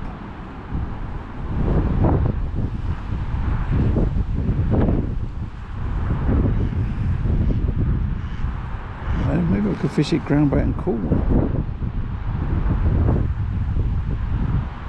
And what am I going to fish down the edge? Ground bait and maggot?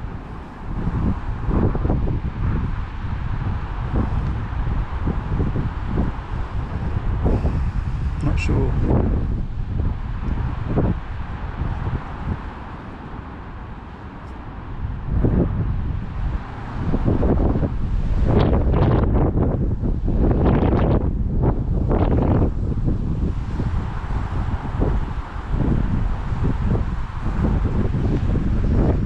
Maybe corn's too dangerous in terms of it's not going to break down and it's not going to wriggle away. If I fish maggot, ultimately if the maggots don't get eaten, they'll wriggle into the silt, just wriggle off. So I'm thinking maybe that's the same down the edge. I could fish ground bait and maggot down the edge.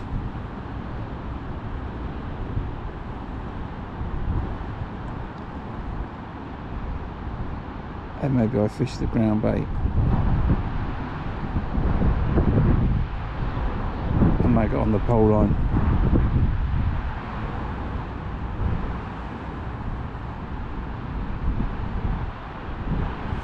Maybe that's the right answer.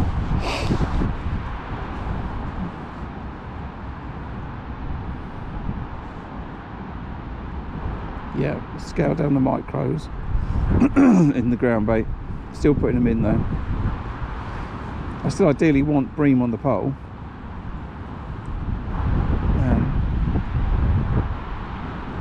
And I want it to time the switches, and I want bream on the pole and I want carp on the feeder.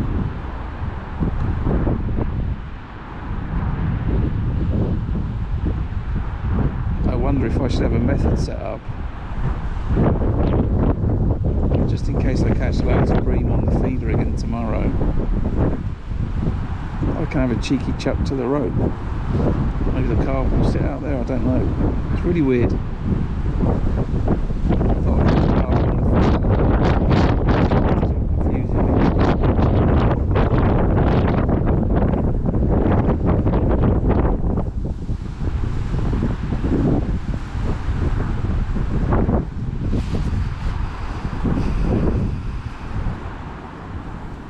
me. No bites on the pole as yet.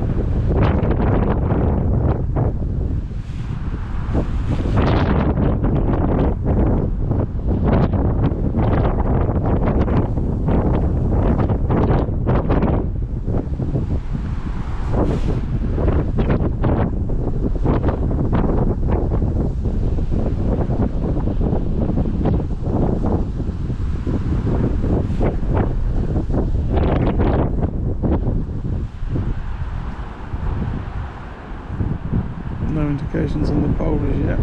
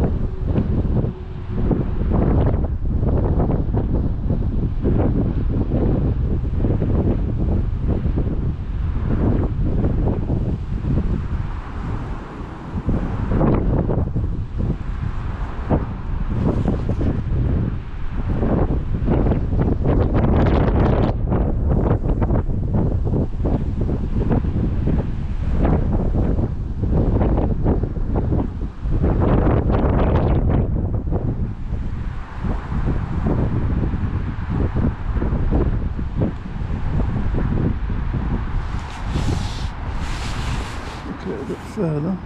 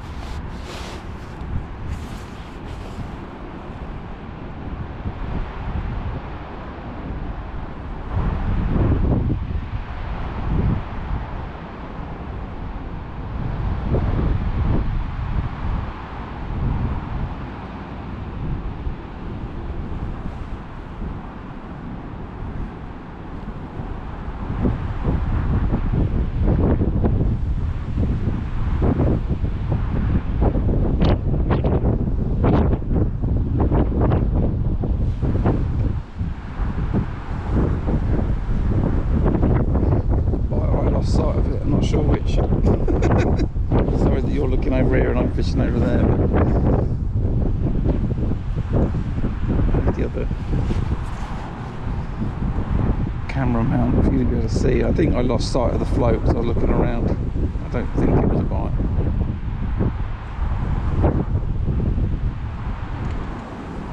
It's quite tricky to see in this light.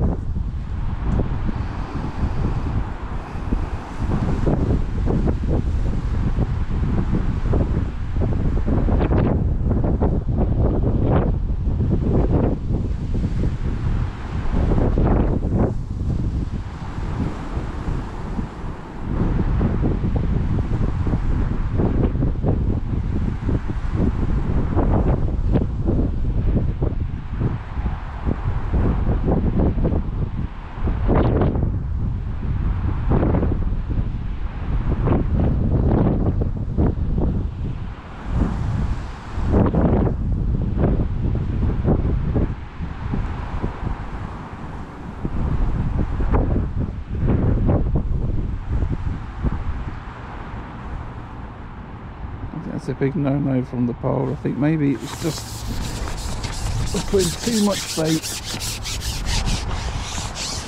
and they don't want it, or the skimmers want to, the bream want to be further out.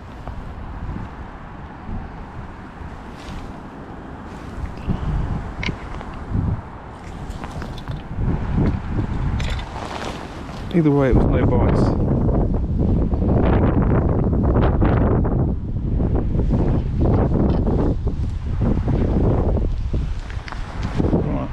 Out on here, I think.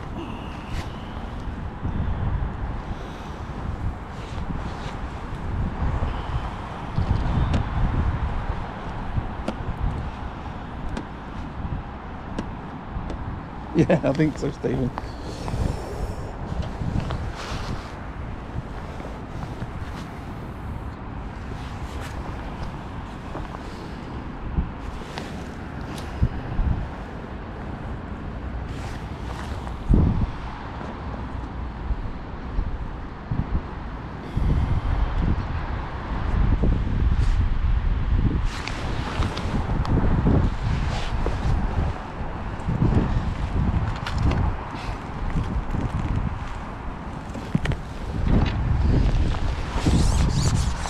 What's the time?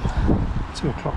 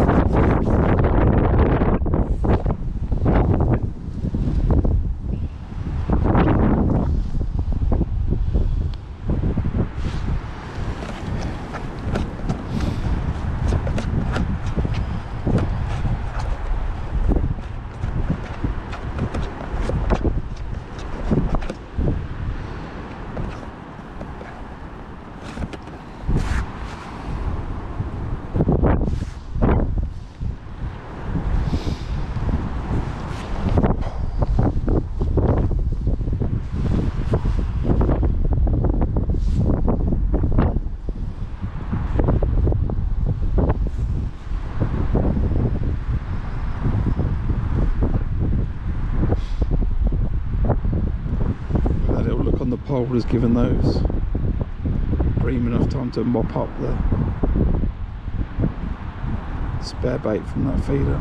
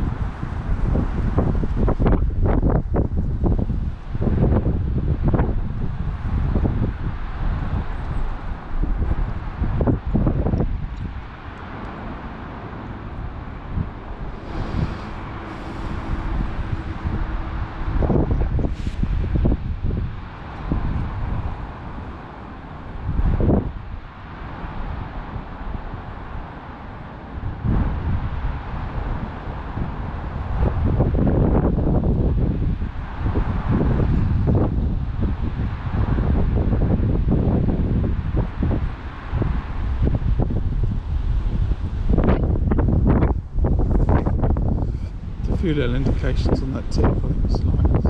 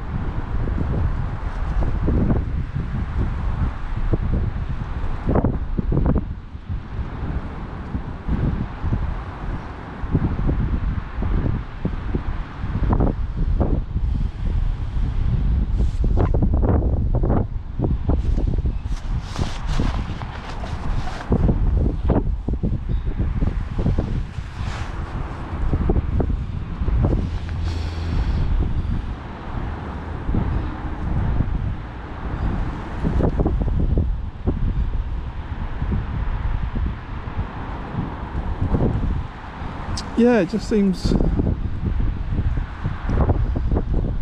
strange that I've not had more carp. You know, I've cast pretty regularly, pop, pop, pop. I've got a load of bait through the feeder. You know, a load of micros, load of maggot. There just seems to be a bunch of bream here mopping it up.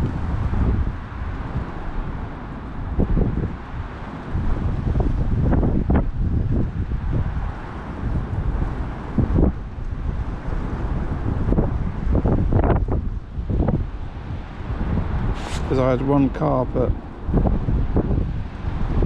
after 40 minutes. I don't know if they're liners or bites. There could be so many 2 mils out there. Well, not that many, but there could be enough 2 mils out there that there's a big old area that those bream are just grazing over now.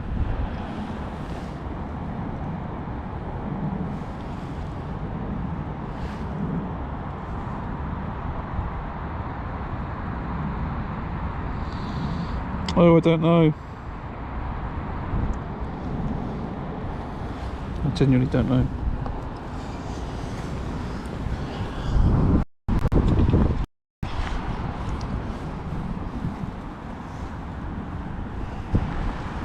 Either way though, I'm definitely fishing it tomorrow. Right, pole line, you know, may have had a couple of bites, might have had none.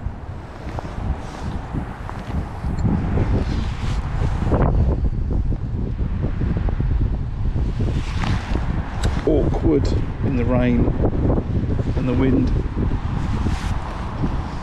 I'm still going to set it up, don't get me wrong, but I think it's going to be like today. I'll set it up and I'll have a look for 5 minutes and then I'll be off it again.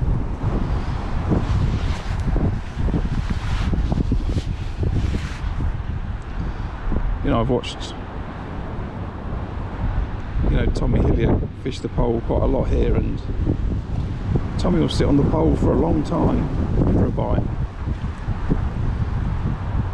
and I've got no patience for it. If I've got to wait a long time, I'd rather fish for a long time on a feeder or a bomb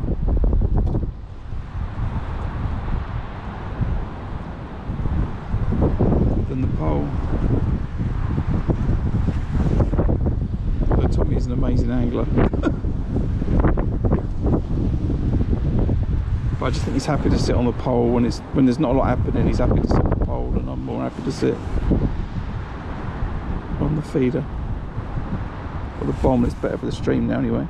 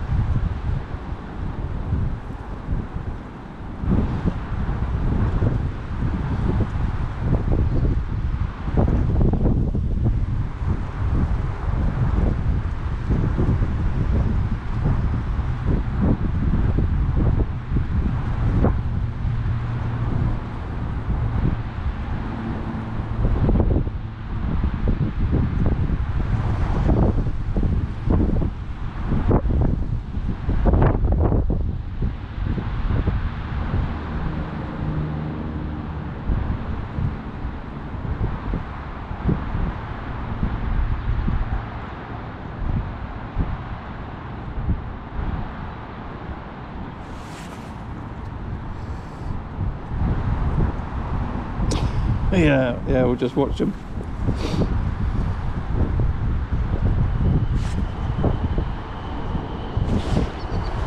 It's got to be a liner, that has. Got to be a liner.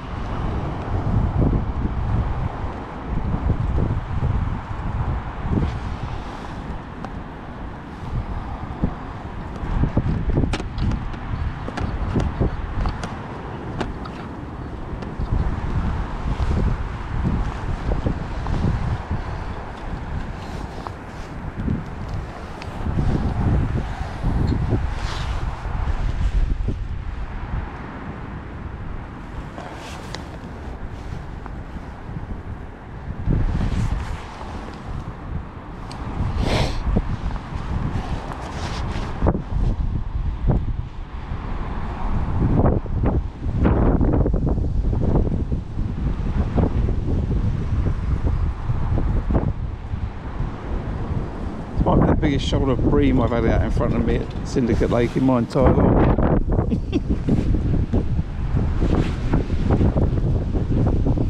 I just haven't done very well at catching them today.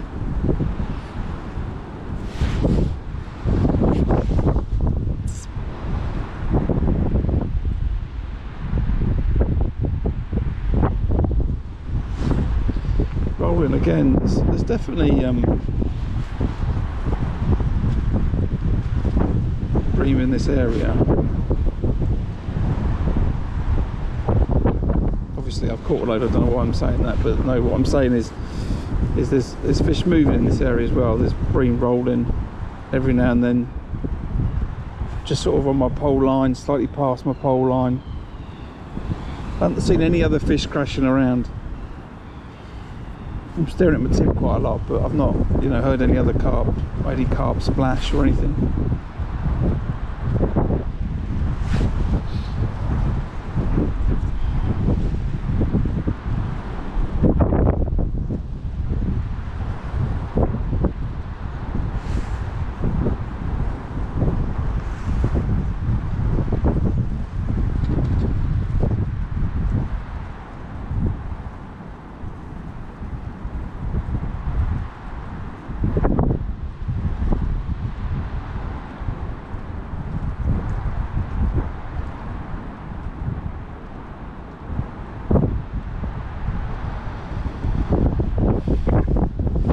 Another positive bite now, please. It's been a while.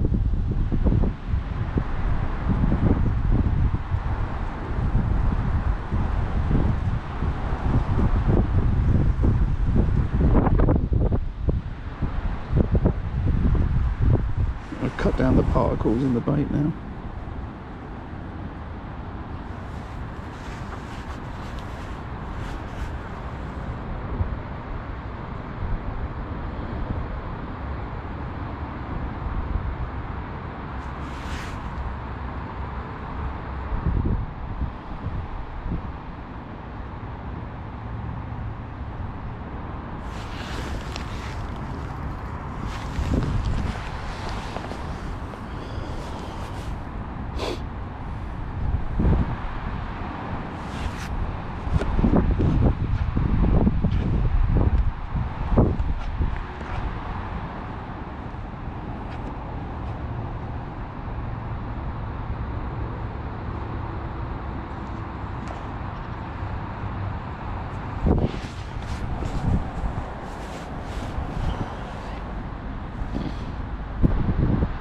Come on, let's have another carp. So that tips just go whoop.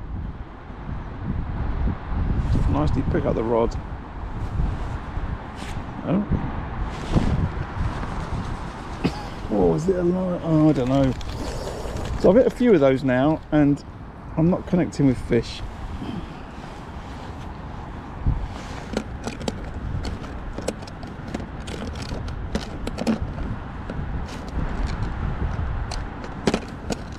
Do I want this peg tomorrow?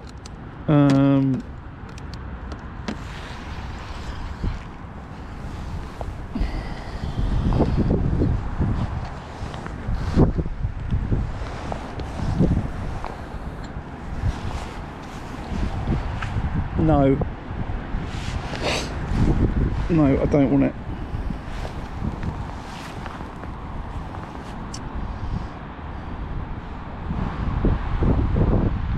I want to be towards either end.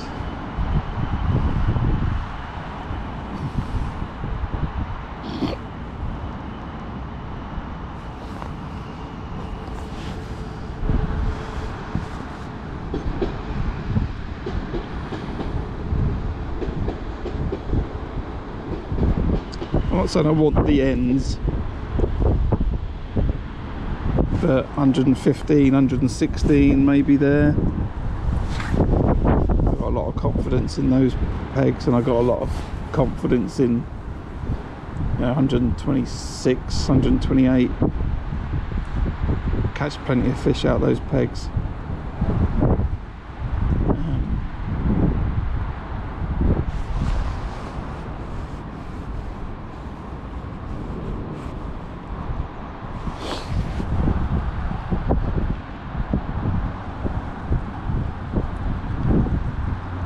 So I think that would be my answer.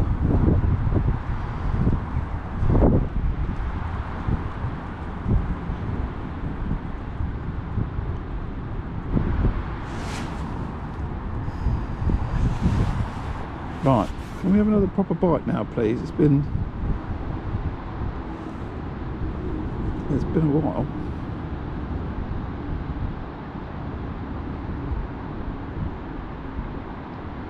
I'm not going to put any more particles in the ground bait now. I'm just going to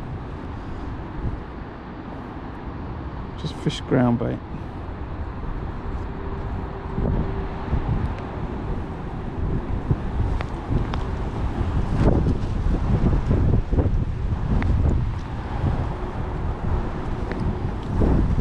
Do my best to actually get the maggots out.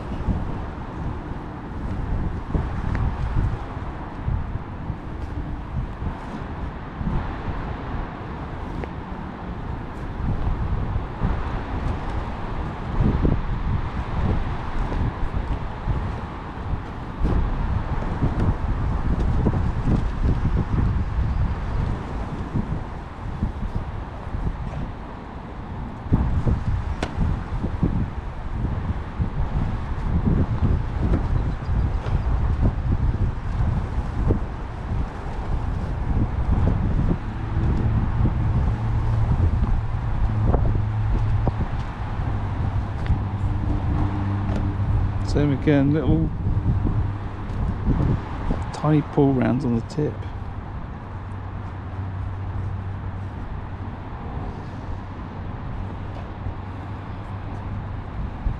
Right, there's a few 2 mils in there, but that's what it is. Just clean this past.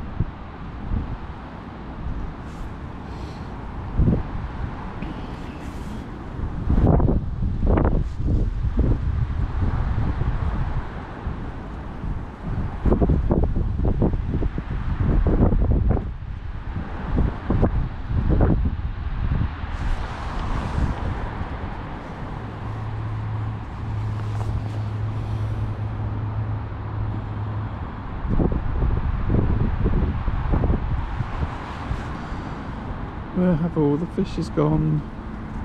Maybe they've all moved on to my pole line.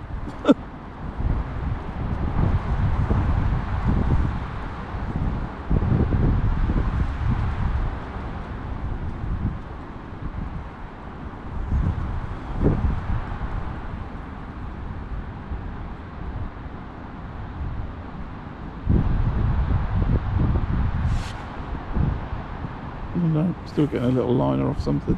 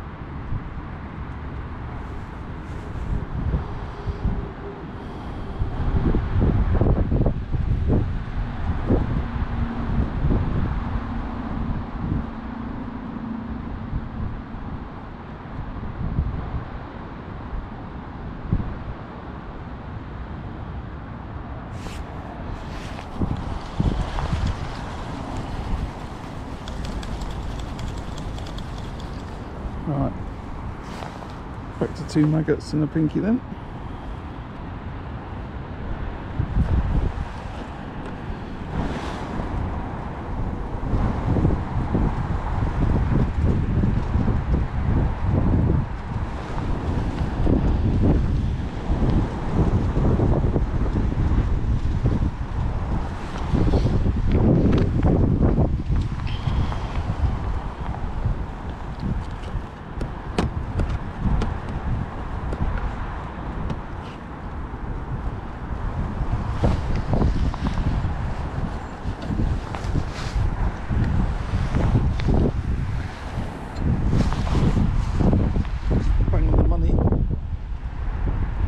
Of the cast.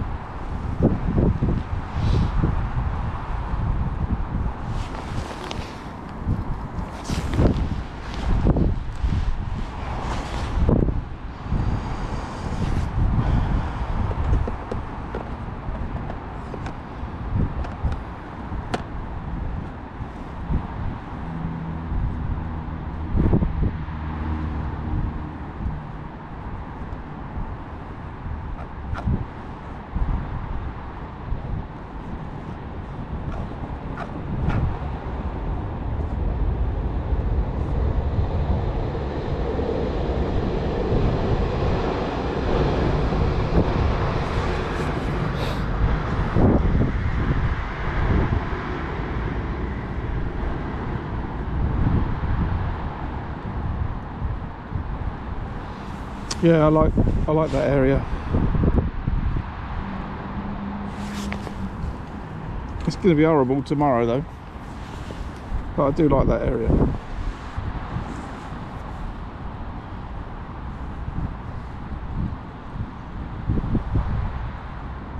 It's that ghosty again. It's a different one actually. In fact, there's more than one fish. They're just here.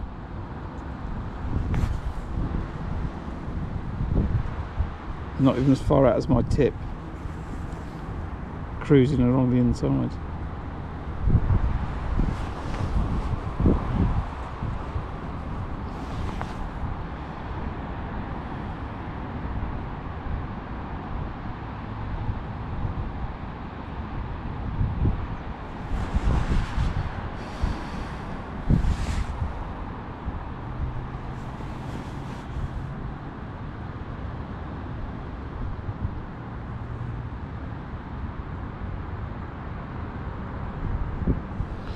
Well, I was hoping to end on a fish, but now I'm not sure. I've just got a reduced confidence it's going to happen. So I'll sort of do. I think I'll sum up now. Firstly, if you're watching, you're enjoying it, and you've had a good time watching today, catching a few fish. Oh, there he goes. Well, I'll say it while I'm catching the fish. If you're not subscribed, if you could just hit that subscribe button, I'd really appreciate it.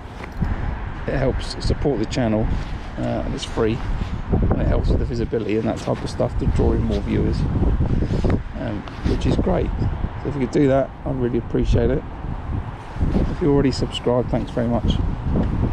Check out for a stream I'm going to do tonight on Twitch, Facebook and Instagram. I'm just trying to see if I can get it working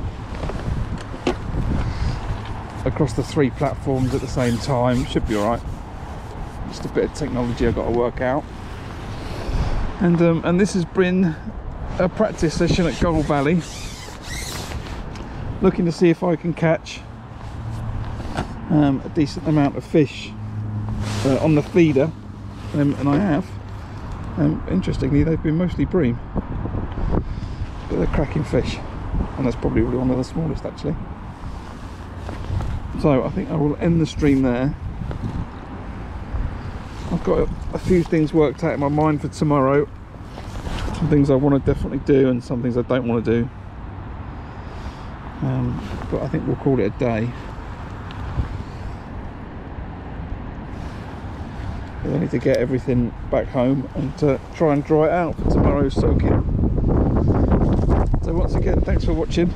Really appreciate it. I'll look forward to seeing you tomorrow if you can join for the match. I think we're drawing at 8, fishing 9 till 3. And yeah, might see you tomorrow. See you later.